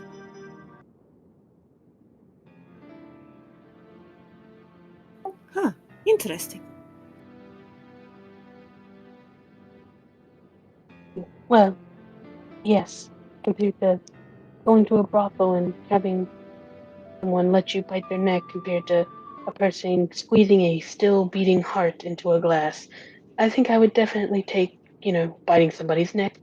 But then again, I am not a vampire, so I can only You say haven't, so much. you haven't seen it when it's not in a brothel. Not very pretty. And not nearly as enjoyable. and that's But this why is nice. I don't want to be a vampire. Hmm. I mean, I am okay either way. Got this. We should all get some rest. We have to meet the others at noon. Before we go to bed, if we go upstairs, Callum kind of want to just says, I think the Pale Knight is here, Elgar and Orchestra. That's the only two demonic, monstrous beings I can think of that would be powerful enough for her to basically train her eye on. So I think, Does that mean we're on the same fucking side? I Although think working so. with the damn thing, I wonder if those things are Why intelligent. would she work? Why would she want to work with them? I think she's trying to maybe they have the similar destroy one goal. of them. Well, he said she's not evil or anything, so No, he said that what she doesn't do is to try. She's not interested in world domination. What she is interested in is bringing the world back to what it was before this. yes, but he also said that there's something here that she wants to destroy. And I don't know if it's either Kefka or Elgar, but I'm willing to guess it's one of the two. Maybe. I could try to ask the next spider we run into. I don't know if they You're have gonna, I'm problems. sorry, you say you're gonna try and talk to Lanes. Wait, actually, I just had it. In a sense, I mean, I can communicate telepathically. No, wait a second. I actually think I have an idea. We can either try it out now or we can try it out tomorrow. Tomorrow, please. I am not nearly drunk enough to try to talk to a spider right now. Sleepy time. Alright. Meet me in front of the inn tomorrow after we get some rest.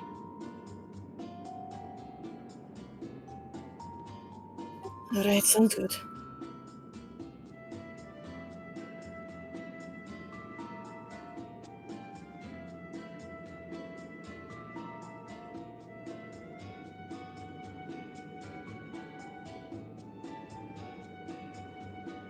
You go to sleep and you wake up the next morning.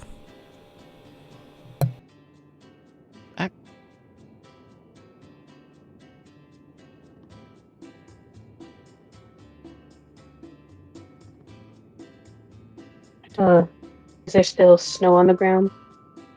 Yes, but not as high, maybe 2 feet at this point. Most of it's more shoveled than there's paths. Well, waiting for Cerulean, Callum's just gonna be on his hands and knees again, kind of like just messing with the snow and fluffing it up. Cerulean will walk outside to meet Callum while carrying another giant mug of coffee. This better be good, Callum. I am not a morning person. I'm starting to think you're addicted to that stuff, Cerulean. I normally like to sleep till past noon. If you want me up and about, this is what's gonna take. Well, you said you can communicate telepathically with those things, correct? I don't know about those things, but And she'll switch and just talk straight into your head.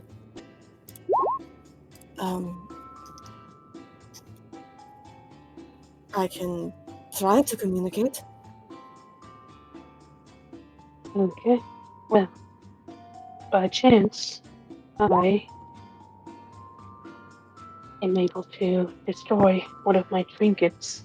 And Callum holds up his necklace, and it has 3 emeralds, like emerald gems on it.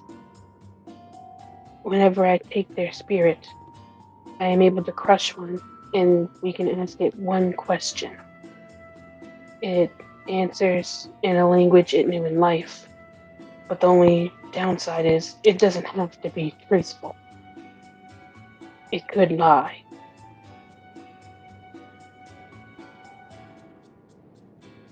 But I figured even if there was a way alive, it would lie anyway, so I figured might as well give it a chance. After we get the question out, its soul is set free. So the plan is you let it soul free and I ask it a question? Pretty much. You can only ask one. What do you want me to ask? What did you have in mind? We asked if it was sent by the Pale Knight, or is that too much of a vague question? I Or was thinking, what are you here for? that is a good question. Okay. Callum will go ahead and crush one of the soul trinkets that of the spider.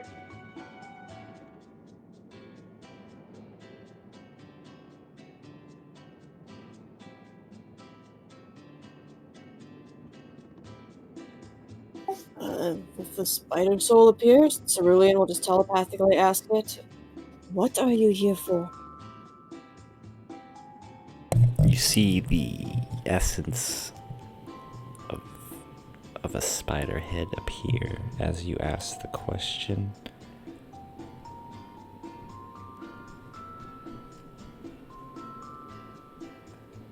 It slowly moves its mandibles around, eyes you with its deep eyes that sink into darkness.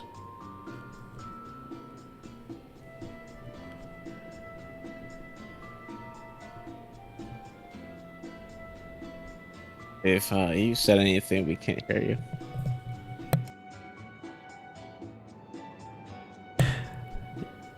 Oh, can you hear me now?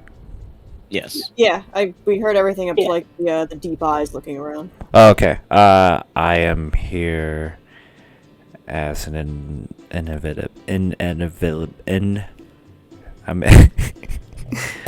I'm here that as a force that transcends mere purpose or desire. Much like the wind erodes the mountain, I exist to alter the landscape of this realm in ways that are beyond understanding or questioning. Why do you ask? Are you seeking meaning or in the meaningless, or is it you to hope to find reason in the chaos of existence?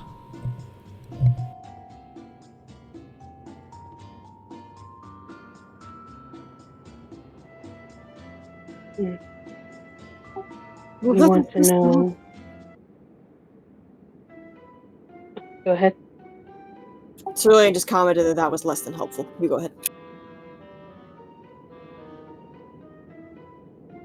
We want to know why the Pale Knight brought you here.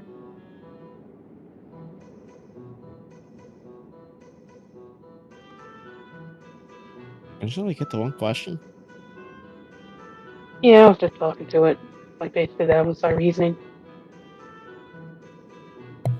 The spirit fades away as you ask the one question. Unless you crushed another one. I don't know if you have another one. I do. I have two more if we want. I mean, I could just try to ask the next spider that shows up. They are stalking us. Yes, that is true. I could just kill more spiders when we ask them.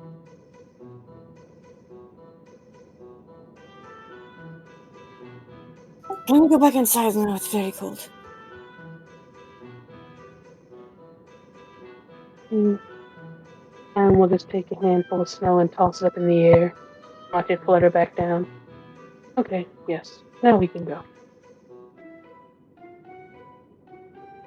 Cerulean will wander back inside, just chugging from her giant mug.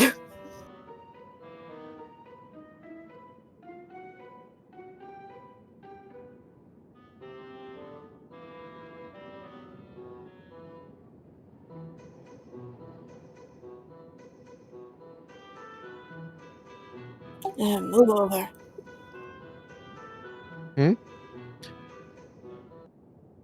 Oh, Connor isn't down yet. Callum makes room. Well, Too early for that. that was an answer.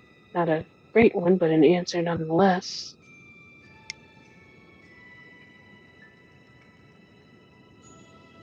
Do you crush another one and ask a question?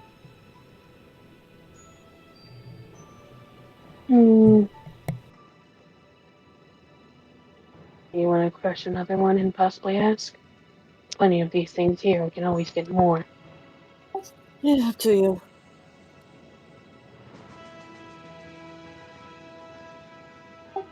If you do crush another one, what question should we ask?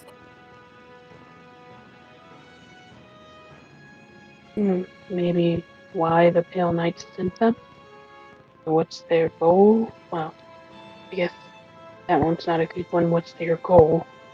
We already got a vague answer for that. Are you here to kill Elgar?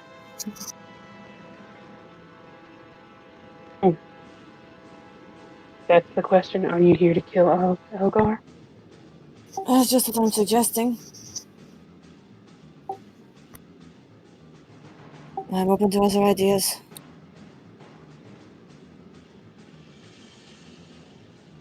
Hmm. Any ideas, Xander? I don't got anything right now.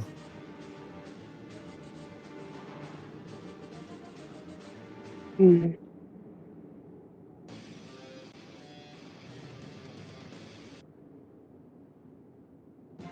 Hmm.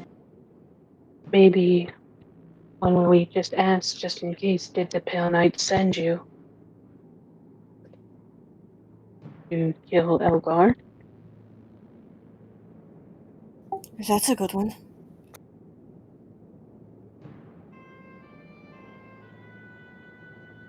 Alright. Yeah. Fresh another old trinket. So I have one left. And as the spirit makes itself known, I'm going to ask them, did the Pale Knight send you to kill Elgar? Another giant spider head appears. Elgar, his existence much like many others, is a thread in a vast tapestry. Whether his thread continues or is cut short is no matter of a personal vendetta, but of a cosmic balance. Some threads must be removed for the pattern to achieve its destined balance.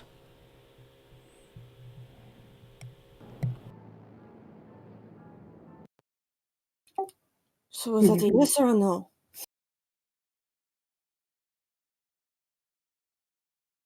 I believe that was a yes.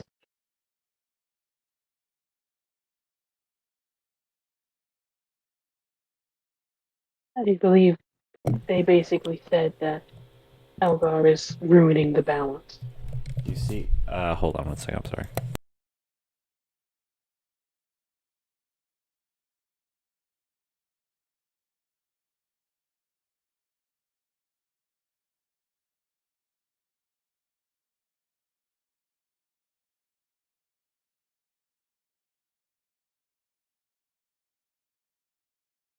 You see this version of the Bebelith appear in a ghostly form of a smaller version of itself. And when he asks if you yes or no, he says gleefully, "In this world, yes and no are rarely as clear as we'd like to be. My actions are not dictated by simple affirmatives or negatives. They are guided by a deeper purpose, one that transcends the simplicity of yes and no. So to your question, my answer is neither."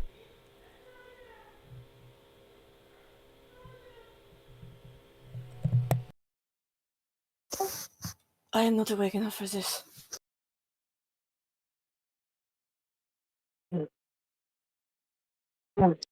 Well, off with you. He says, "You can't control me anymore, human." I am not a human. I am a Genasi.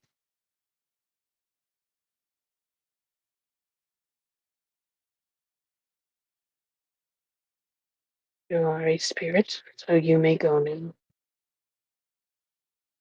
You were eager to be freed, and you are now free. What more do you want from here? I like to hear myself talk. Clearly. Go away.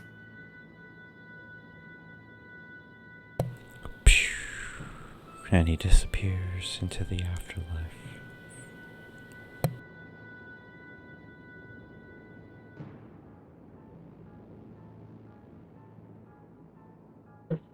Well, once again, vague. Honestly, probably should have expected that cryptic as fuck answer from a spider. Those are cryptic beings. If one of the living ones shows up, I'll see if it wants to communicate as well. Not quite sure what opening up my brain to one of those things will do, but... Well, if you worry about that, I can talk to it. Oh, no, I'm fine. You still have my amulet, correct? So that way it'll hopefully numb down the pain. Hopefully. We'll get this back to you at some point, I promise.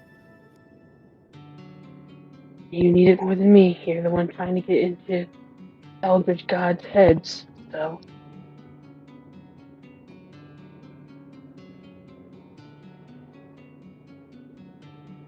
But I wonder if there is still a way to just talk to the Pale Knight. Again, as dumb as that sounds, it's starting to seem like that might be our only option. To at least get to the bottom of these spiders. I mean, if this is the way these spiders talk, I don't think we'll get any answers out of the Pale Knight. Yes, maybe just the way she talks might end up driving you mad.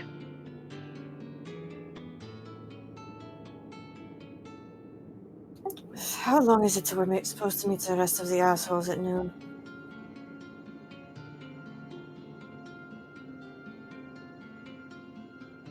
Yes. Should wait, Connor.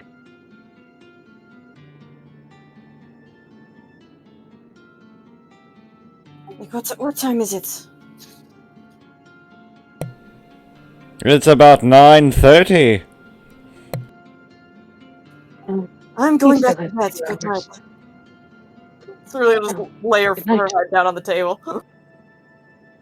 Oh, I thought you were going to your room. Okay, that's good too. Too much effort.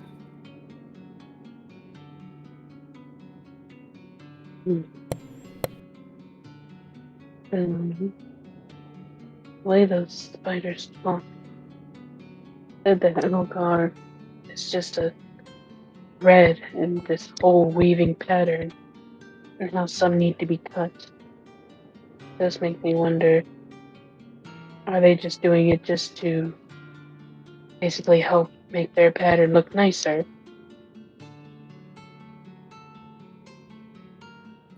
Who knows? Maybe they're being vague Or on purpose.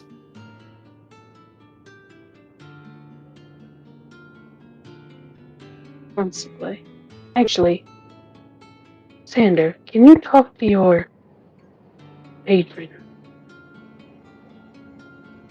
I probably can, but I don't want to. Oh, right. Will, because he'll drive you mad, right? Yes.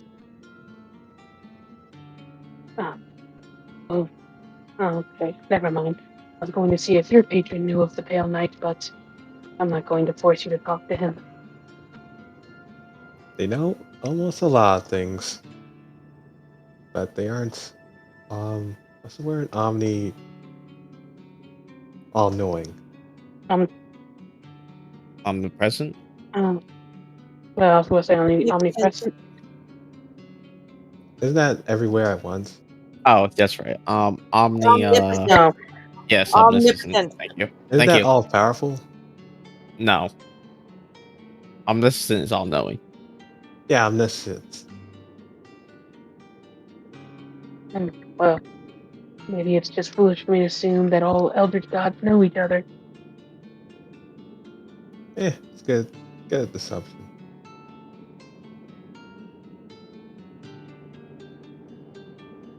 Hmm.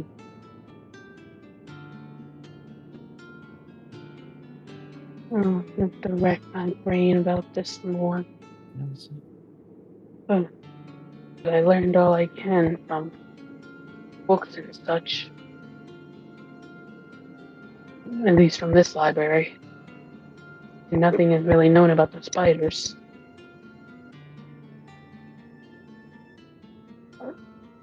Looks like we're at another information block. Hmm. Unless we can find out a way to talk to an eldritch god without going mad, then you're right.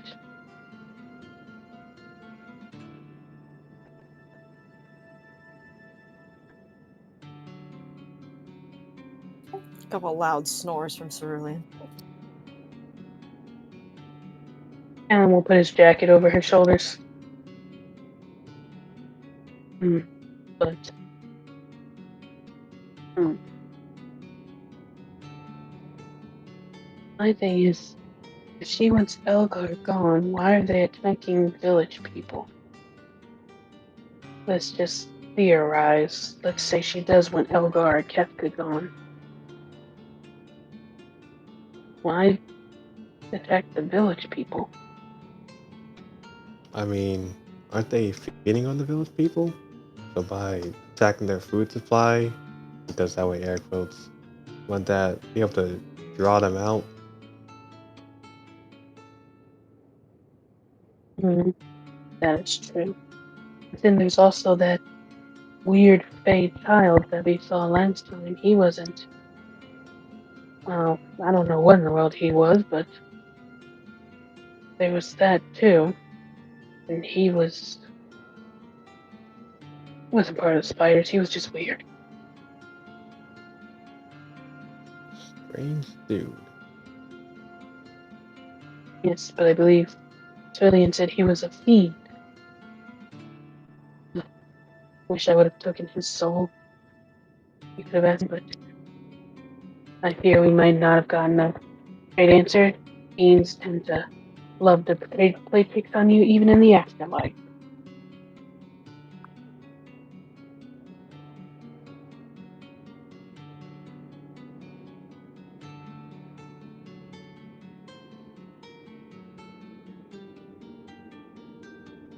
Hmm.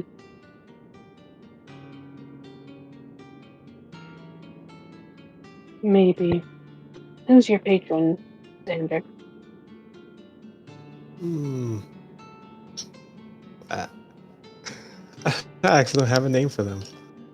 I just called them Squid Face. Oh, I thought it was actually I thought it was an A.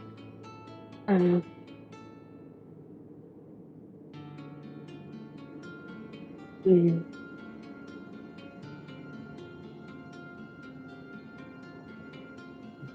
Maybe I can set up a talk.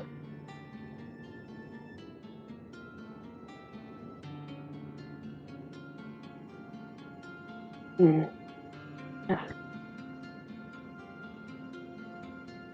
And said this is all foolish. Even said in the book to have a court with her is basically a suicide mission. Yeah, kind of running out of options, but we don't really want to contact her. We can probably think smaller. Maybe get someone else to contact with her. I mean, someone has to know. Well, the only ones who I think do is the spiders, unless we want to talk to a random demon, which I don't know any personally. Same here. It's unless we either go out and find a demon who will talk to us, but I highly doubt that will happen.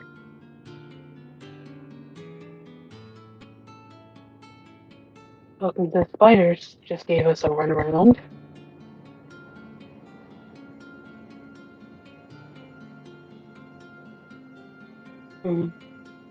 Okay, I'm just gonna look at the little frogs over here. Oh, he thinks.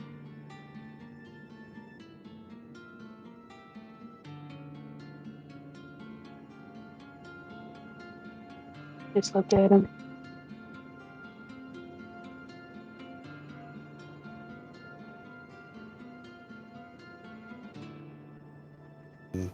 God, guys.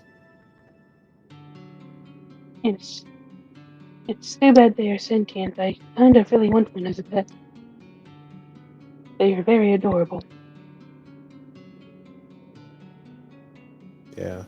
Reminds me of Bob, just with less eyes. Oh, actually, they could be a good friend for Bob, both water creatures.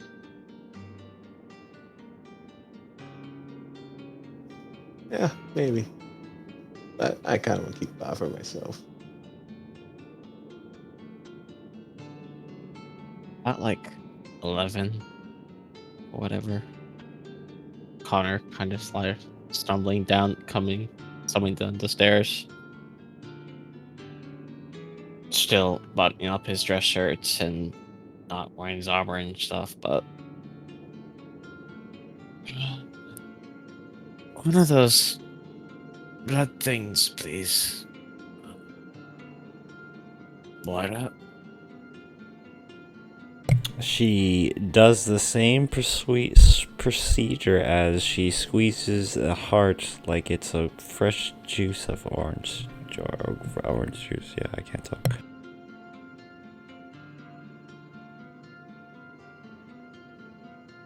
Thank you. Well. Look, you guys decided to crawl out of their coffin. Don't sleep in the coffin. Yes.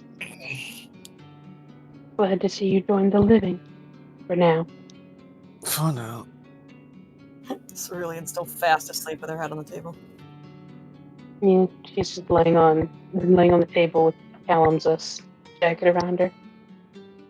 Connor, I know this Yes. may seem like an odd question, but do you know any demons? Not particularly. To be honest with you, this entire thing is a bit new to me. Oh, wait, I just got an idea. Vincent is coming to meet us, correct? I wish to have talked to him. Maybe he might know something. After all, Vincent? he's 10 years old. He's true. He probably knows a lot of. Yeah, it's not a bad idea. Or we're going to. Yeah, we're going to Uranus. That's right. Is he gonna be there? Yeah, everyone's gonna be there. Okay, yeah. Yes, we were thinking of possibly, we've asked some spiders about their purpose here, and they basically gave us a roundabout answer, saying that Elgar is just a thread in a pattern that they may or may not want to get rid of. So, not a very clear answer. And trying to talk to the Pale Knight herself would pretty much cause us to possibly go mad. And Xander doesn't really want to talk to his patron for the same reason. So maybe Vincent might know either a demon who we could talk to, or maybe he knows how to talk to the Pale Knight without going mad. And maybe we can see what she's up to, and hopefully we might be on the same side of trying to get Elgar out of here, and or Kefka. Maybe. It's a bit of a. Uh, it's a bit of a wild idea, honestly, but. Well, we're on the clock, and we could use all the ideas we can. So.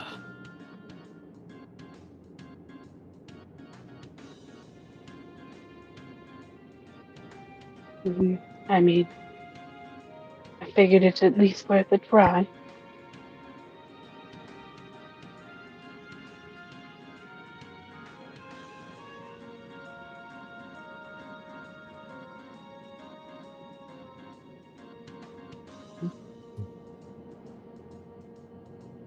After all, she's the one who could possibly give us maybe a proper answer. You never know until And you if we're try. able to get her help. Or more cryptid nonsense. We'll find out. We should all get ready to go.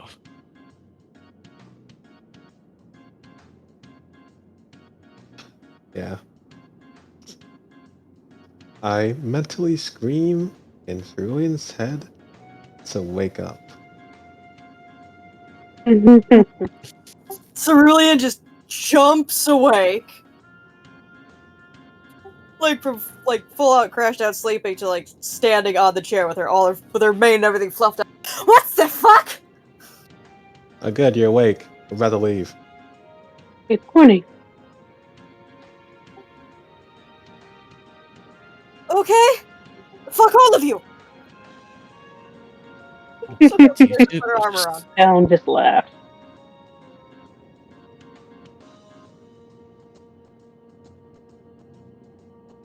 Fucking asshole.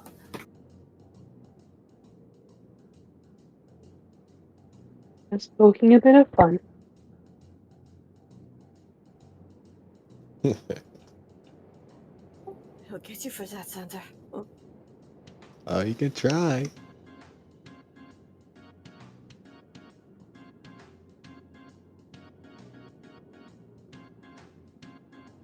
So you all finally make it to the meeting place as you see Vincent, Uranus, Melisara, and the representative called the Ripley. Are we missing anybody? Nope, that should be everyone. Alright. Nope.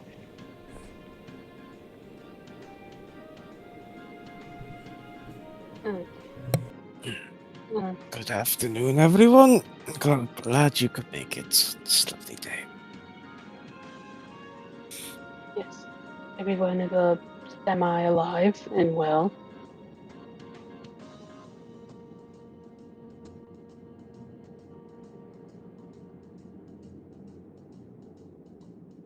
Now, Um, as you're all aware, or will be aware, we're all facing, for the last few months or so, we're facing a bit of dilemma that has spiraled into, well, near disaster. Hasn't turned into a disaster yet.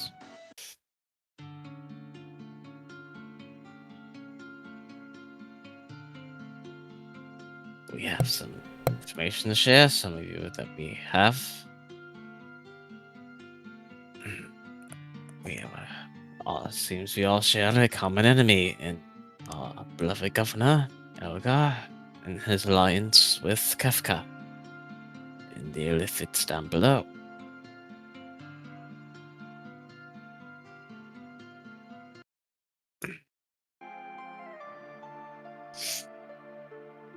Now we don't know exactly what in the hells they are planning.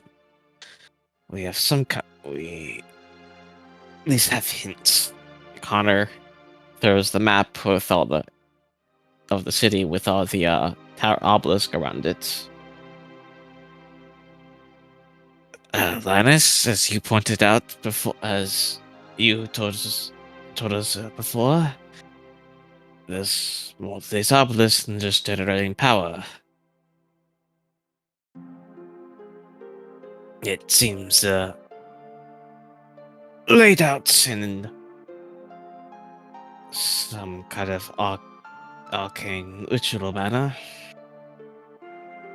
To a purpose we're not entirely sure yet, but it seems to line up with the eclipse that's supposed to happen in a few months.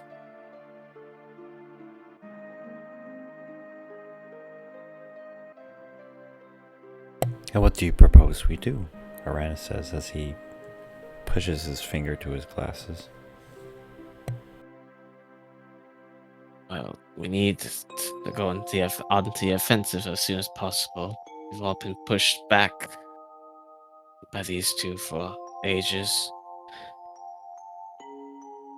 It seems, given new information from the Sadas, who's now awake, and looking wonderful as ever, of course. We it appears whatever happened to her what happened to her people is also Elga and Kefka's doing.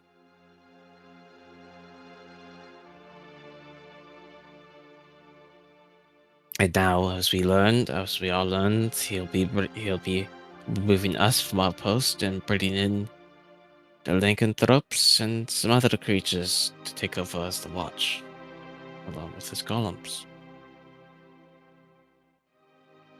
And do you propose that we just outright attack the governor and his army? Not yet. We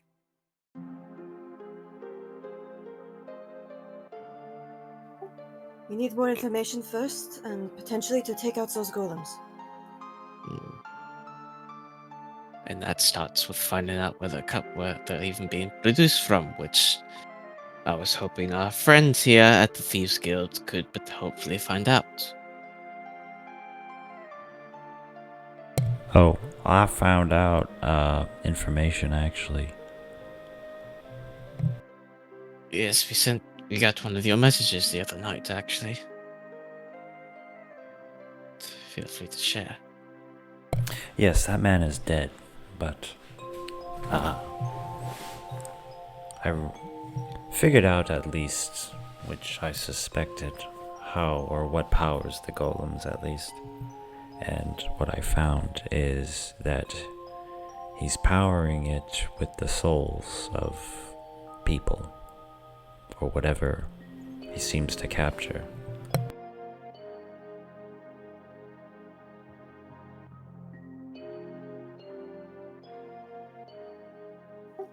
That's Well, a whole nother level of isn't- fun. yes, isn't that just lovely? So these golems are just souls that are just walking around without being able to go to the afterlife, forced to power these machines, or whatever you call them. That is as far as I know, but where are they being made? It's hard to get close to the manor. Between the, I don't even know what to call them, shadow dogs. The ones that sniff out magic.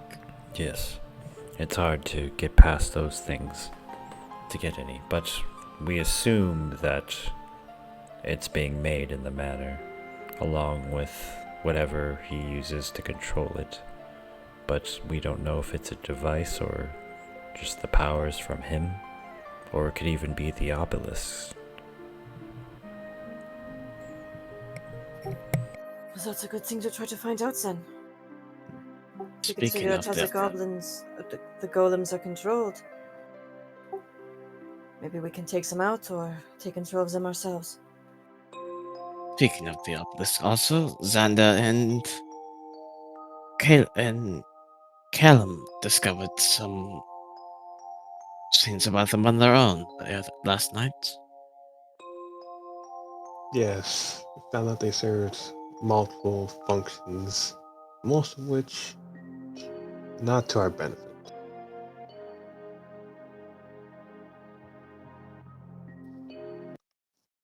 Uh, well, first and foremost, yes, they do power everything that's going on, but unfortunately, they also empower the person who made them,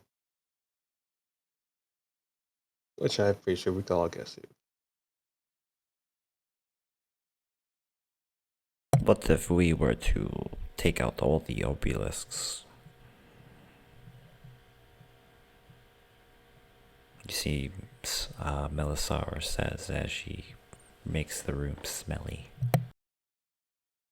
And that is what we are getting to, but we need the right moment to do so. Yeah, good plan. Small problem. That would cause a lot of unrest in the entire population. There is already unrest within the civilization. They look at Elgar like their savior, but deep down, the smart people know there's something wrong with the city, surrounded by a fog of death. Well, They- it'll get worse.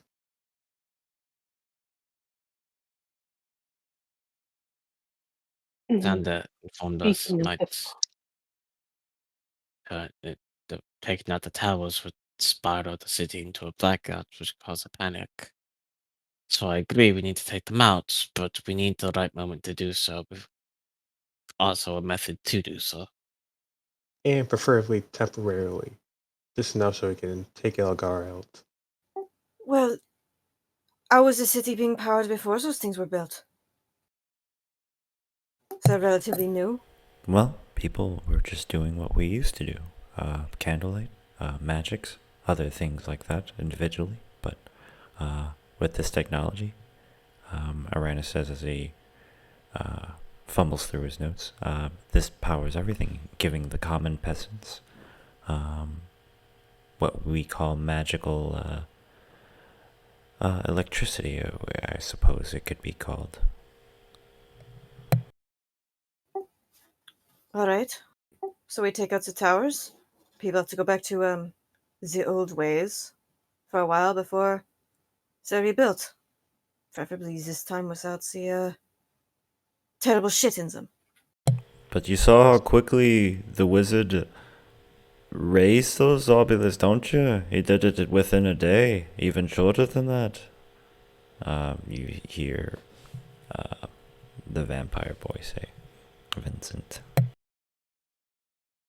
Who's to say if we blow him up, or whatever we decide to do, he just doesn't instantly put him up again? Just That's as why fast? we have to give him something to be occupied with before we do Yes. so. The logical thing I'm thinking of: take out the golems, take out the towers, go for him.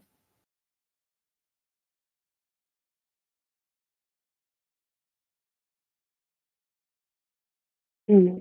Well, we still do have another problem, which is those spiders. Which reminds me, Vincent, you're old, to put it lightly, correct? What are you getting at? Well, my first question, I suppose, is do you know anyone or any entity known as the Pale Knight? Do I know her? No. Do I know of her? I suppose, but only as much as you probably do. Only the madmen worship her.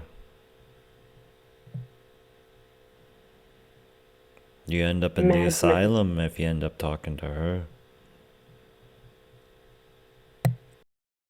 Hmm, I figured. Even in the books it says attempting to speak to her would cause you to go mad. Why do you want to speak to the mother of Well, demons?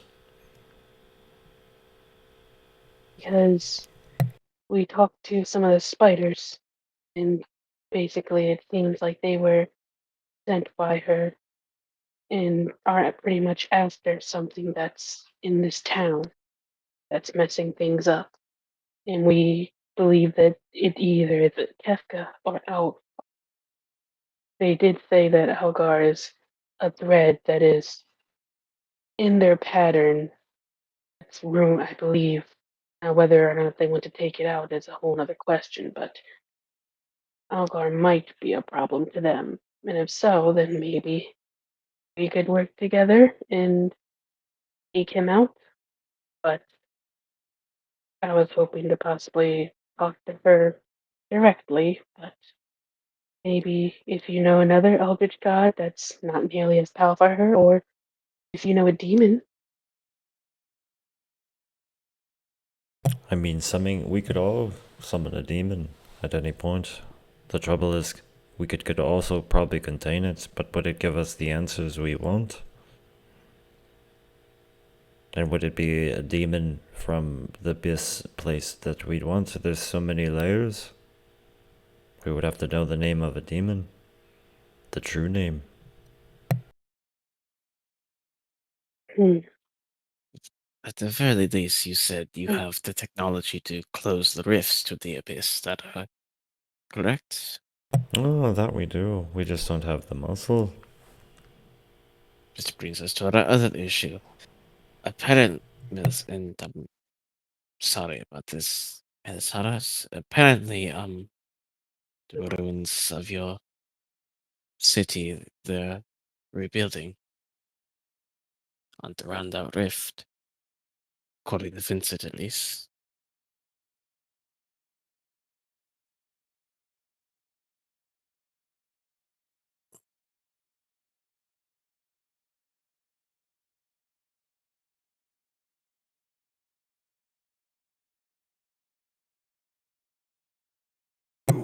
And you suppose what? Well, if we can't figure out the way to talk to the Pale Knights, we still need to close those rifts. Hmm. Actually, I have a slight idea. Callum takes his rifle off his back and sets it on the table. I have a demon embedded in my gun. Now, whether or not he's willing to talk to us is a whole different story, but we could try that.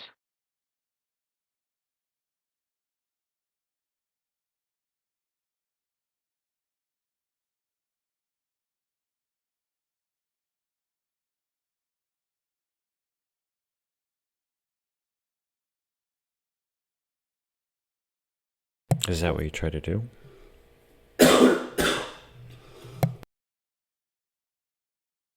Again, Callum looks at everyone. Does that sound like a idea?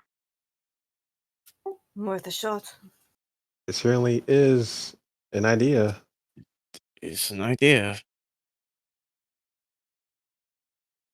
Mm. All right.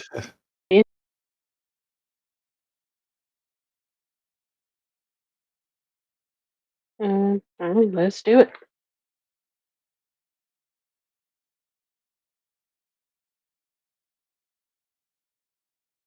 Okay, what do you ask? Your weapon.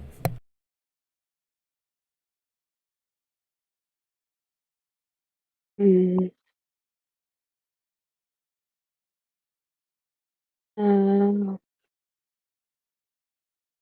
what are the Pale Knight's intentions for this city?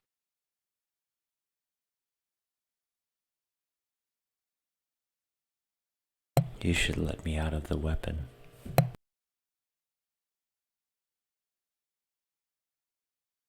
Well, before we do that, you have to answer the question. Because something tells me once you're out of the weapon, since I know you are an assassin, that won't be a good thing. Good things will not happen. Do you mean let it out? Did you do that? So, what do you mean let it out? It's trapped in there, sort of.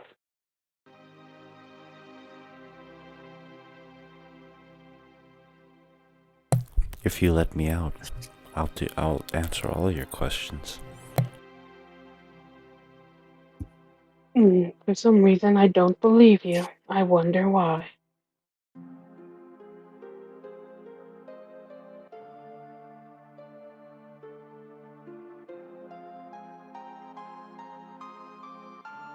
And I will let you know right now, I'm not in the habit of making deals with literal devils. Why aren't we killing anything? We just killed something yesterday. I want to kill more.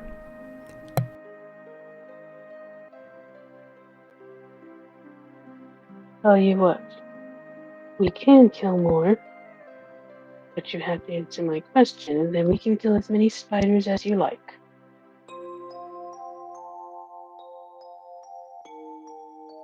You'll let me out if I answer your question?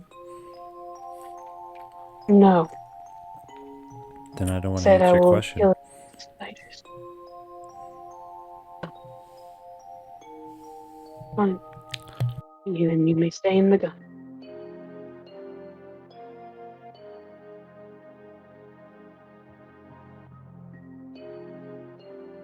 And Callum just puts it back on his back. Oh, well, it could have went better, but also could have went worse. Well, I guess that's what you can expect from a soul that's been put into a weapon. Yes, sadly. Although there was no way I'm letting him out. As I mentioned before, this is an assassin, and I don't exactly want to let that wreak havoc on the city. We already have so much to deal with. Well, it wouldn't hurt to try again later, maybe. Regardless,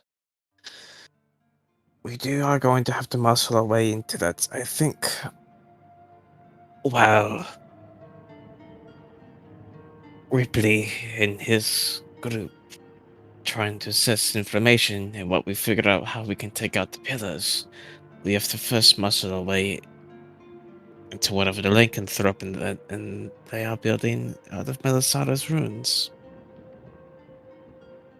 Do and you close think the rift. do you think combined we have enough manpower for that? I think combined we have us and an immortal army of vampires, no?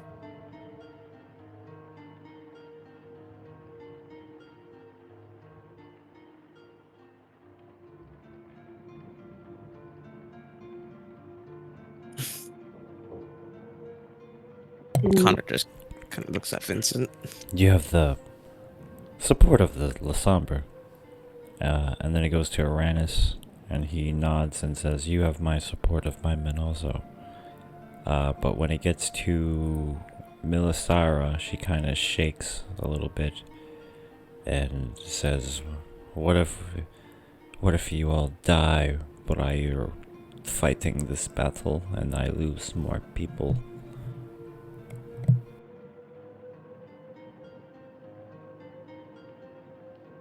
Who's to say you will not lose them anyway when the lycanthropes move in? And Elgar gets what he's after. If you don't want to send your people into this battle, I understand, Melisara. But Do a persuasion check if you want to convince her to send her people to death. I don't know if I want to.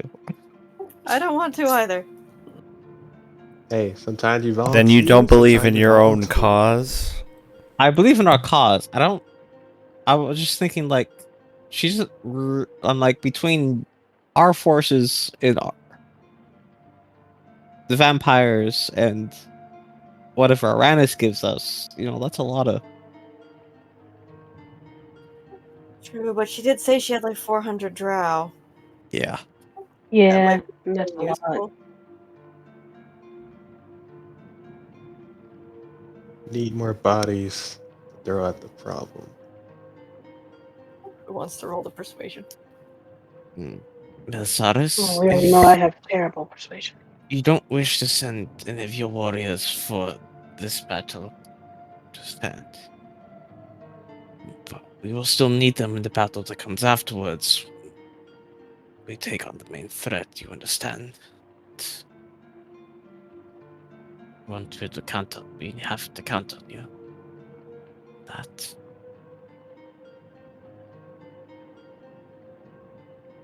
Do you decide one or two?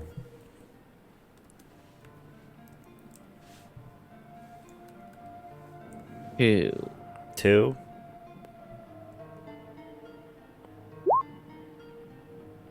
Alright. Two. You have Hey. the support of my people. Thank you. Just wait and stand by, and we'll give you and your people the word of when.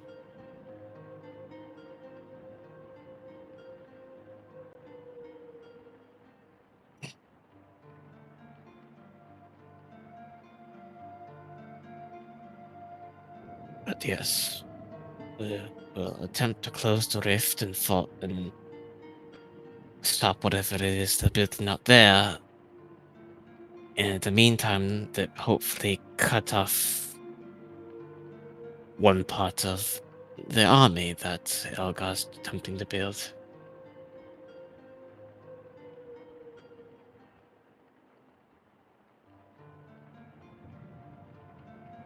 Anis, do we have enough equipment to get us out there safely? Equipment? Maybe. I don't know. I could try to see what I can fabricate for protection for all the men, as far as gear. Do we have an idea if how many lycanthrope there are?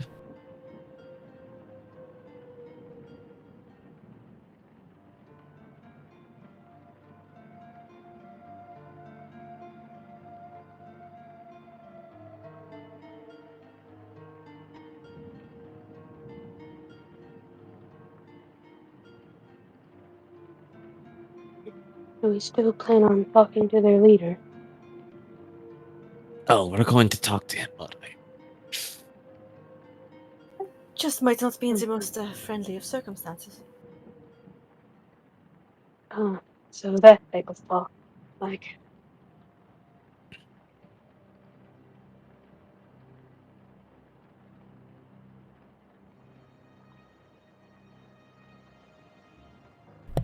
Okay, there's about about 800 to 1,000 lycanthrope and or demons mixed around this place, Okay.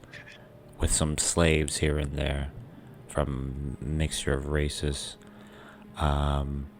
With your combined manpower, it basically brings it almost to even of 1,000 versus 1,000 men potentially.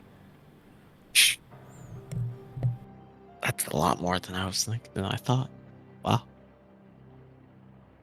Where are they getting all these guys?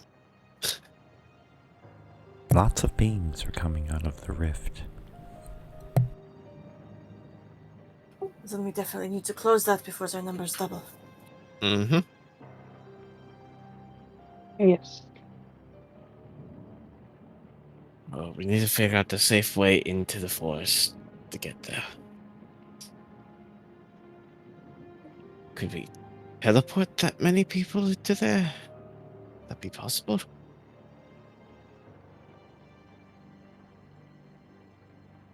I don't think we have enough. It'd have to be a powerful teleportation.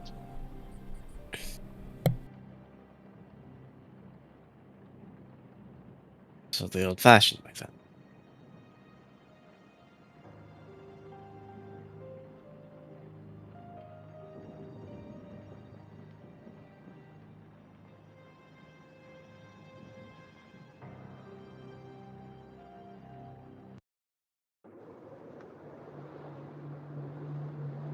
Yes, it would be treacherous, but with enough of us marching through the forest, we should be okay, Aranda says.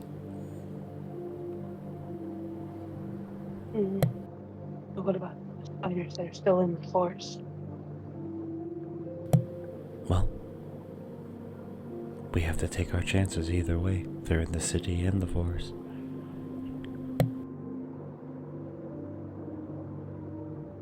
Mm. Mm. And Found just kind of like looks at his gun nose on the table. Hmm. Besides, a giant glorious battle is certainly a way to end our tenure as watchmen. Agreed. Unless we kill all the replacements, but Mm. Well, killing both vampires and lycanthropes would be tough.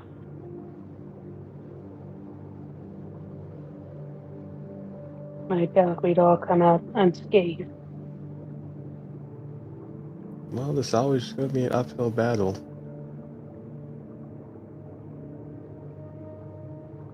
that's what happens when we've been on a backward slope this entire time. How long do you think it would take to mobilize all of this to a doubt? Alanis? Well, I would at least give us a week, at least, to prepare everything. To get the armor and weapons from Mr. Vincent here. To make sure everyone is well informed. Well,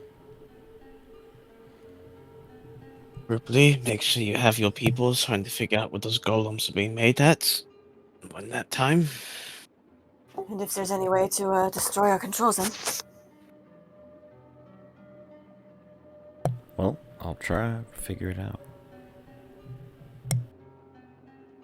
hope you understand.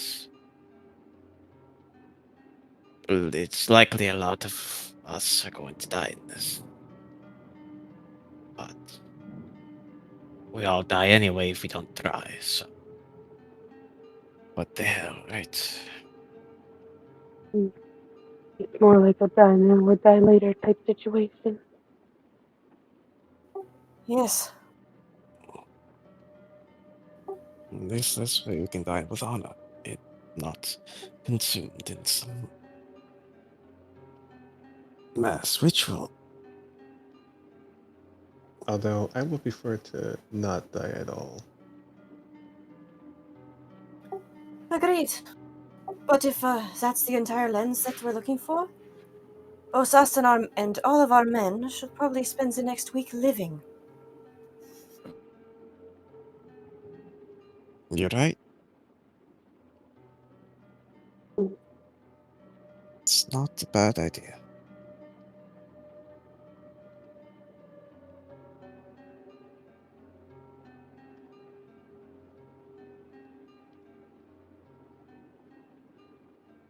Too bad we can't break into the governor's manor and drink his wine again. That's what's fun. We have wine at the inn. We'll think of something. We'll make it work. Anyone have any other questions about the parts to play? No, I've asked all my questions.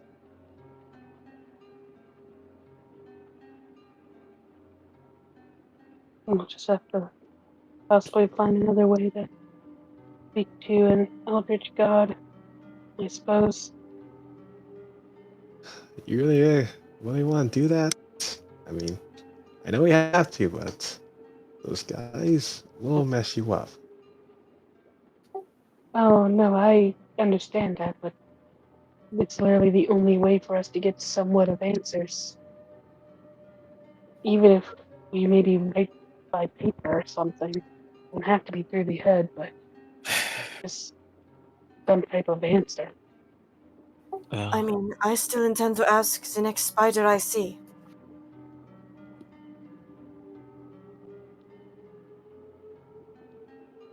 I just feel like Well, we'll just get an something for without tonight. answer.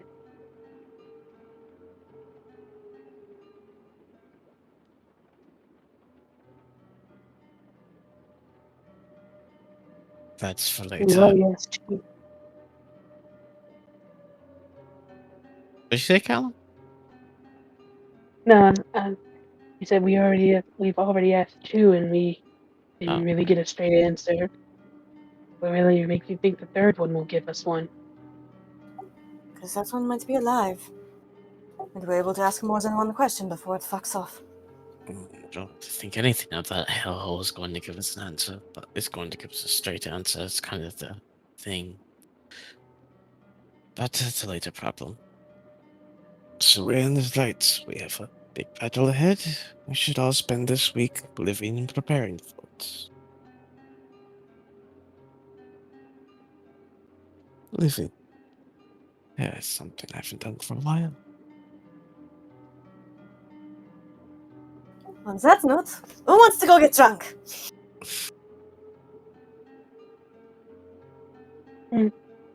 Why not? Yeah, sure, I will drink. What about you four? Well, I have business. Milisaurus says I must go to my business as well, and you hear basically all of them say the same thing. Well, good luck then.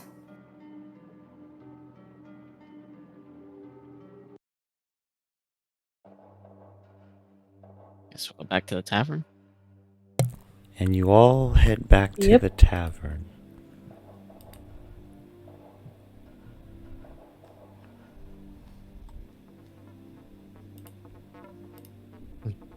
You know, that we did go a lot more smooth. That looked a lot smoother than I thought it would. Agreed. Hmm, I was expecting yes. more, chaos. Well, with the stakes we're at right now, it's choice what they have. That is also true.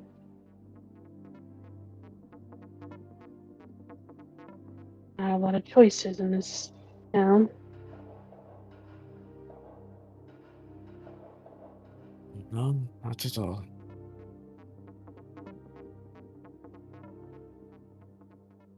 Well, we should spend this week doing what we like then, shouldn't we? Should indeed. In case we don't make it out this first battle.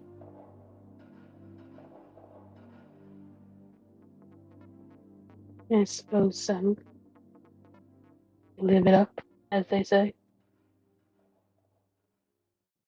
Perhaps I'll send word to Elgar about. No, never mind. What was that about Elgar?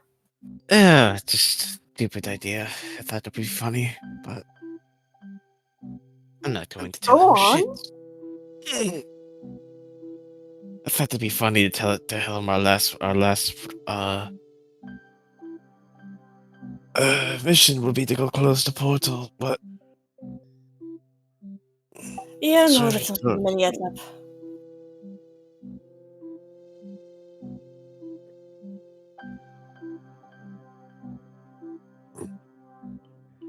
regardless. Do you remember what is the Dragonborn's name? Johnny? Johnny? Philip? Johnny now? Philip? We called him I do Philip. remember. Yeah. Flathead, screwdriver. Yeah, I thought we called him Philip. I don't know. What do you want? Says Johnny Philip. You know, Johnny, is it too early for Philip, Johnny, whatever, for liven up the place a bit? What do you mean liven up?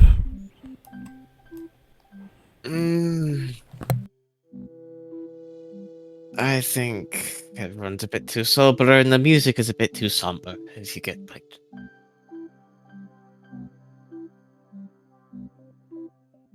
Well, if you want a party, I suppose I can try.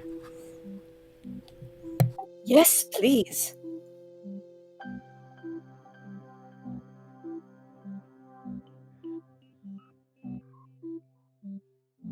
You see Moira get on the stage as they whisper to the musicians, and she says, play something a little bit, and she starts to sing a nice enchanting song which fills you with euphoria. Unless you try to fight the feeling of happiness, all your worries go away as she's singing, and people slowly start to flock in, one by one as the hours go by. Now that's more like it. Cerulean is just grinning ear to ear.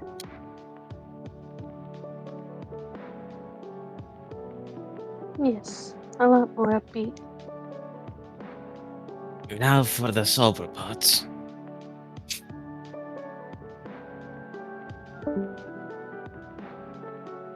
Who'd we lose?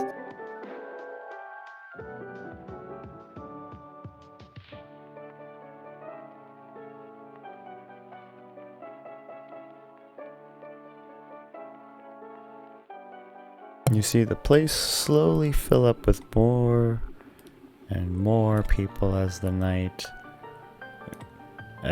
day continues. Do you guys just drink all day? Yeah, but yeah. Cerulean will Mhm.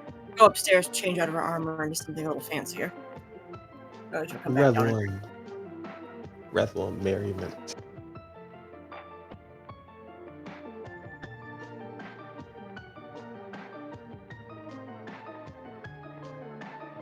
Hey, Callum won't drink. what'd you say?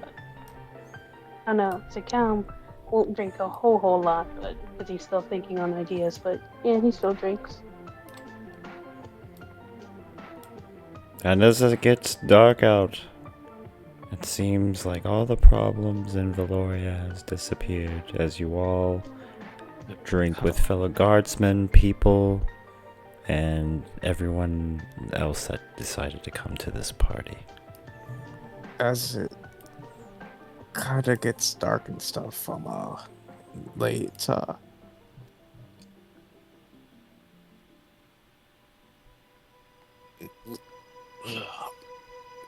Cerulean, Yes? could I have a word with you for a moment? Of course.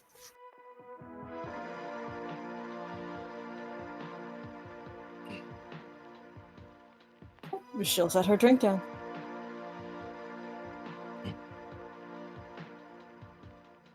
You know, I was thinking quite a bit about what you said before the other day. And today. Yeah, I said a lot of things. You have to elaborate. You did say a lot of things. And as charming as I pretend to be, I'm not ever been particularly good at these. Well, genuine, I suppose. And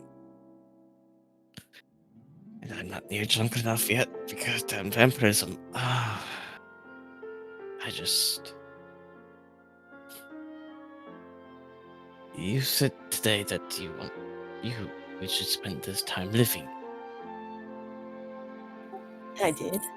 It kind of dawned on me that that's something I've got to do for a little.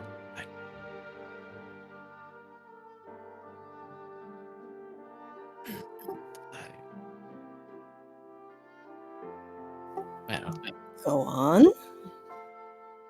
I wouldn't mind trying to see what that's like again. I wouldn't mind trying to live with you, perhaps.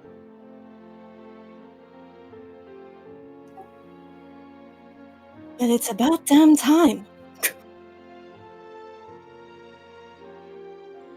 You know, immortality, better late than never. I do not know how you people do it. Quite honestly. Mm. She kind of steps forwards a bit, leans down. If we're being honest with each other, I have wanted to consider you mine for months. It is about damn time.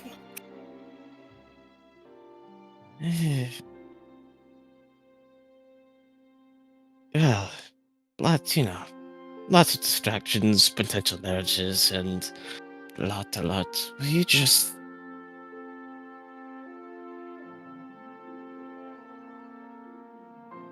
And Connor. Fuck it.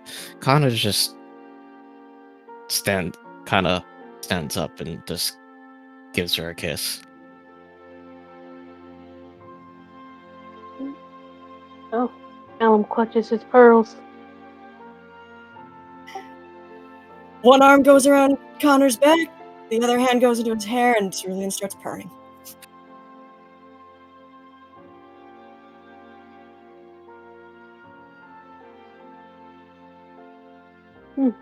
Well, this is such a sweet sight. Ah, you know this was a thing? Did not see that coming. Honestly, I saw from a mile away. Ah, I guess I'm just blind then.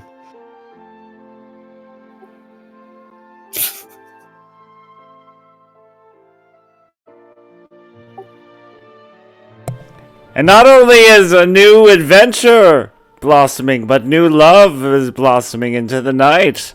As everyone drinks and celebrates what may be their last week on the world.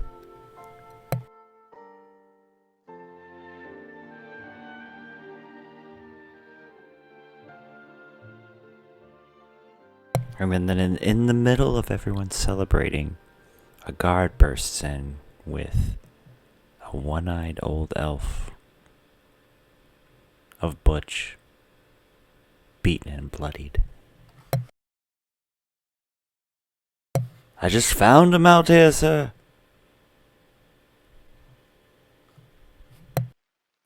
Or ma'am, whoever's out here on the bottom floor. Oh, That timing could have been better. Butch, where the fuck have you been? what happened to you is a What better happened to you? question. And that's where we'll end. Till next week.